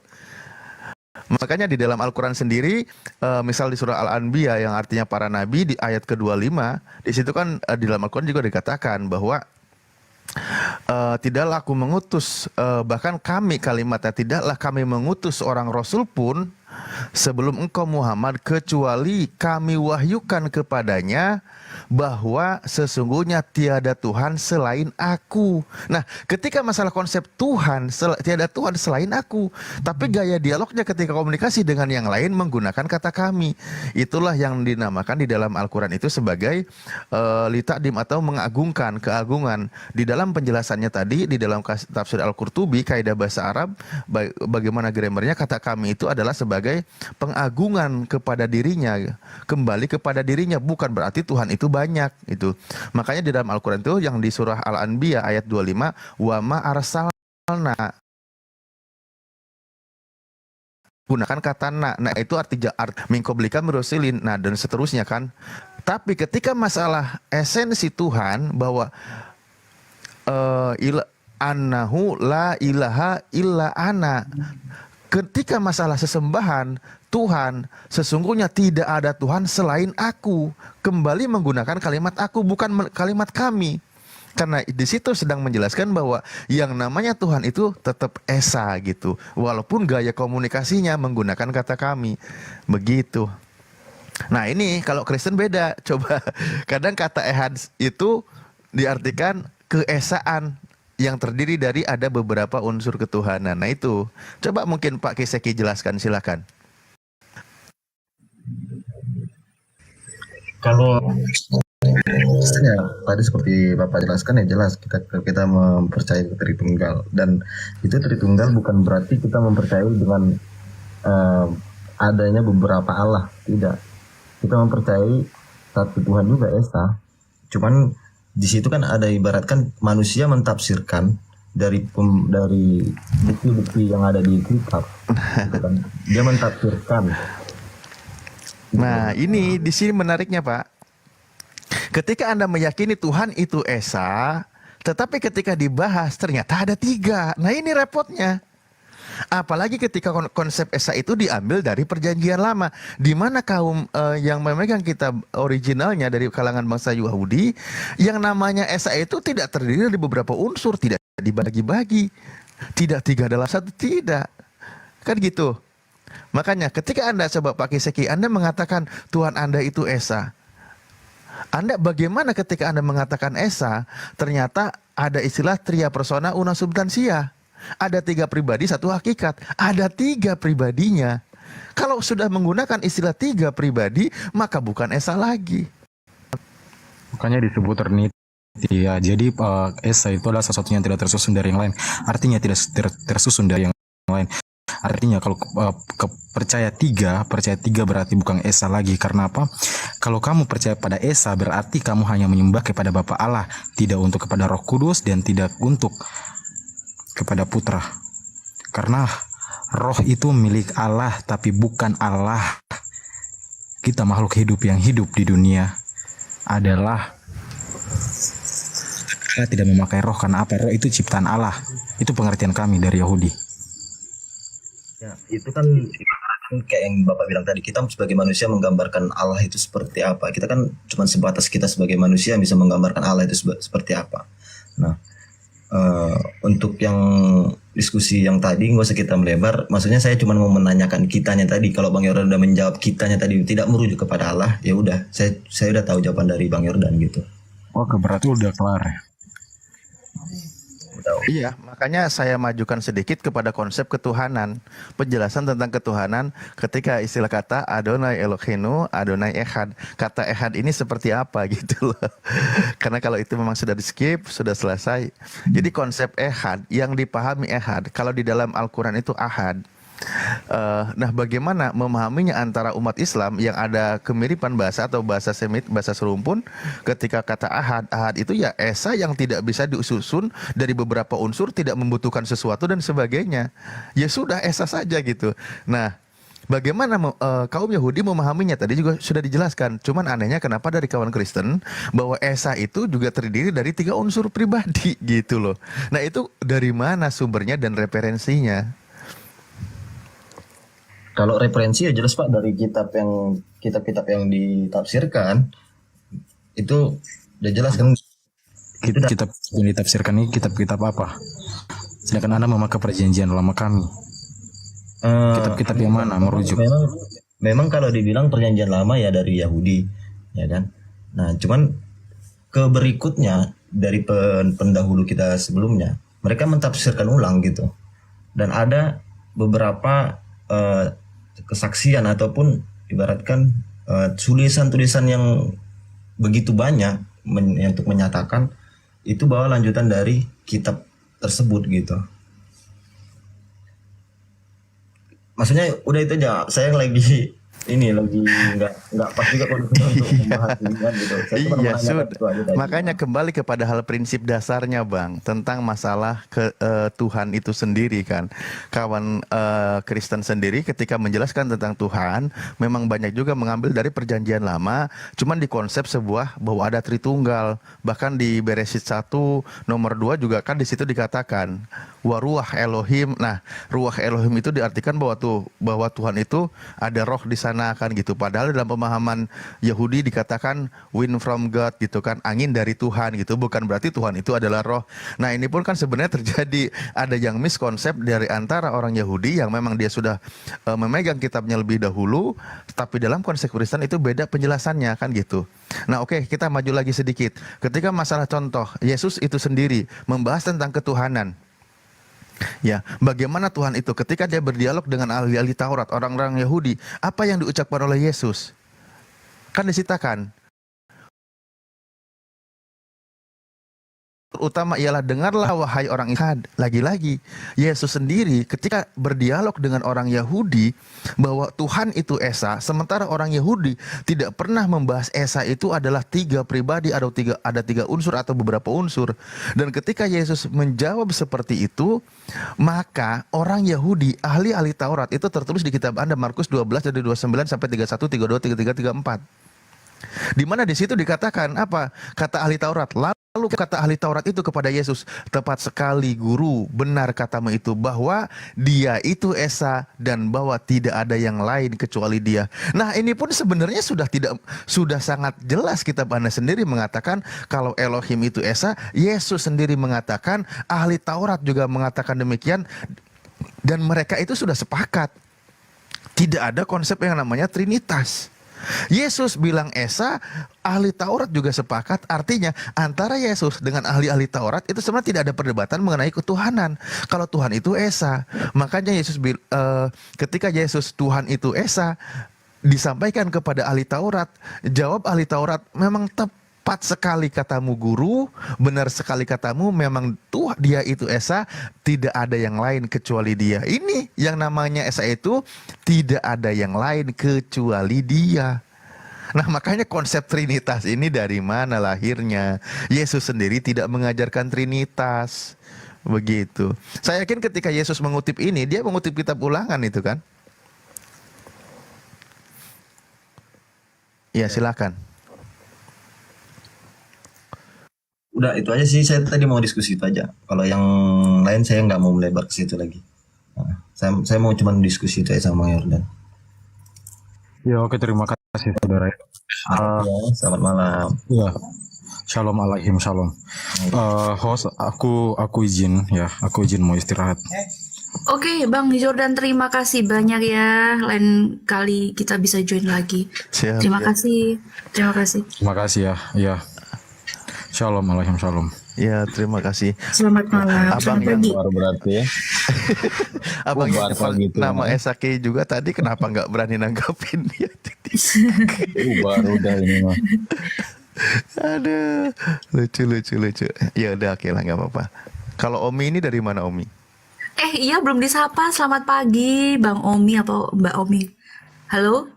Ya udah Cep, saya izin turun Cep. Makasih. Assalamualaikum warahmatullahi. Oh, sepertinya sudah tidak ada nafas kehidupan. Nauzubillah, bukan tidur mungkin. Maaf. Halo Bang Omi. Ya.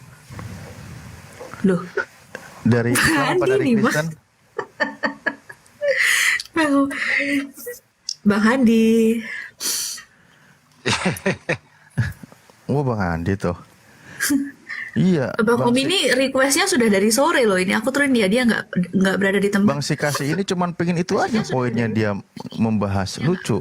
Kembali ke konsep dasar ketuhanan nggak mau. Yang mana? Barusan tadi yang nanya. Siapa sih yang namanya agak ke Jepang-Jepangan itu tadi? Kiseki. Iya, Kiseki itu. Selamat pagi Pak Yusuf. Batuk dulu Pak, batuk dulu. Monggo.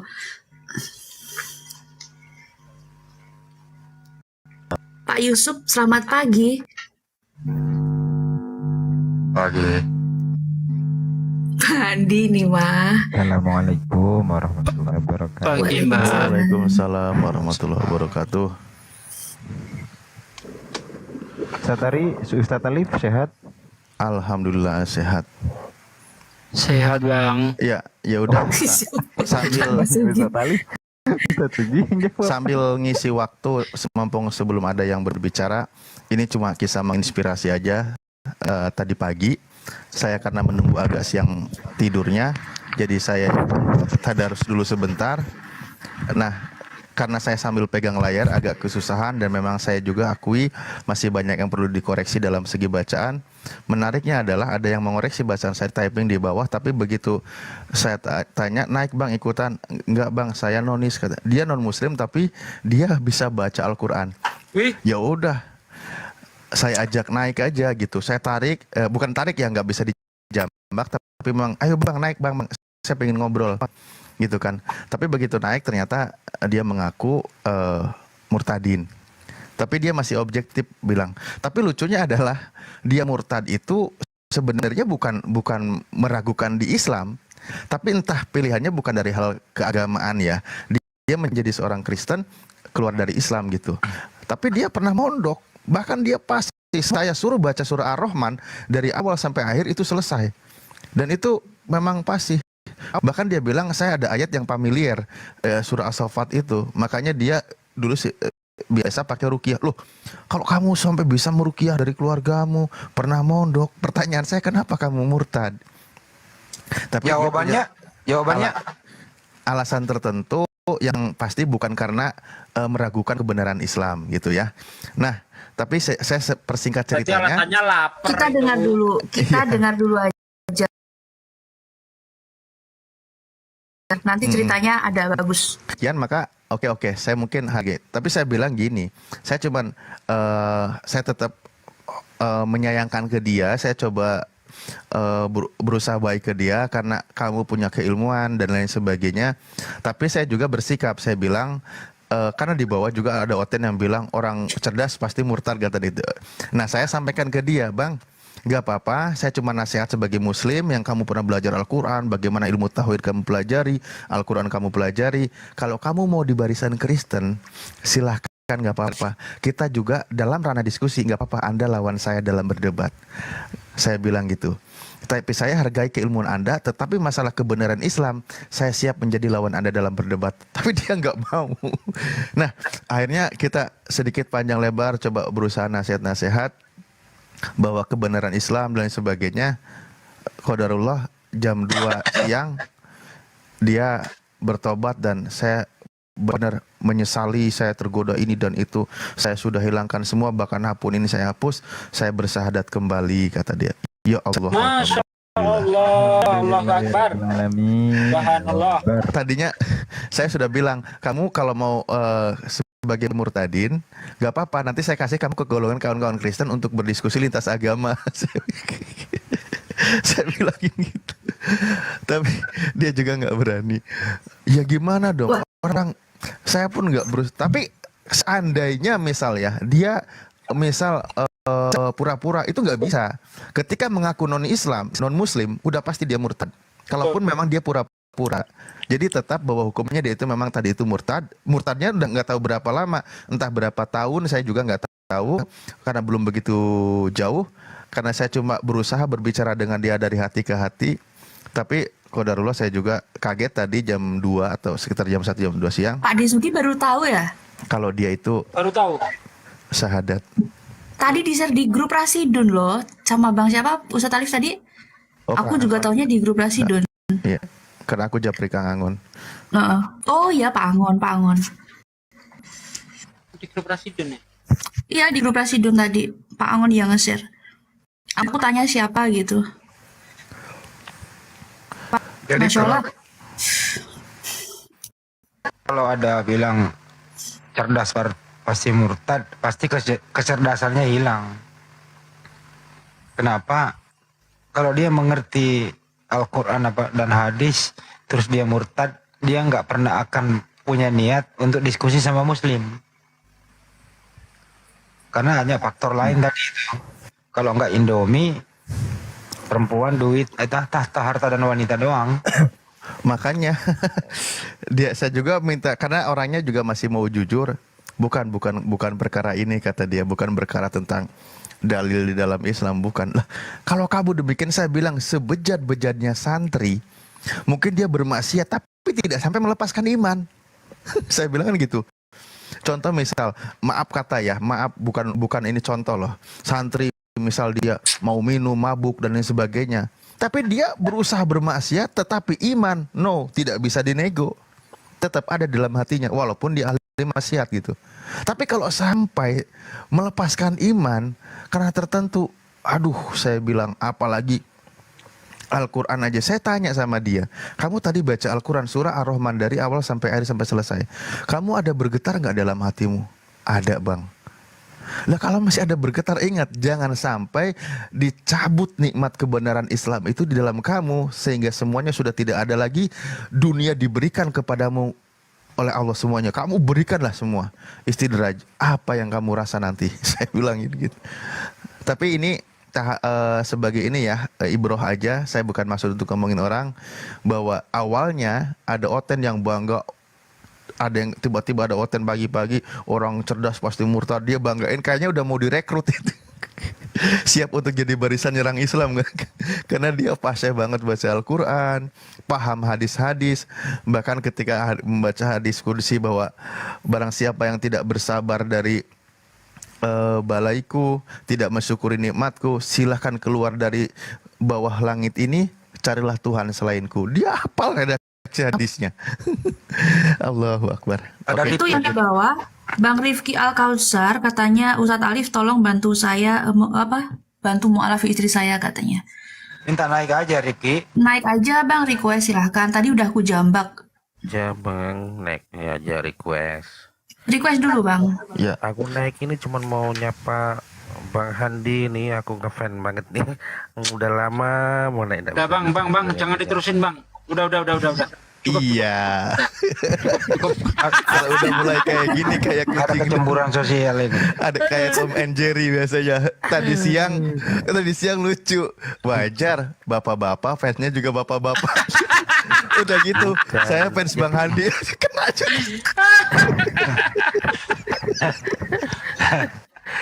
Pokoknya jangan ngomong ngefans ke salah satu di sini ya. Ini bisa terjadi perang dingin nanti. Tengoklah. Ada canda. Itu ada Bang Canda Riki bang, tuh. canda bang. Canda Bang. Apa Bang?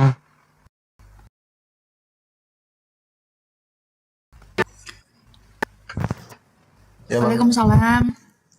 Silakan Bang Rifki kalau ada yang mau disampaikan ke Ustadz Alif atau Pak Disugi, Bang Handi dan yang lain. Tidak ada sih, cuma saya meminta pencerahan gitu. Assalamualaikum, selamat malam. Waalaikumsalam. Sebentar ya Pak, mau saya. Tadi Anda di bawah mengatakan tolong mualafkan istri saya. Maksudnya gimana Bang Riki? Iya, maksudnya dia Kristen tapi nggak percaya Yesus itu Tuhan. Tapi Anda udah menikahi dia? Iya.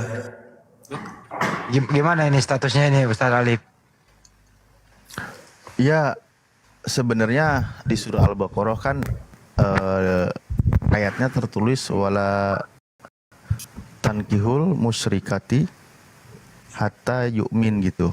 Maaf kalau ada kesalahan lafadznya. Janganlah engkau menikahi dari kalangan orang-orang yang menyekutukan Allah sehingga dia beriman.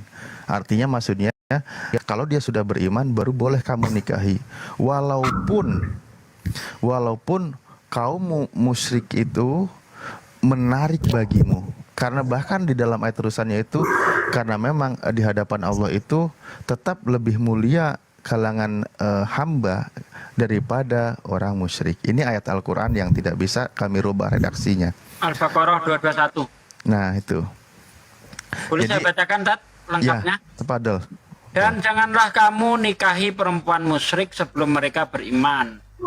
Sungguh hamba sahaya perempuan yang beriman lebih baik daripada perempuan musyrik, meskipun dia menarik hatimu. Dan janganlah kamu menikahi orang laki-laki musyrik dengan perempuan yang beriman sebelum mereka beriman.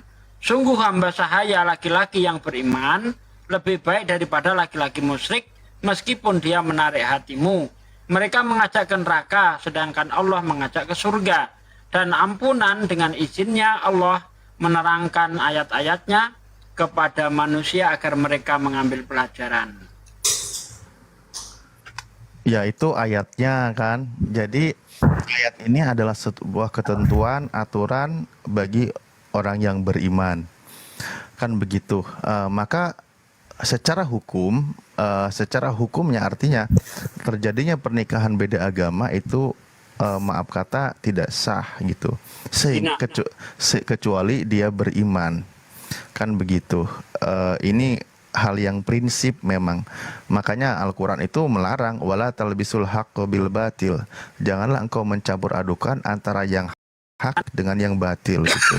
Jadi Islam itu ada konsep di mana kita boleh bermuamalah, kita berniaga, kita bertetangga dengan muslim, bahkan kita boleh memuliakan tetangga kita walaupun non muslim, berbagi makanan walaupun dia non muslim, tapi dalam hal syariat agama itu punya batasan yang tegas dan tidak boleh dicampur aduk begitu.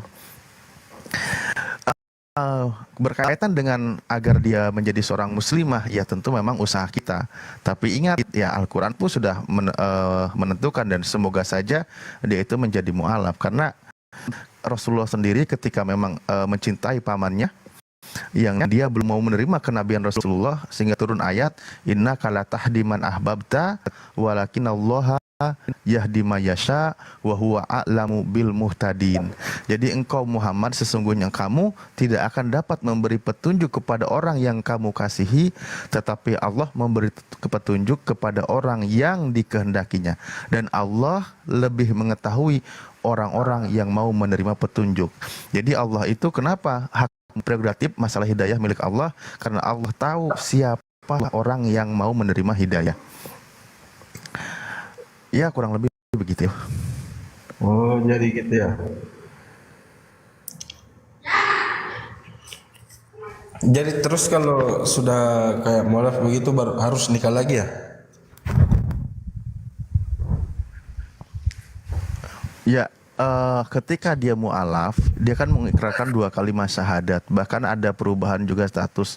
Nanti juga disaksikan di kantor urusan agama kan gitu. Sebenarnya kan dalam hal ikrar. Walaupun sebenarnya dalam riwayat riwayat-riwayat yang berumah tangga di zaman Rasulullah kan tidak ada yang nikah ulang. Tetapi sekarang ini malah justru lebih berhati-hati lagi.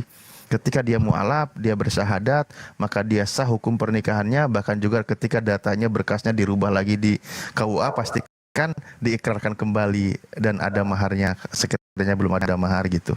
Lebih afdol lagi ya nggak apa-apa diulang gitu. Tapi kayaknya Ustadz ini jatuhnya akad ulang karena akad yang pertama tidak sah Ustadz. Kayaknya gitu. Sebaiknya gitu. Iya, Bang Rifki sebelum menikah itu mu'alaf nya. Saya sudah Islam Bang dari lahir. Islam dari lahir. Terus nikahnya dengan cara apa? Belum nikah resmi sih. Iya. Oh, nikah. Jadi secara Islam gitu. Iya. Aja dia sebenarnya. Cuma kan harus ngurus nikah resmi ya tetap nikah ulang, Bang. Yang tujuannya supaya mendapatkan dokumen begitu. Rencananya sih mau nikah resmi, cuman belum Islam gitu. Nikah resmi tapi belum Islam. Jadi akadnya pakai apa, Pak? Maksudnya kalau mau nikah resmi sekarang, Mbak. Iya, sekarang masih kasir. Kita paham sih maksudnya, tapi ya itu Bang, intinya saya rasa ayat Al-Quran itu ketika tertulis begitu, kami pun tidak berusaha, walaupun tidak sesuai dengan hati atau selera atau keadaan abang, kami tidak berani untuk merubah. Itulah ayat Al-Quran yang tertulis, kami hanya menyampaikan kembali kepada Bang Rifki, ya, bagaimana agar rumah tangga itu benar-benar sesuai dengan hukum atau aturan yang ada dalam Islam, maka berumah tanggalah dengan orang yang seiman. Ya, kembali ikhtiarnya bagaimana agar dia itu seiman, kan gitu. Bu, di atas sini ada orang Makassar kan Bang? Siapa? Di room sini. Ada yang Handi. Ada Makassar, sini ada. Oh, kalau tempat mulai di sini di mana ya? Di Makassar bisa, nanti ketemu Bang Joma. Di Makassar, Kika? Iya. Di kota? Iya, kota. Nanti kau hubungi nomorku. Nanti saya sambungkan ke Makassar Mualaf Center Indonesia. Iya, Makassar. MMCI. Ada MMCI itu, Makassar Mualaf Center. Bang Zuma juga. Bentar Bang Andi, itu kalau bisa istrinya kita ajak diskusi. Itu Bang, bisa enggak istrinya dia ajak diskusi Bang? Bisa sih kalau besok, sekarang sudah tidur. Oh, udah tidur ya. Jadi begini Bang, selama istri Anda itu masih Kristen, Anda nggak bisa mencampuri Bang. Karena kalau Anda mencampuri istri Anda, mensetubuhi istri Anda, hukumnya zina itu. Iya sih, menurut Al-Quran sih begitu. Nah iya, makanya itu kalau istri tidak mau masuk Islam ya dicerai. Nggak ada pilihan lain kalau nggak mau. Mau sih, kan dia juga nggak percaya Yesus Tuhan. Nah ya udah tinggal disyahadatkan aja lagi kan.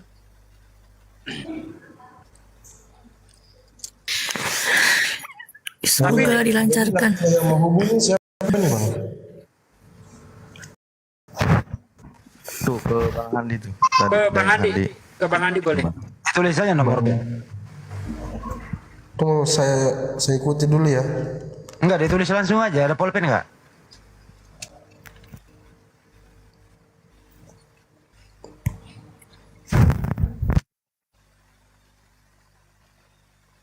Bang Handi sebut, saya di typing tulis, abang itunya screenshot. Nah, saya ini kasih cara kemudahan lagi.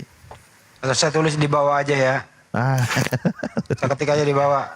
Tinggal lihat mana sih. Oh.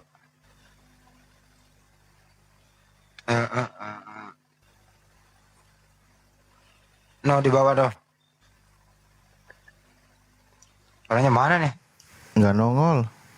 Nggak nongol ya? Nggak bisa. Aku doang yang lihat bisa. Iya, gitu. Jadi nggak terkirim kalau nomor, Daeng. Nah, jangan cuma nomor. kasih kata-kata lain. Oh I iya, love you gitu atau gimana gitu. Oh. Oke, paham. Ngeri kali Ustaz Alif. Udah chat aja di DM aja. Nah itu kelihatan nggak itu? Sudah aku kirim di DM. Gua nggak ngerti DM bang. Nggak kelihatan Daeng. Nggak kelihatan. Udah dibacakan aja bang Andi. Ya tulis ya. Bang. Ya. 081. Tunggu. Udah. Jangan pakai HP tulisnya. Kertas kenapa? Nggak apa-apa itu dengar dia. Emang dengar kalau gini? Enggak lah. Dengar. Denger. Oh, iya. Kalau denger Ya 081 tambah 2877 tambah 43 kali tambah 99. Udah.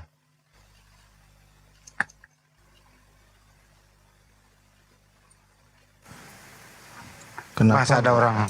Tuh, di bawah ada yang apa itu nulis tuh. Nah itu ada tuh. Itu nomor siapa? Bukan nomor itu. Siapa itu?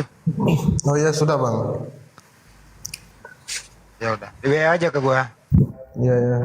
Kalau Nanti gitu aku turun aja ya bang. nanti aku konekkan ke MMCI. 0821. Oh syaratnya apa aja itu bang? Nggak pakai syarat. Langsung aja ketemu dengan Ustadz Alwan nanti. Syaratnya KTP Daeng buat anunya. Iya, bawa KTP kan pasti ada identitas. Itu aja. Oh tapi maksudku ini kalau KTP langsung dirubah itu kah? Bisa dibantu nanti. Bikin ini nanti sertifikat mualaf. Tidak maksudku kalau untuk sekarang KTP tidak dirubah bisa atau tidak? Bisa banyak nanti dicapir secara syahadat. Kalau itu kan perlu waktu. Nah, kita ada sertifikat mualaf yang resmi, itu juga bisa mengganti data bahwa Anda seorang muslim gitu, Bang. Itu sayangnya gini, nanti kalau KTP-nya nggak diberubah, KTP-nya masuk neraka, orangnya di surga bang.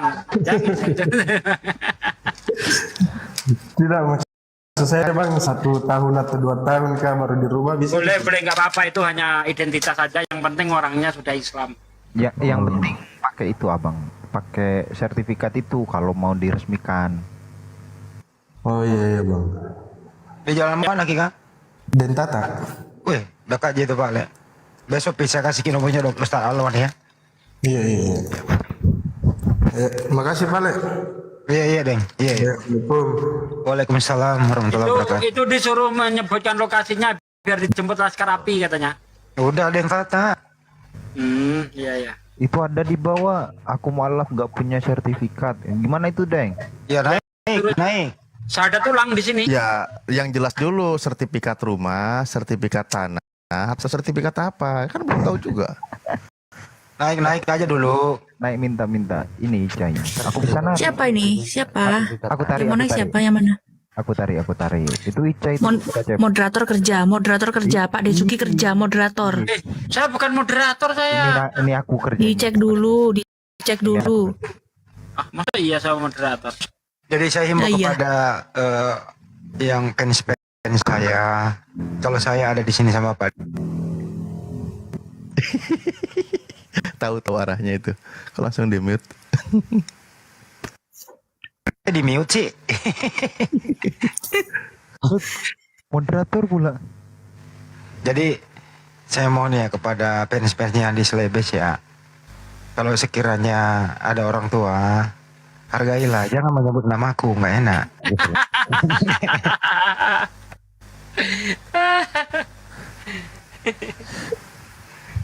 Terus memang itu ada datanya begini di buku Tatang Sudarman halaman 41. Kadang-kadang memang itu ada seseorang itu tidak dihormati dan tidak dikenal di kampung halamannya gitu. Tapi terkenal di kampung halaman orang lain. Itu sih yang terjadi. Moderator tolong kerja dong, ini diblokin semua yang tulisan Mandarin ini. Apa sih itu? Tar. Ya mana sudah Iklan jualan itu. Ya lagian nggak ngerti juga. Nggak tahu. Banyak banget loh. Mana ada Mandarin. Tahu nggak tadi waktu aku nyuruh moderator kerja, siapa yang di-mute sama Pak Hendra? Saya Pak Hendra menunjukkan eksistensinya. Iya, itu ada berkelana itu kayaknya tadi. Berkelana 1, silakan berkelana 2. Halo, assalamualaikum. Waalaikumsalam warahmatullahi wabarakatuh. Ada yang mau ditanya nih bang. Iya bang. Sebelum ditanya, Anda di mana ini posisi? Ada di Sultan Palu. Oh, Palu. Ya, silakan. Assalamualaikum warahmatullahi wabarakatuh. Waalaikumsalam. Waalaikumsalam. Tentang istri saya yang saya mau alapkan. Oh, istri Anda mualaf, tapi belum dapat sertifikat gitu. Jadi sudah belum zamannya TikTok, saya sudah mau alapkan. Masa? Maksud saya begini hukumnya itu loh. Saya kan sudah 10 tahun kawin. Nikah pak, jangan kawin. Iya nikah, iya betul. Serius. Yang kawin itu bang di atas pohon. Sudah lebih 10 tahun nikah. Awalnya dari pacaran sehingga dia masuk Islam. Itu bagaimana itu bang? Bagus gitu. Oh bagus itu. Masya Allah, Masya Allah. Masya Allah. Setelah Islam berarti Pak ya? Yang dipermasalahkan apanya bang? Tidak ada, cuma hanya mau Jadi tanya. Bapak bawa masalah apa ini? Nggak ada masalah Pak? Mau sharing-sharing aja. Cerita ya. Nah. Oke, Masya Allah. Tadi judulnya tanya Pak soalnya Pak. Karena di Palu itu memang di sana itu 50-50 banyak sekali dari Sulawesi Utara. Ngana Pemetua orang Manado dong? Betul itu Pak, saya sendiri dari Sulawesi Utara Gorontalo. Ya sudah Jo. Semua ngerti ngana dong. Gitu maksudnya di Palu begitu. Bahasanya aja Palu itu mirip dengan bahasa Manado, logat Manadonya. Beda-beda tipis. Tapi anehnya kok mau ditendang itu, Daeng? Ya. Anehnya tadi sama Daeng mau ditendang, dang gitu. Oh enggak, emang begitu dia. Daeng, kerating Daeng. Jadi tidak ada masalah begitu Pak ya. Bagus saya do juga kok. Apa Jo? Si, betul ya Bang ya? Ada sih yang dia satu-satu. Tapi namanya taksi. Nah. Ya itu Ada lagi dulu. Bapak. Sambut dulu Mbak Cepi. Bang The Flamingo. Selamat pagi. Waalaikumsalam. Korea. Waalaikumsalam warahmatullahi wabarakatuh. Jin, Ustadz Alif mau tanya sebentar ya. Ini urusan dengan keluarga saya sih sebenarnya. Jadi kakak dari ibu saya itu kan ada yang Kristen satu, dari seluruh keluarga satu yang Kristen. Kebetulan dia itu terkena stroke separuh lah kalau kata orang Jawa tuh. Jadi jalannya susah gitu kan. Nah, singkat cerita, di dalam keluarga saya tuh tidak ada yang peduli gitu loh. Karena dari pas dia sehat itu memang dia tuh acuh sama keluarga, makanya pas dia sakit juga kena stroke, kita juga jadinya acuh juga gitu kan. Nah, dengan kecacatan dia memanfaatkan dirinya, meminta-minta gitu, ngemis lah gitu kan. Nah, satu hari dia ditarik sama pendeta masuk ke gereja. Dan akhirnya dia masuk ke golongan Kristen, agama Kristen. Dia juga KTP-nya dirubah ke Kristen gitu kan. Nah, nggak selang lama kemudian, 1 bulan 2 bulan, beliau wafat. Beliau wafat dalam keadaan Kristen. Itu tuh pas dia wafat juga kita ribut tuh satu keluarga, bahkan tetangga, ini mau dimakamkannya dengan cara apa. Sedangkan dari pihak desa atau kita sebut itu lebih ulama yang biasa memakamkan itu tidak mau, karena dalam KTP yang terdaftar di desa itu Kristen, makanya dia nggak mau.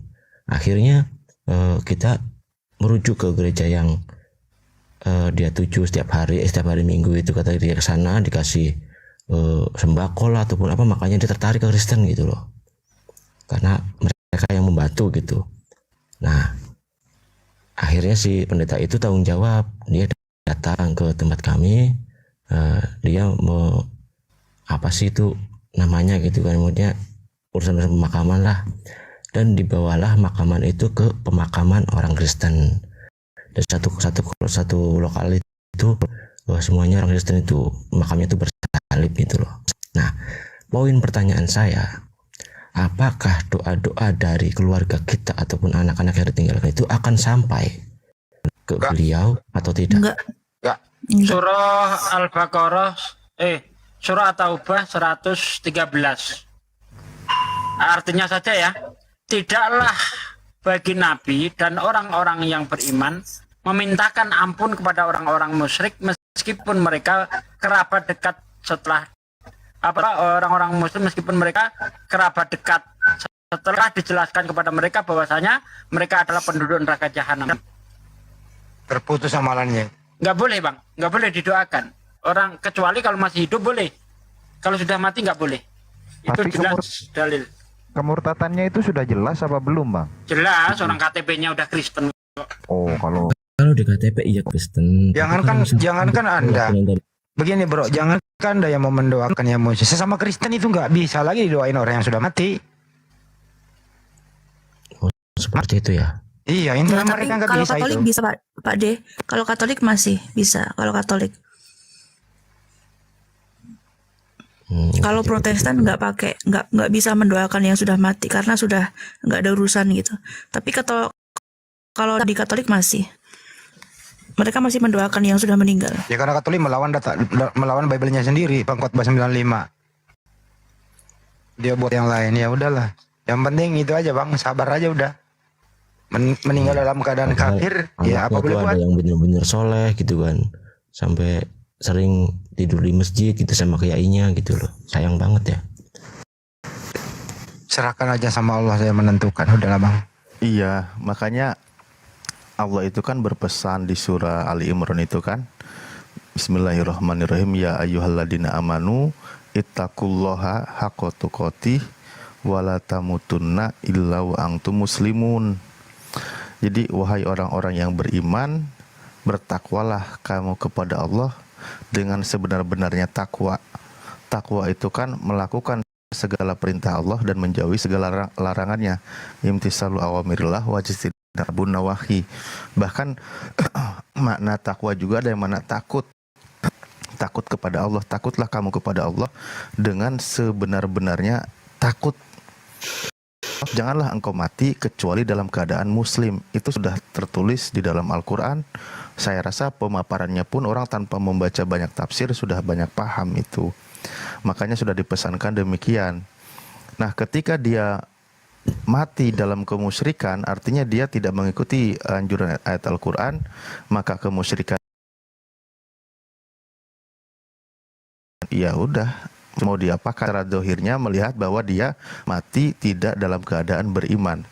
Nah, mengenai masalah doanya tadi juga ayatnya oleh Ustaz Sugi sudah disampaikan penjelasannya itu, bahwa maka nalin nabiyyi walladina amanu ayastaghfiru lil musyrikina walau kanu uli kurba mimba dima tabayyana lahum al ayat. Walaupun istilahnya kerabat dekat gitu, karena ya dia tidak menuhankan Allah, dia meyakini Tuhannya sendiri kan gitu, walaupun itu adalah bukan yang benar. Maka ketika masalah sudah dia meninggal, urusannya itu tinggal masalah pertanggungjawaban, bukan kita mendoakan keselamatan. Mendoakan keselamatan ketika masih di dunia, ketika beda iman, mendoakannya kan kita semoga Allah turunkan hidayah kepadanya karena masih ada peluang untuk bertobat. Tapi kalau sudah masalah dia wafat, dia tidak beriman, peluang dia untuk bertobat itu sudah tidak ada. Maka mendoakan pun sudah bukan urusan kita. Sudah urusannya adalah mempertanggungjawabkan amal perbuatannya. Lalu bagaimana kita sikapnya sekarang? Kembali kalau saya sering sampaikan itu adalah yang perlu kita fokuskan sekarang, fokus kepada saudara kita, adik kakak kita, mungkin paman kita dan semua, jangan sampai mengikuti jejak seperti yang yang salah itu. Jangan sampai ada iman yang lepas, dia wafat dalam keadaan tidak beriman gitu. Fokusnya ke sana aja gitu. Ketika sudah kembali kepada Allah, sudah urusannya dengan Allah, bukan urusan kita lagi. Oke. Terima kasih Ustadz Alif, Ustadz Sugi, semuanya. Oke. Izin turun dulu, udah jelas. Siap. Assalamualaikum warahmatullahi wabarakatuh. Waalaikumsalam warahmatullahi wabarakatuh. Yang penting kita yang masih hidup ini perbaiki diri kita, keluarga kita. Jangan berputus asa. Insya Allah. Yang baru naik tuh Abi. Apa Mosa? Mosa disapa dulu, selamatkan pagi Mosa. Selamatkan pagi Bang Mosa. Oke, selamat pagi. Nggak bisa juga komentar, hanya dengar aja abang komentar. Kita juga masih di bawah umur nih, jadi dengar-dengar aja mereka abang komentar nih. Ya udah. Apa? Sama ini abang-abang atau kakak-kakak mungkin ada yang saya chat tadi mungkin terlalu terlalu kasar atau gimana. Maaf ya, jangan marah semuanya. No problem. Ya, oke. Ada yang marah. Abang Musa ini di bawah umur, emang umur sehingga di bawah umur itu berapa? Maksudnya mungkin bukan hanya namanya bukan di bawah umur kali, karena posisi umur masih 25. Oh. Iya. Aku 23 loh Bang. Itu udah di atas umur itu Bang. Keren di bawah umur itu belum berumur. Jadinya kan maksudnya mereka abang-abang lebih tua lah. Saya masih 23. Jangan salah. Oh. 23 kita. Oh ya, maaf ya. Maaf. Nah gitu aja menyampaikan Saya gitu justru waktu masih SD saya masih 6 tahun Bang, kelas 1. Waduh mau. Udah belah. Ngerti Iya, abang ini 25 aja masih merasa paling. Yang 52 aja adem-adem aja. Iya, maksudnya gara-gara saya komentar tadi kan jadi kurang enak juga dari Pamit ya saya ya, kayaknya nggak enak omongannya. Santai aja Pak Moza, santai. gitu kan, jadi kasih tahu memang kayak gimana rasa kurang enak kan dari tadi, makanya aku diam. Kalau nggak begini aja Bang, kalau nggak enak kasih yang lain aja. Janganlah. Kalau boleh tidak tahu abang di mana ini posisi? Saya posisi di perantauan juga, posisi lagi di perbatasan Kalimantan Malaysia. Indonesia Malaysia. Di Kalimantan juga tapi di perbatasan. Oke. Kampung nan jauh di Mato ya. Iya. Yang posisi ini hujan Bang, ada angin. Tapi kenapa Anda masih Anda nyaman jadi Kristen bro? Kalau saya bukan Kristen, saya Katolik. Oh Katolik, wah. Iya. Bukan Katolik ya? Saya Katolik. Waduh, berisik itu. Iya, hujan di sini lebat betul ya. Dimi dulu Bang. Oh iya, saya kasih mati mikrofon dulu ya. Iya, kasih mati dulu lah. Nanti hidup lagi. Kita ngobrol. Oke, selamat pagi Bang Putra. Selamat bergabung Bang Putra. Bang Putra monitor. Waalaikumsalam. Apa nih? Assalamualaikum. Waalaikumsalam warahmatullahi wabarakatuh. Waalaikumsalam. Mau salam silahkan. Assalamualaikum. Ada keluhan. Waalaikumsalam. Desugi. Waalaikumsalam Bang. Masya Allah ini saya jadi ikut begadang-begadang terus ya gara-gara ini. Yang luar biasa ini pejuang Islam ini. Dari tadi. Kasih pantun dulu dong Pak Ya? Pak Putra. kasih pantun dulu dong bagi ini abang-abang apologet idolanya Pak Sugi. Aku Bang nggak Andi pandai, mungkin. nggak pantun sih ya, Oh, intinya yang puisi. simpel aja, pantang mundur, maju terus, habiskan. Itu mau pemadam kebakaran, Pak. Iya, semangat terus, pantang mundur. Masya Allah lah, luar biasa ya. Ada pantun Pak, bagus tuh. Buah semangka berdaun sirih. Ustadz Alif, Ya, cek WA dulu. Cek WA dulu. iya ada 50 juta lumayan masuk. Ya udah AB lagi tuh, AB. Jalan-jalan ke Brastagi, jangan lupa beli bola. Salam-salam untuk Pak Sugi karena dia adalah idola. Gitu loh, Bang. Waduh. Nggak beres ini pantun ini. Harus revisi. Jalan-jalan ke Brastagi, jangan lupa beli bola. Pagi-pagi Pak Sugi lagi main bola. Nggak nyambung. Nggak nyambung ya. Ya, memang kalau dari NTT ini agak susah berpantun-pantun Melayu, itu agak susah dia. Ya bilang aja buah mangga, buah apel, manisnya gitu dah.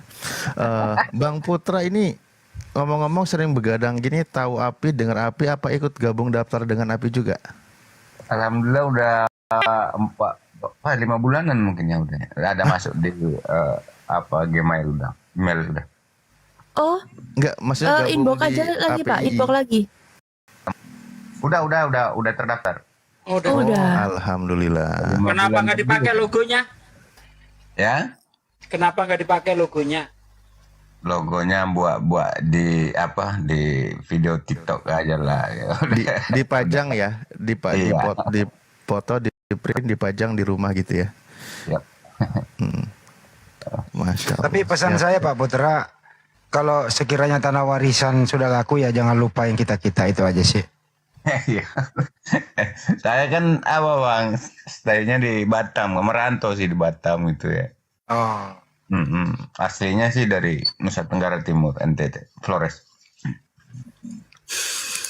Mualaf Bang? Enggak Bang, dari Alhamdulillah Muslim. Oh.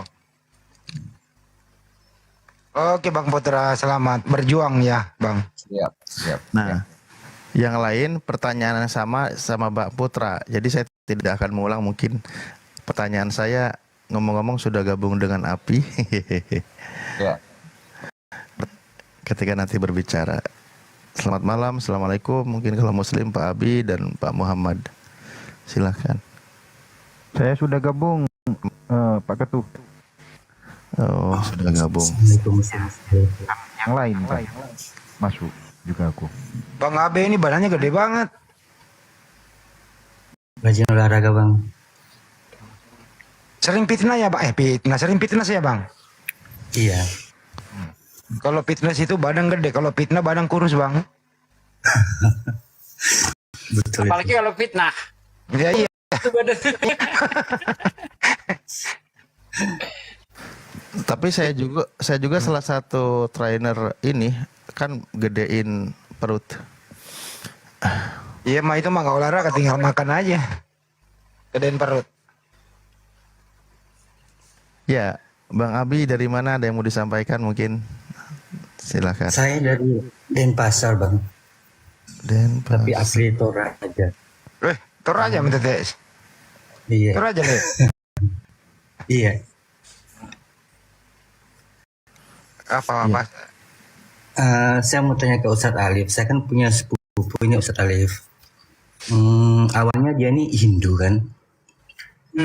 Nah, terus setelah ayahnya meninggal, tapi ibunya ini tetap di Muslim gitu kan. Nah, ibunya ini meninggal. Waktu ayahnya meninggal, dia ikut ibunya jadi Islam gitu kan. Nah, setelah ibunya meninggal, jadi sekarang dia posisinya itu yatim piatu gitu.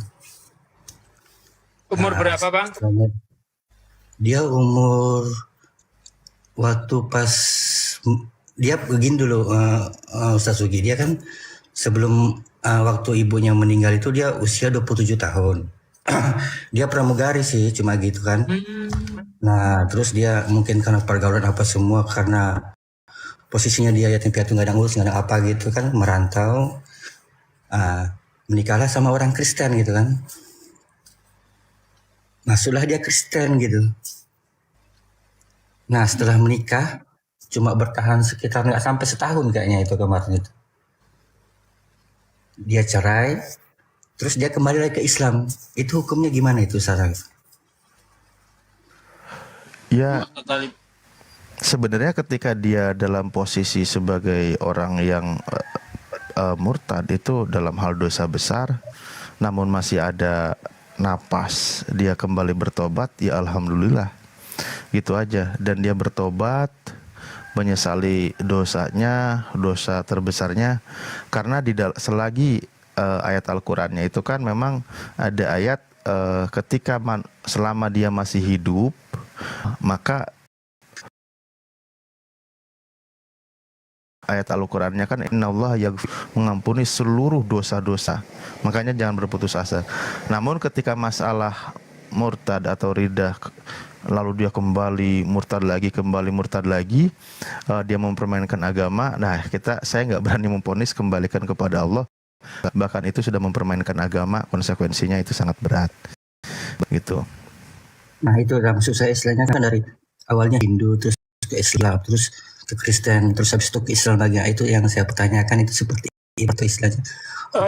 Dilihat dari dilihat dari kualitas dia, apakah dia itu paham Islam atau tidak, itu dulu yang harus kita lihat. Nah, setelah dia itu kembali ke Islam, dia taat benar enggak? Nah, di situ yang harus kita lihat, Bang. Baru kita itu bisa memberi jawaban, Bang. Oh gitu. Iya. Kalau dibilang taat sih kayaknya nggak begitu taat juga sih, karena istilahnya, tapi dia kembali ke Muslim gitu, Ustaz. Apakah dia itu ketika dia murtad masuk gitu kan? Itu Iya, dia betul. paham Islam atau tidak? Itu yang harus kita pertanyakan. Kalau memang dia itu buta awam, ya kurasa masih masih bisa dimaklumi gitu. Tapi kalau dia orangnya ngerti agama, murtad lagi, ini yang akhirnya celaka gitu. Nah, itu dah masalahnya Ustaz Sugi. Istilahnya karena saya juga pengennya bukan saya mau menggurui dia, cuma biasanya kan mau suruh ikutin itu, cuma karena pekerjaannya dia kan pindah-pindah gitu, pramugari kan, dari satu negara ke negara lain gitu kan. Makanya dia untuk berkumpul gitu jarang banget waktunya gitu Ustaz. Ya semoga Allah ampunilah. Karena kekurang pahamannya itu tadi kan, semoga Allah ampuni. Tapi dia masih bisa kan Ustaz? Masih lah. Iya. Masih. Tapi bukan niat mempermainkan agama. Gitu. Iya. Untuk kalau di Islam kan sebenarnya kalau pemain dari murtad masuk ke Islam itu kan dosa sebelum dia mau masuk ke Islam itu kan diampuni itu, Ustaz. Kalau dia sistemnya bagaimana jadinya itu untuk dosanya dia sendiri setelah murtad seperti itu, Ustaz? Kalau dia memang sungguh-sungguh masuk Islam kemudian dia taat, dosa yang lalu diampuni. Dengan posisinya dia saat seperti ini gitu. Bahkan nggak berani mengambil keputusan itu. Nggak berani ngambil keputusan itu. Itu haknya Allah. Allah yang tahu hatinya. Nah, kalau kita kan modelnya kalau dari murtad ke muslim itu kan udah pasti yakin bahwa dosanya itu pasti diampunin gitu kan. Iya. Nah, itulah yang saya pertanyakan gitu. Gimana Ustaz Talib? Maaf, yang gimana? Saya barusan kurang ini. Dia itu udah masuk Islam lagi, tapi untuk ketaatannya itu masih kurang begitu. Ya harus taat lah. Nah itu dia. Bertahap. Ya, bahkan bukan begitu kaidahnya itu adalah salah satu ulama kita kan beberapa penjelasan ulama itu ketika dia muslim murtad berapa lama dia kembali ke Islam lagi untuk menunjukkan kesungguhannya dia iman itu, bahkan salah satu ulama kita madhab kita itu seperti kewajibannya itu wajib dikodok sholatnya. Itu ya, walaupun ada ikhtilaf dalam hal ini para ulama. Jadi dia itu wajib mengkodok sholat selama dia murtad gitu.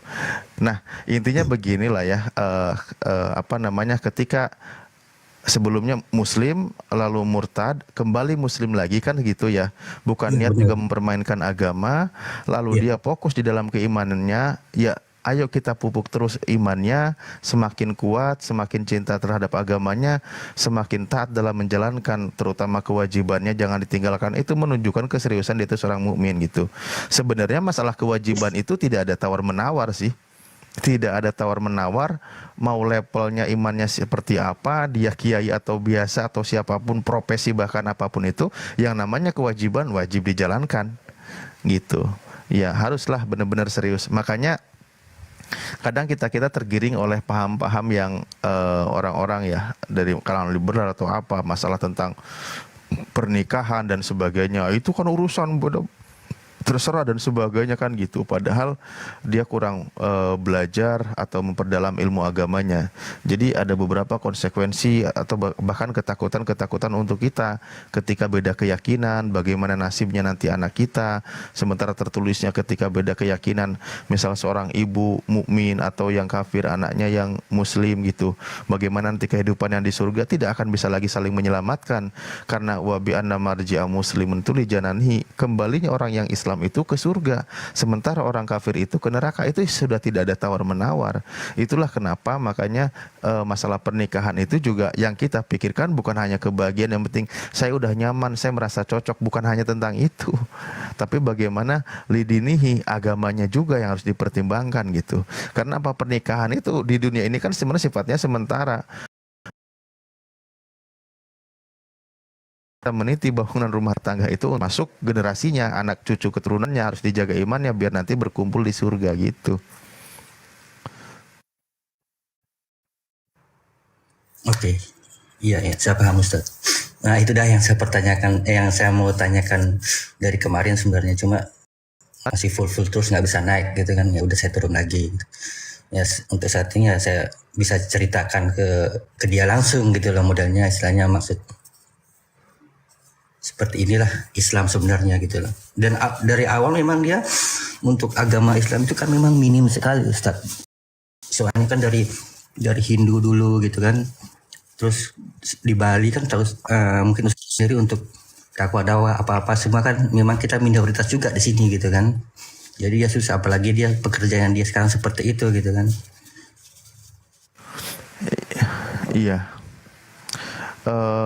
Termasuk juga yang kita tanamkan mindset dan sebagainya, kadang-kadang kan kita ini mungkin karena tidak terbiasa di dalam lingkungan orang yang agamis dan sebagainya gitu, sehingga kita kadang-kadang ada sifatnya hal menyepelekan dan lain sebagainya. Itulah kenapa kita umat Islam itu diperintahkan untuk demi masa sesungguhnya manusia berada dalam kerugian kecuali mereka yang beriman dan beramal soleh dan saling nasihat menasihati dalam kebaikan dan kesabaran gitu. Jadi itulah kenapa kita harus memperdalam ilmu agama, dan semoga ya dengan kita berusaha ya, dengan saya pribadi mungkin Al-Fakir, banyak guru-guru saya juga di sini, kita berusaha hadir di mana orang itu nyaman memegang HP, merasa nyaman dia merasakan terhibur-hiburan di sosial media dan lain sebagainya, tapi kita isi juga dengan pemahaman keagamaan, sehingga yang tadinya tidak terbiasa datang ke majelis, paling tidak kehadiran kita di sini di TikTok minimal mengetuk aja dulu bahwa oh iya ternyata selama ini saya jauh dari agama. Masalah nanti semoga dia makin cinta terhadap majelis ilmi atau majelis ta'lim gitu, dan menambah pengetahuan. Itulah kenapa kita berusaha untuk menyuarakan umat Islam itu harus bisa hadir dimanapun orang berada. Mereka yang sifatnya banyak, ketika dulu Facebook rame, tentu kita sering share tentang perkara pengetahuan agama, itu untuk bekal kita, termasuk juga TikTok. Nah, ketika orang mungkin malas ke majelis taklim, tapi senangnya scrolling HP, TikTokan dan sebagainya, tapi mendapat tayangan-tayangan dakwah dan lain sebagainya seperti ini, ya semoga membuat orang nyaman lagi, lebih nyaman lagi belajar, paling tidak menambah sedikit pengetahuan, menguatkan iman dan lain sebagainya gitu. Itulah kenapa fungsinya kita saling mengingatkan dan saling menasehati. Iya, betul Ustaz. Istilahnya kita sekarang media sosial sudah banyak kan, istilahnya bisa kita download, kita lihat. Iya, soalnya Secara kalau langsung kita fokusnya nanti ke masalah yang dicari orang-orang pargoy, ya semakin jauh kita dari agama kan gitu. Iya, dan kemarin tuh waktu pas mau nikah itu pun saya sampai nggak mau datang gitu loh, istilahnya diundang ke gereja untuk acara akad nikahnya dia, saya sampai nggak mau datang karena memang almarhumah ibunya itu menitipkan dia itu kepada saya gitu loh, untuk wali segala macamnya itu kepada saya gitu kan. Makanya kemarin tuh waktu pas nikah itu saya nggak, karena benar-benar menolak juga, karena mungkin ya mohon maaf ya, hamil duluan gitu kan, makanya dia mau juga gitu untuk nikah kemarin itu gitu loh. Iya itu, ya buat kita Muslim juga aku izin jadi turun ya. pelajaran. Maaf. Ya, oh Ya. baik, Pak Putra siap. Ini ada petunjuk juga dari pusat ini, suruh delete sertifikat aku pajangkan di gambar profil video saya. Gimana? Ada video yang di-share? Ya video saya aja, cuman saya ada naruh sertifikat API saya kan. Maksudnya ini kartu anggota gitu, KTA? Iya. Oh itu jangan di-share. Takut Ya, disalahgunakan, itu resmi itu. Oh, siap. Ya, aku mau padamkan bentar. Iya, izin turun padamkan ya. sekalian, mohon maaf juga semuanya. Disiram HP-nya berarti ya biar padam. Ya, assalamualaikum. Siap. Waalaikumsalam warahmatullah. Ya dihapus, dihapus. Nanti banyak yang sekarang nggak kayak gitu aja, kita banyak disalahgunakan oleh orang-orang loh sekarang ini api ini. Ya baru baca chat ini. Siap, segera, oke. Ya, siap.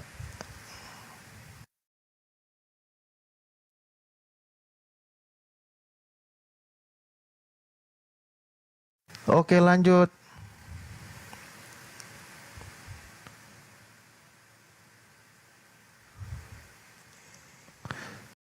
Pak Muhammad, Pak Fakih. Assalamualaikum, ada yang mau disampaikan? Assalamualaikum warahmatullahi wabarakatuh. Saya dari Muara II, Uku Selatan, daerah Palembang. Nama saya Muhammad Aprianto. Ingin bertanya, Bang. Ini terkait mimpi dan penistaan agama, Bang.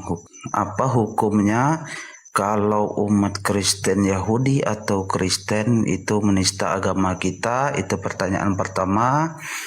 Dan kedua, terkait mimpi saya pernah bermimpi, itu saya pernah di kerangkeng di sebuah gunung dan digelindingi batu besar. Terus setelah digelinding itu saya berjumpa dengan orang berjubah hitam. Terus berjubah hitam itu berkata, ini bukan waktunya. Tapi saya mendengar itu ada orang berteriak Allahu Akbar, Allahu Akbar. Terus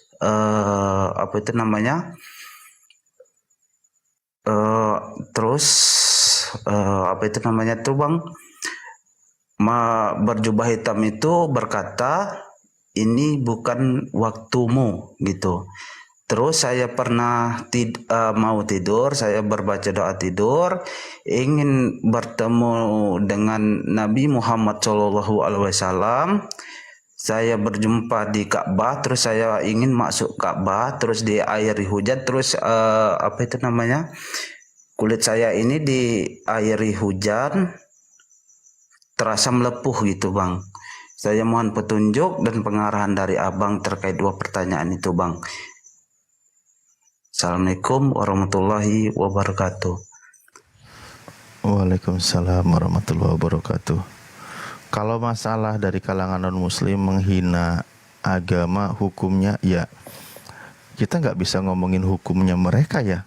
Ketika masalah orang dolim, orang kafir itu ya sudah jelas. Ketika non muslim ya Allah sudah menghukumi mereka ahlun nar gitu. Ya bagaimana sikap kita? Ya kita sebagai orang mukmin ketika tergerak hatinya dinista, maka kita balaslah dengan cara yang baik kan gitu. Bagaimana kita membalas? Tapi kalau mau makin ini, ya kita pokoknya kita balas aja. Ketika itu fitnahan, kita balas fitnahan itu dengan cara yang terbaik dari kita, bahwa itu tidak benar dan lain sebagainya, atau bahkan dengan ada berbagai cara masuknya dakwah lintas agama. Ya seperti sekarang kita ini, saudara-saudara kita ini, Bang Handi, Ustaz Sugi, Bang Madu dan semua. Kenapa demikian? Ya karena banyaknya fitnahan, hinaan terhadap Islam. Makanya kita berusaha siap insya Allah menginfakkan diri, waktu dan tenaga, konsentrasi untuk membela agama Allah gitu. Intang surullaha yang surukum kan gitu. Tapi perintahnya kita itu jangan apalagi mendahului menghina sesembahan mereka, karena Al-Quran melarang wala tasubul ladina yad'una min dunillah fayasubullah. Al-ayah ya, saya takut salah, lupa ayatnya. Poinnya adalah janganlah engkau menghina sesembahan mereka yang tidak menyembah Allah gitu, karena mereka nanti akan menghina balik tanpa ilmu, menghina Allah dan Rasulnya. Kita jangan memulai, tapi ketika diserang, muslim harus siap bertahan dan melakukan serangan, tapi dengan cara yang baik. Kalau masalah mimpi, saya nggak bisa menafsirkan mimpi, nggak tahu. Tapi apapun itu, ketika ada tanda-tanda, ingat poinnya adalah ketika itu kebaikan membuat kita berbuat lebih baik, maka itu datangnya dari Allah.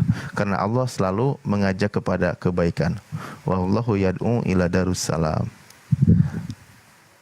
Ya Bang, sebabnya ini Bang Alif, saya pernah dalam mimpi itu yang pernah di kerangkeng dan di gelinding batu besar itu, saya diarahkan di sebuah terowongan hitam Bang. Tapi itu ada cahaya kecil, saya kejar, enggak, apa itu namanya, enggak sampai-sampai gitu Bang. Terus saya terdengar suara azan, cuman saya cari-cari, cuman dengar suaranya doang Bang. Gitu Bang. Mimpi itu saya berkali-kali sampai sekarang juga masih ingat. Masih bingung penjelasannya apa. Apakah saya ini harus sholat? Memang dulu sholatnya walaupun tidak 5 waktu, tapi rajin gitu Bang. Nah tapi sekarang kalau mau sholat itu kayak terhalang dinding besar gitu Bang. Mohon pengarahannya Bang, dari Bapak Sugi atau Bapak Hendi atau Bapak Alif. Ya itu tadi Bang, yang ingin saya tanyakan bagaimana kehidupan keagamaan Anda. Ternyata Anda sudah jujur. Artinya Anda disuruh meningkatkan lagi ibadah Anda di situ. Kalau saya lihat ya, Anda tingkatkan lagi lah ibadahnya Bang. Iya Bang, kalau ya, itu intinya. Ustaz Sugi dan Pak Muhammad yang lain, saya izin ke bawah dulu ya, HP ku minta restart ini. Oh iya takutnya. Ya. Moderator masih pada on kan? Ntar ya, saya izin di bawah. Bapak Ustadz Sugi, sebelumnya kalau masalah agama, kita agamanya Islam Bang. Enggak, bukan itu. Keagamaan Anda itu yang berada bawah itu seperti apa? Itu yang ingin saya tanyakan tadi. Tapi kan Anda sudah ngomong sendiri tanpa saya tanya. Nah dari situ bisa kita ambil kesimpulan bahwa Anda disuruh taat lagi Bang. Intinya itu. Ya Bang. Memang dulunya bukannya saya ini Bang memuji diri saya sendiri Bang. Memang dulunya walaupun sholat 5 waktunya bolong-bolong, tapi sering sholat gitu Bang. Tapi kalau sekarang apa itu kayak terhalang dinding besar Bang, sehingga mau mengerjakan sholat itu males gitu Bang. Biasanya gini Bang, ketika kita susah untuk menjalankan ibadah, itu ada barang-barang yang tidak halal masuk ke dalam diri kita. Halo, Apakah seperti itu? Assalamualaikum. Waalaikumsalam warahmatullahi wabarakatuh. Apa seperti itu, Bang? Iya benar bang. Nah, itu dia. Makanya dari itu coba dirubah hidupnya mulai dari sekarang, jangan lagi makan makanan yang haram, karena makanan-makanan yang haram itu akan memperberat kita untuk menjalankan ibadah. Begitu, Bang. Iya bang. Mungkin ada lagi bang masukan buat saya bang untuk supaya saya memang perubahan diri itu kan dari diri sendiri bang. Mungkin ada pengarahan yang lain bang untuk Ya. saya gitu bang. Saran saya bergaulnya juga perlu diperhatikan ya, karena salah satu yang merubah kita itu adalah dari pergaulan. Rasulullah bersabda, agama seseorang itu tergantung dari pergaulannya. Ya, kalau kita itu bergaul dengan tukang ikan asin, kita akan bawa ikan asin. Kalau kita bergaul dengan penjual minyak wangi, kita akan ikut mencium baunya. Jadi perhatikan lagi pergaulannya, itu yang paling penting. Datangi orang-orang yang soleh, orang-orang yang beriman. Setidaknya datanglah ke komal-komal yang islami ya. Di situ insya Allah ada pengarahan-pengarahan tentang agama. Begitu bang. Iya bang. Makasih Abang Sugi atau Ustadz Sugi pengarahannya. Ya. Saya terima kasih. Sama-sama bang. Apapun masukannya. Saya akhiri. Assalamualaikum warahmatullahi wabarakatuh. Waalaikumsalam warahmatullahi wabarakatuh. warahmatullahi wabarakatuh. Istana Toba. Selamat malam. Assalamualaikum kalau muslim. Waalaikumsalam warahmatullahi wabarakatuh. Jelas suaranya. Jelas banget bang. Jelas bang. Assalamualaikum.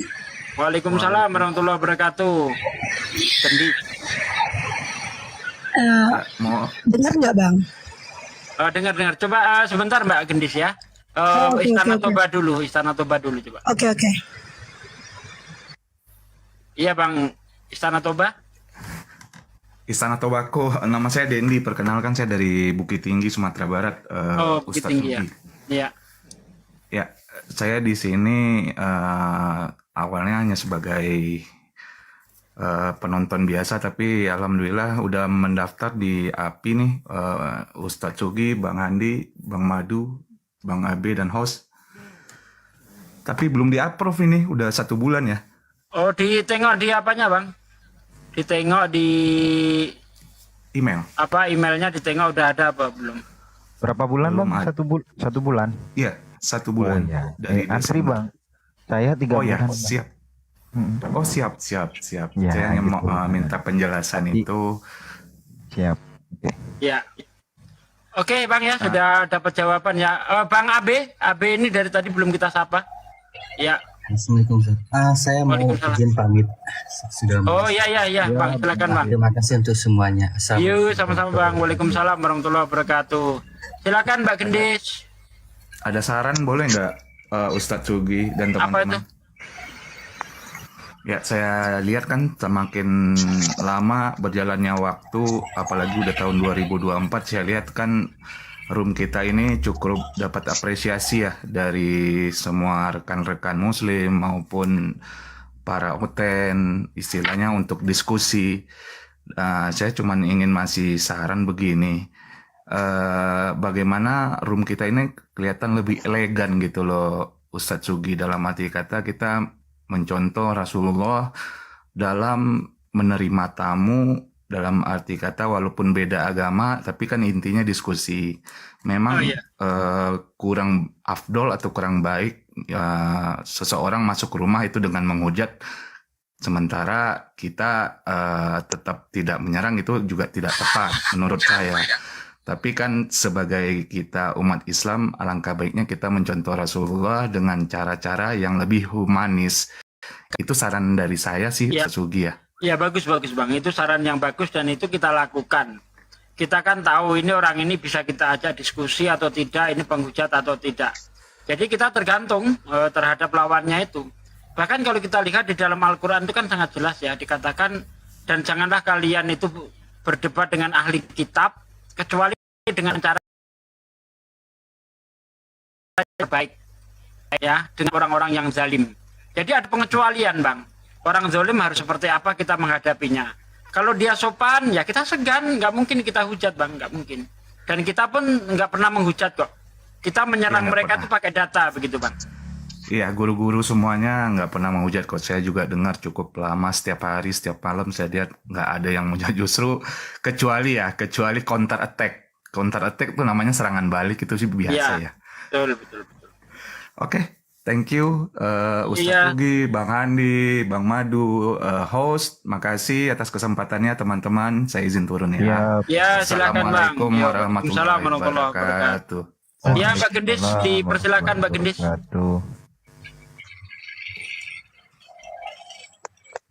Mbak Gendis malah kejeda.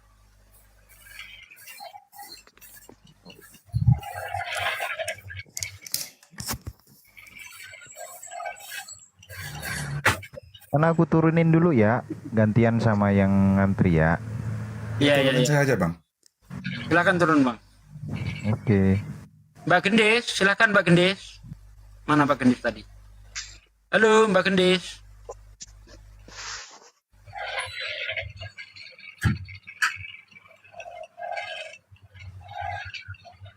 Ya, kalau Mbak Gendis nggak ada bicara ke Alfariski. Halo. Oh ya, silakan Mbak Gendis. Waalaikumsalam warahmatullahi wabarakatuh. Iya, gini Bang, saya mau tanya.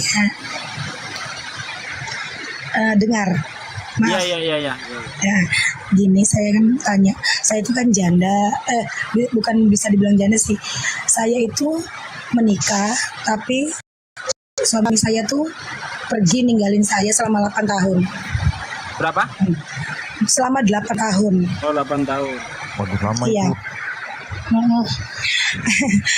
Nah, selama 8 tahun itu kan nggak ada kabar. Terus seandainya saya punya calon dan saya menikah lagi, itu hukumnya gimana? Ke pengadilan agama, Kak. Nanti Itu dikasih tahu. Ya, Anda menggugat dulu ke pengadilan agama supaya mendapat surat sah cerai ya. Nah, setelah itu silakan menikah lagi. Nanti kalau digugat sama si dia gimana? Saya Kan digugat. Nah makanya karena kakak itu berdasarkan pengadilan agama itu nggak bisa lagi gugat sang suami. Kan nggak ada kabar juga itu kan.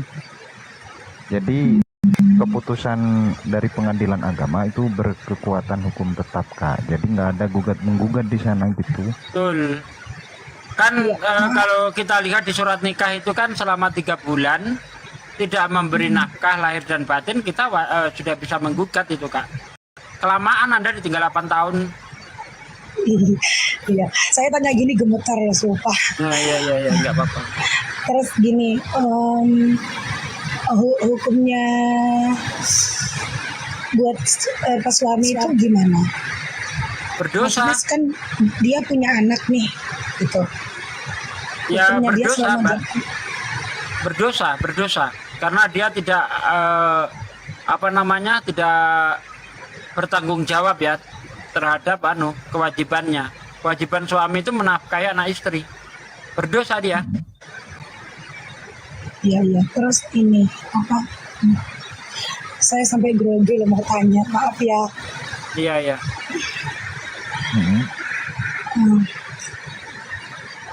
Selama 8 tahun itu juga kan ini kalau anaknya kan nyari bapaknya gitu ya. Nanyain bapaknya. Aduh, saya sampai lupa loh mau tanya ini tadi udah ingat lupa lagi. Maaf. Sabar ya Bang Fauzan ya. Saya lupa. Maaf. Saya grogi soalnya. Nggak usah grogi, santai aja Mbak. Lanjut ke yang lain dulu, saya mute dulu, nanti kalau saya ingat saya tanya lagi. Iya. Lanjut. Iya. Bang Anzir, assalamualaikum. Bagaimana, siap dimaafkan saudaranya? Waalaikumsalam. Insya Allah nanti pas pulang dari rumah sakit Pak Ustadz Sugi. Oh iya. Tadi memang saya lihat orang tuanya lagi sakit, ayahnya ya. Ya kemarin itu udah siap mau disyahadatkan kakak saya. Cuman karena kondisinya nggak memungkinkan, akhirnya fokus dulu ke orang tua. Nanti setelah itu kakak saya juga udah siap untuk disyahadatkan. Tadi tuh rencana mau disyahadatkan di rumah sakit. Cuman karena kondisinya masih ribet, masih belum stabil, nanti ajalah ditunda dulu ketika udah pulang dari rumah sakit. Oke. Bisa dimengerti. Kita sambut dulu Yuniar.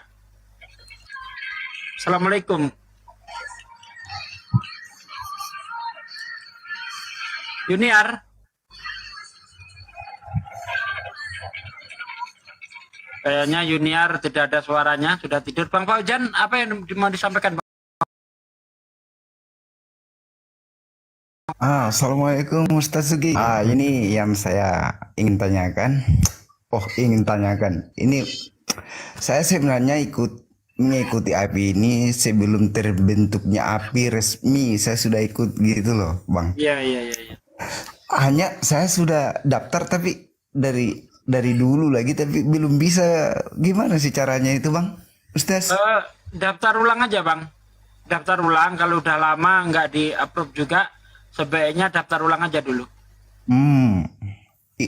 Di bio itu ya? Iya. Di ini www.apologetislam.indonesia.org. Di bionya host itu ada juga langsung. Nah, di bionya ya ada. Diklik di situ, masuk sih semua datanya gitu, Bang. Oh iya. Makasih ya, semangat terus ya. Oke, siap Bang. Terima kasih atas dukungannya, Bang. Assalamualaikum. Waalaikumsalam warahmatullahi wabarakatuh. Assalamualaikum Bang Alfi. Ada yang mau disampaikan? Waalaikumsalam. Denomnya apa? Alfi denom Alfi Tauhid. Alhamdulillah. Insyaallah. Apa ya yang mau Alfi sampaikan ya?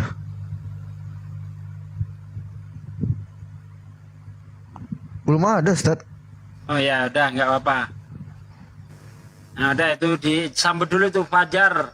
Selamatkan pagi Fajar Pane Sepamer Po Muslim apa Kristen? Assalamualaikum warahmatullahi wabarakatuh. Waalaikumsalam warahmatullahi wabarakatuh. Waalaikumsalam. Islam. Ya. Salam kenal buat Pak Ustadz semua. Waalaikumsalam. Salam kenal. Teman idaman. Salut sama semua. Sumpah. Aduh, nyimak terus. Alhamdulillah ngeliatin pergerakannya makin berkembang terus. Kalau saya perkenalkan aktifnya di offline selama ini sama teman-teman. Iya. Aktif Tinggal di mana, Bang? Kemayoran, tetangganya Bang Handi. Oh, untung Bang Handi udah tidur nggak dengar. Alhamdulillah. Kalau kagak boleh mampir mah saya mampir ke rumah Bang Handi. Kalau kagak boleh. Oh gitu. Kalau kagak boleh ya. Iya. Jadi kalau saya perkenalkan dari teman-teman Persatuan Betawi Jabodetabek juga kan mantau gitu aktivitas sebelah yang jualan apa ya, jualan pengobatan lah gitu yang ujung-ujungnya diurapin lah di apa. Nah kita gitu offline sama-sama berjuang kayak gitu. Saya nyimak terus sampai iya nyimak terus di sini. Aduh, jadi belajar banyak ilmu. Alhamdulillah. Ampun salut sama semua yang di sini. Amin. Aduh, Bang Sugi idolaku. Kapan Masya Allah, alhamdulillah. Bang Andi udah tidur, nggak apa-apa. Terus Bang, nggak apa-apa Bang. Iya. Kapan nih Bang apa Ustadz Suginya bisa mampir ke Jakarta, saya samperin biar lagi kerja saya bolos. Insya Allah kalau nggak antara Jumat Sabtu Minggu ini ada rencana ke Jakarta kalau jadi. Asik. Iya. Nanti deh saya kan saya udah ada di Jabodetabek juga. Kalau dapat dengar kabar kapan-kapannya saya pengen langsung kabur ke sana lagi kayak tempo hari acara di Sesama membahagiakan. Aduh, ngedenger juga idolaku yang satu itu. Sebentar Bang ya, kita sambut dulu Bang Indra nih. Bang Indra, assalamualaikum. Kalau Muslim. Waalaikumsalam. Iya Bang. Ini mau ini saja Bang, sebenarnya tujuan diskusi ini apa sih Bang? Ya tujuannya menyampaikan kebenaran agama Bang, karena karena setiap muslim itu diberi kewajiban untuk berdakwah, Bang. Jihadi. Terus kalau ini Bang, apakah Nabi Anda Islam Kristen, Bang? Islam. Oh, Islam. Cuma ini Bang, apakah baginda Rasulullah SAW dengan agama Islam dihina, apakah kita tinggal diam Bang? Oh ya tidak dong, pakai rok aja kalau agama Islam dihina, Bang.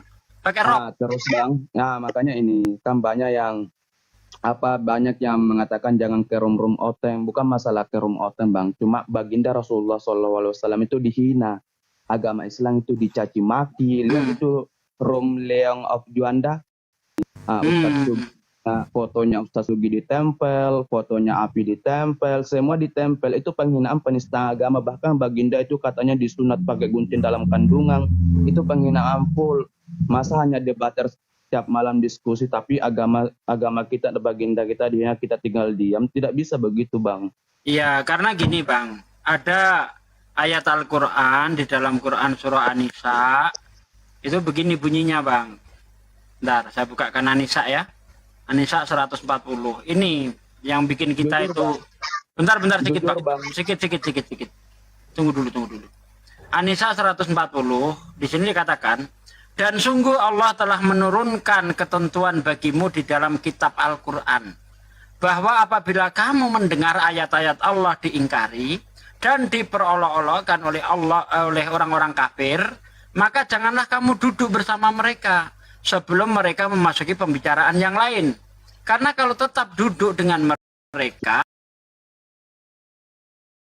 tentu kamu serupa dengan mereka, orang munafik dan orang-orang kafir di neraka jahanam. Nah itu dia Bang. Alasannya itu Bang. Iya saya paham Bang. Cuma ini saya ini sebagai seorang muslim Bang, kalau Rasulullah dihina, saya merasa mendidih begitu Bang. Iya, sama Bang.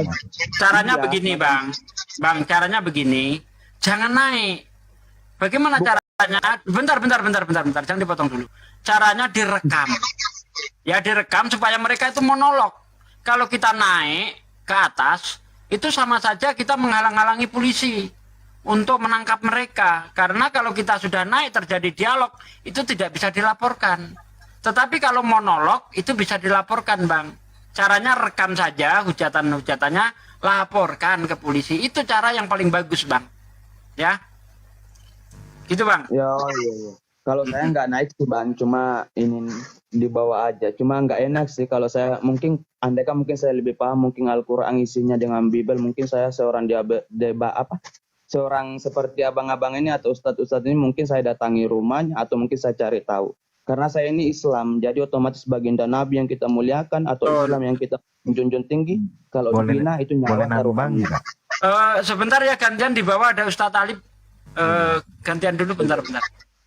Okay. Bang Fajar, mohon turun dulu ya Bang, ganti Ustadz Alif ya. Assalamualaikum Bang Ustadz Sugi, aku iya. boleh nanya Bang? Gimana? Boleh nanya nggak Bang? Silakan. Jadi gini Bang, ini kan anak kakak saya yang terakhir itu kan, dia tuh masih usia 5 tahun itu masuknya itu agamanya Kristen atau Islam Bang ya, kalau kayak gitu Bang ya? Kalau itu masih ini Bang, belum ada dosanya dia kan, jadi kalau nggak perlu disahadatkan, biar aja ikut orang tuanya menjadi muslim Bang, nggak perlu kita sahadatkan, kecuali kalau dia sudah balik, dia sudah bisa menentukan, nah itu baru kalau dia Kristen kita sahadatkan Bang. Oh berarti kalau usia-usia segitu walaupun ibunya Kristen dia tuh nggak ikut? Enggak perlu ya. Itu seandainya itu dia mati Bang, itu masuk surga dia Bang. Oh gitu. Oh iya, karena Rasulullah mengatakan kulu mauludin yulat alal fitrah, semua bayi yang dilahirkan itu suci. Sucinya sampai kapan? Sampai dia balik. Nah kalau sudah balik baru dia itu nanti menanggung dosanya. Misalnya ada anak yang umur 5 tahun nggak pernah sholat, mati masuk neraka, ya enggak. Orang belum ada kewajiban. Umur 7 tahun mati apa masuk neraka kalau nggak sholat, nggak pernah taat agama, enggak. Karena dia belum ada kewajiban. Ya sampai dia balik baru kita sahadatkan Pak. walaupun dia tuh Iya. Kalau dibawa balik itu kewajibannya orang tua yang mendidik. Betul. Itu. Oh gitu. Iya. Bahkan kaidahnya itu kan perintahkan sholat ketika dia umur 6 tahun, dan ketika maksudnya masih kecil ya, 6 tahun ke bawah tuh diajak dibimbing sholat. Ketika usia 7 tahun mulai mendekati balik itu dalam ilmu fikihnya kan boleh dia dipukul, tapi bukan pukul ini ya, pukul didikan gitu, maksudnya dikasih Pukul efek didikan. ya. Mungkin paham lah ya itu, karena saking wajibnya mendidik anak untuk menanamkan agama. Karena ketika nanti dia sudah balik baru belajar agama belum bisa sholat, nah itu bahaya. Tanggung jawabnya di orang tua yang berdosa. Betul.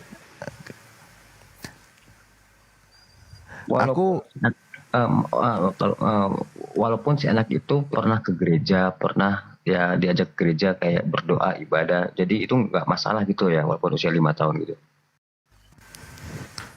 Ya itu kan didikan dari orang tuanya, cuman kan hukum taklif itu belum masuk kepada dia karena kan balik dan berakal, sehingga terjadi hukum nanti dia itu hukum wajib, perintah dan sebagainya kan berlaku ketika dia sudah mulai balik dan juga berakal. Balik itu usia sampai kepada dewasa kan gitu. Kalau perempuan kan indikatornya itu haid dan lain sebagainya. Tadi aku izin menyapa, mungkin tadi Ustadz Sugi, Pak Fajar itu yang kemarin di Pondok Indah acara hadir kayaknya. Beliau ini Oh ya. Masya Allah. orang-orang Betawi yang siap insya Allah juga mendukung pergerakan kita ketika yang sifatnya offline ada kendala dan sebagainya gitu. Waktu di kantin kayaknya pernah ngobrol. Oh iya itu boleh Oh ya, Pak Fajar. kalau bisa naik lagi Pak Fajar. Iya, itu satu. Kedua juga kita menguatkan juga penjelasan dari saudara-saudaraku Ustadz Sugi tadi ya, dari Bang Indra, pertanyaan seperti itu. Demi Allah, kita semua umat Islam itu sangat marah dengan tindakan mereka. Dan kami mungkin di sini sampai istilahnya yang namanya marah itu dengan mereka, ngajak berkelahi dengan mereka itu sudah kesekian kalinya. Sering. Begitu loh, jadi buat saudaraku ya. Namun kadang namanya dunia sosial media, apalagi yang sifat mereka juga punya strategi, maka kita pun wajib punya strategi. Karena al-haqqu bilanidom juglibuhu. Jadi kalau kita kebenaran yang tidak terstruktur dengan rapi, kita bisa terkalahkan oleh kebatilan yang terstruktur. Makanya kalaulah mereka siap, jangankan ini, cobalah para penghujat itu berani aja menunjukkan mukanya, kita siap kok. Ya gimana? Dia mukanya tidak berani tunjukkan, apalagi alamatnya, nomor teleponnya. Gimana kita cari? Dan saya sendiri pun bukan sekali orang ngajak, udah daripada gaya diskusimu begini, mendingan kita ketemu aja. Kita mau main apa? Yuk, saya siap kok. Udah sering bilang gitu. Jadi buat saudaraku yang muslim yang tadi bilang seperti itu, justru kita di sini kalau kalian belum tahu sering berdiskusi. Ayo orang-orang yang non muslim kalau mau membahas tentang keimanan Islam, ajaran Islam, silahkan hadapi kami, dalam arti berdiskusi dengan kami. Apa yang kalian fitnahkan apakah benar atau tidak, kami siap menjawab semua itu. Begitu. Kalau memang fitnahan, niatnya memang memfitnah, menghujat dan lain sebagainya, yaitu perintahnya An-Nisa 140, kita tinggalkan saja. Memang niatnya bukan untuk mencari kebenaran atau berdiskusi, tapi menimbulkan kebencian, perpecahan dan lain sebagainya. Itu bukan tuntunan kita seperti itu gitu. Kalau kita dalil sehebat apapun dalil kita naik ke room mereka, bukan akan didengar, tidak akan. Saya jamin tidak akan didengar dalil kebenaran. Jawaban kita pun tidak akan didengar. Karena apa? Mereka itu hanya ingin menyampaikan kebencian, memelintir Al-Quran, memelintir hadis dan seterusnya, memfitnah Allah, Rasulullah dan seterusnya. Itulah niat mereka. Maka hal seperti itu bukan ranah kita, ranahnya pihak yang berwajib. Karena hal seperti ini juga diatur di negara kita. Jangan ikuti, jangan simak, jangan. Kita bukan sekali dua kali mengajak mereka, kalau memang kalian benci dengan Islam, kalian mengucap Rasulullah dengan kalimat yang kalian fitnah di depan saya pernah bilang, kalau bukan nyawa saya yang melayang, nyawa Anda yang melayang. Begitu Bang. Tapi kalau adu mulut kita capek, apalagi dia nggak mau denger gitu.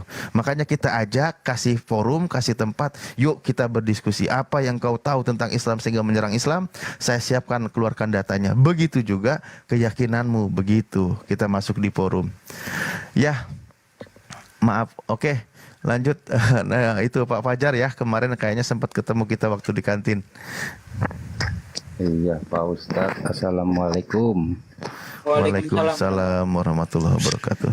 Iya, alhamdulillah bersyukur saya jadi Islam dari lahir. Masya Allah. Benar-benar. Kenapa? Kita benar-benar fair ya dari cara kita menjelaskan kebenaran juga pakai data. Mereka nggak berani pakai data. Kita fair, berani tunjukkan muka. Mereka nggak berani gitu. Kalau debat-debat kita kasih syarat aja mendingan. Lu harus tunjukin data. Kalau nggak berani ya berarti lu cuma asumsi doang kayak gitu. Soalnya udah terlihat jelas mereka nggak bisa jawab semua gitu. Kalau memang main fair. Yang di offline di lapangan pun mereka arah di beberapa penjuru juga dengan penipuan. Maaf sebelumnya saya boleh tanya ke saya ada datanya semua. Jadi mereka sebarkan brosur ke orang-orang yang miskin gitu kan, wilayah-wilayah yang nggak mampu. Dia bilang mau ada pengobatan gratis, dapat makan segala macam. Diselidikin sama tim saya di beberapa wilayah. Pas datang ke lokasi cuman diurapin lah, dibaca-bacain ini di segala macam. Cara pengobatannya begitu, bukannya dengan dokter, bukan. Tapi cuman diurapin, diapain saya tanya, dikasih ceramah. Pengobatan begini begitu, dikasih air kecil, air urap apa nggak ngerti saya juga. Makanya dari situ kita langsung kita buang, kita suruh buang, nggak pada datang lagi. Jadi kita langsung sedikit-sedikit, kita ya orang yang fakir ilmu. Di sini tempatnya buat saya belajar, makin lama makin paham juga, baik dari sisi sini, sisi sana juga. Ternyata kita memang benar-benar orang yang pintar, yang mempelajari dulu baru mengimani gitu. Begitu aja deh gitu. Mudah-mudahan saya juga bisa sedikit punya waktu, bisa bantu juga gitu. Makanya saya pengen ketemu, kalau kagak boleh sama Bang Andi, kalau kagak boleh mampir ke rumahnya. Saya mampir.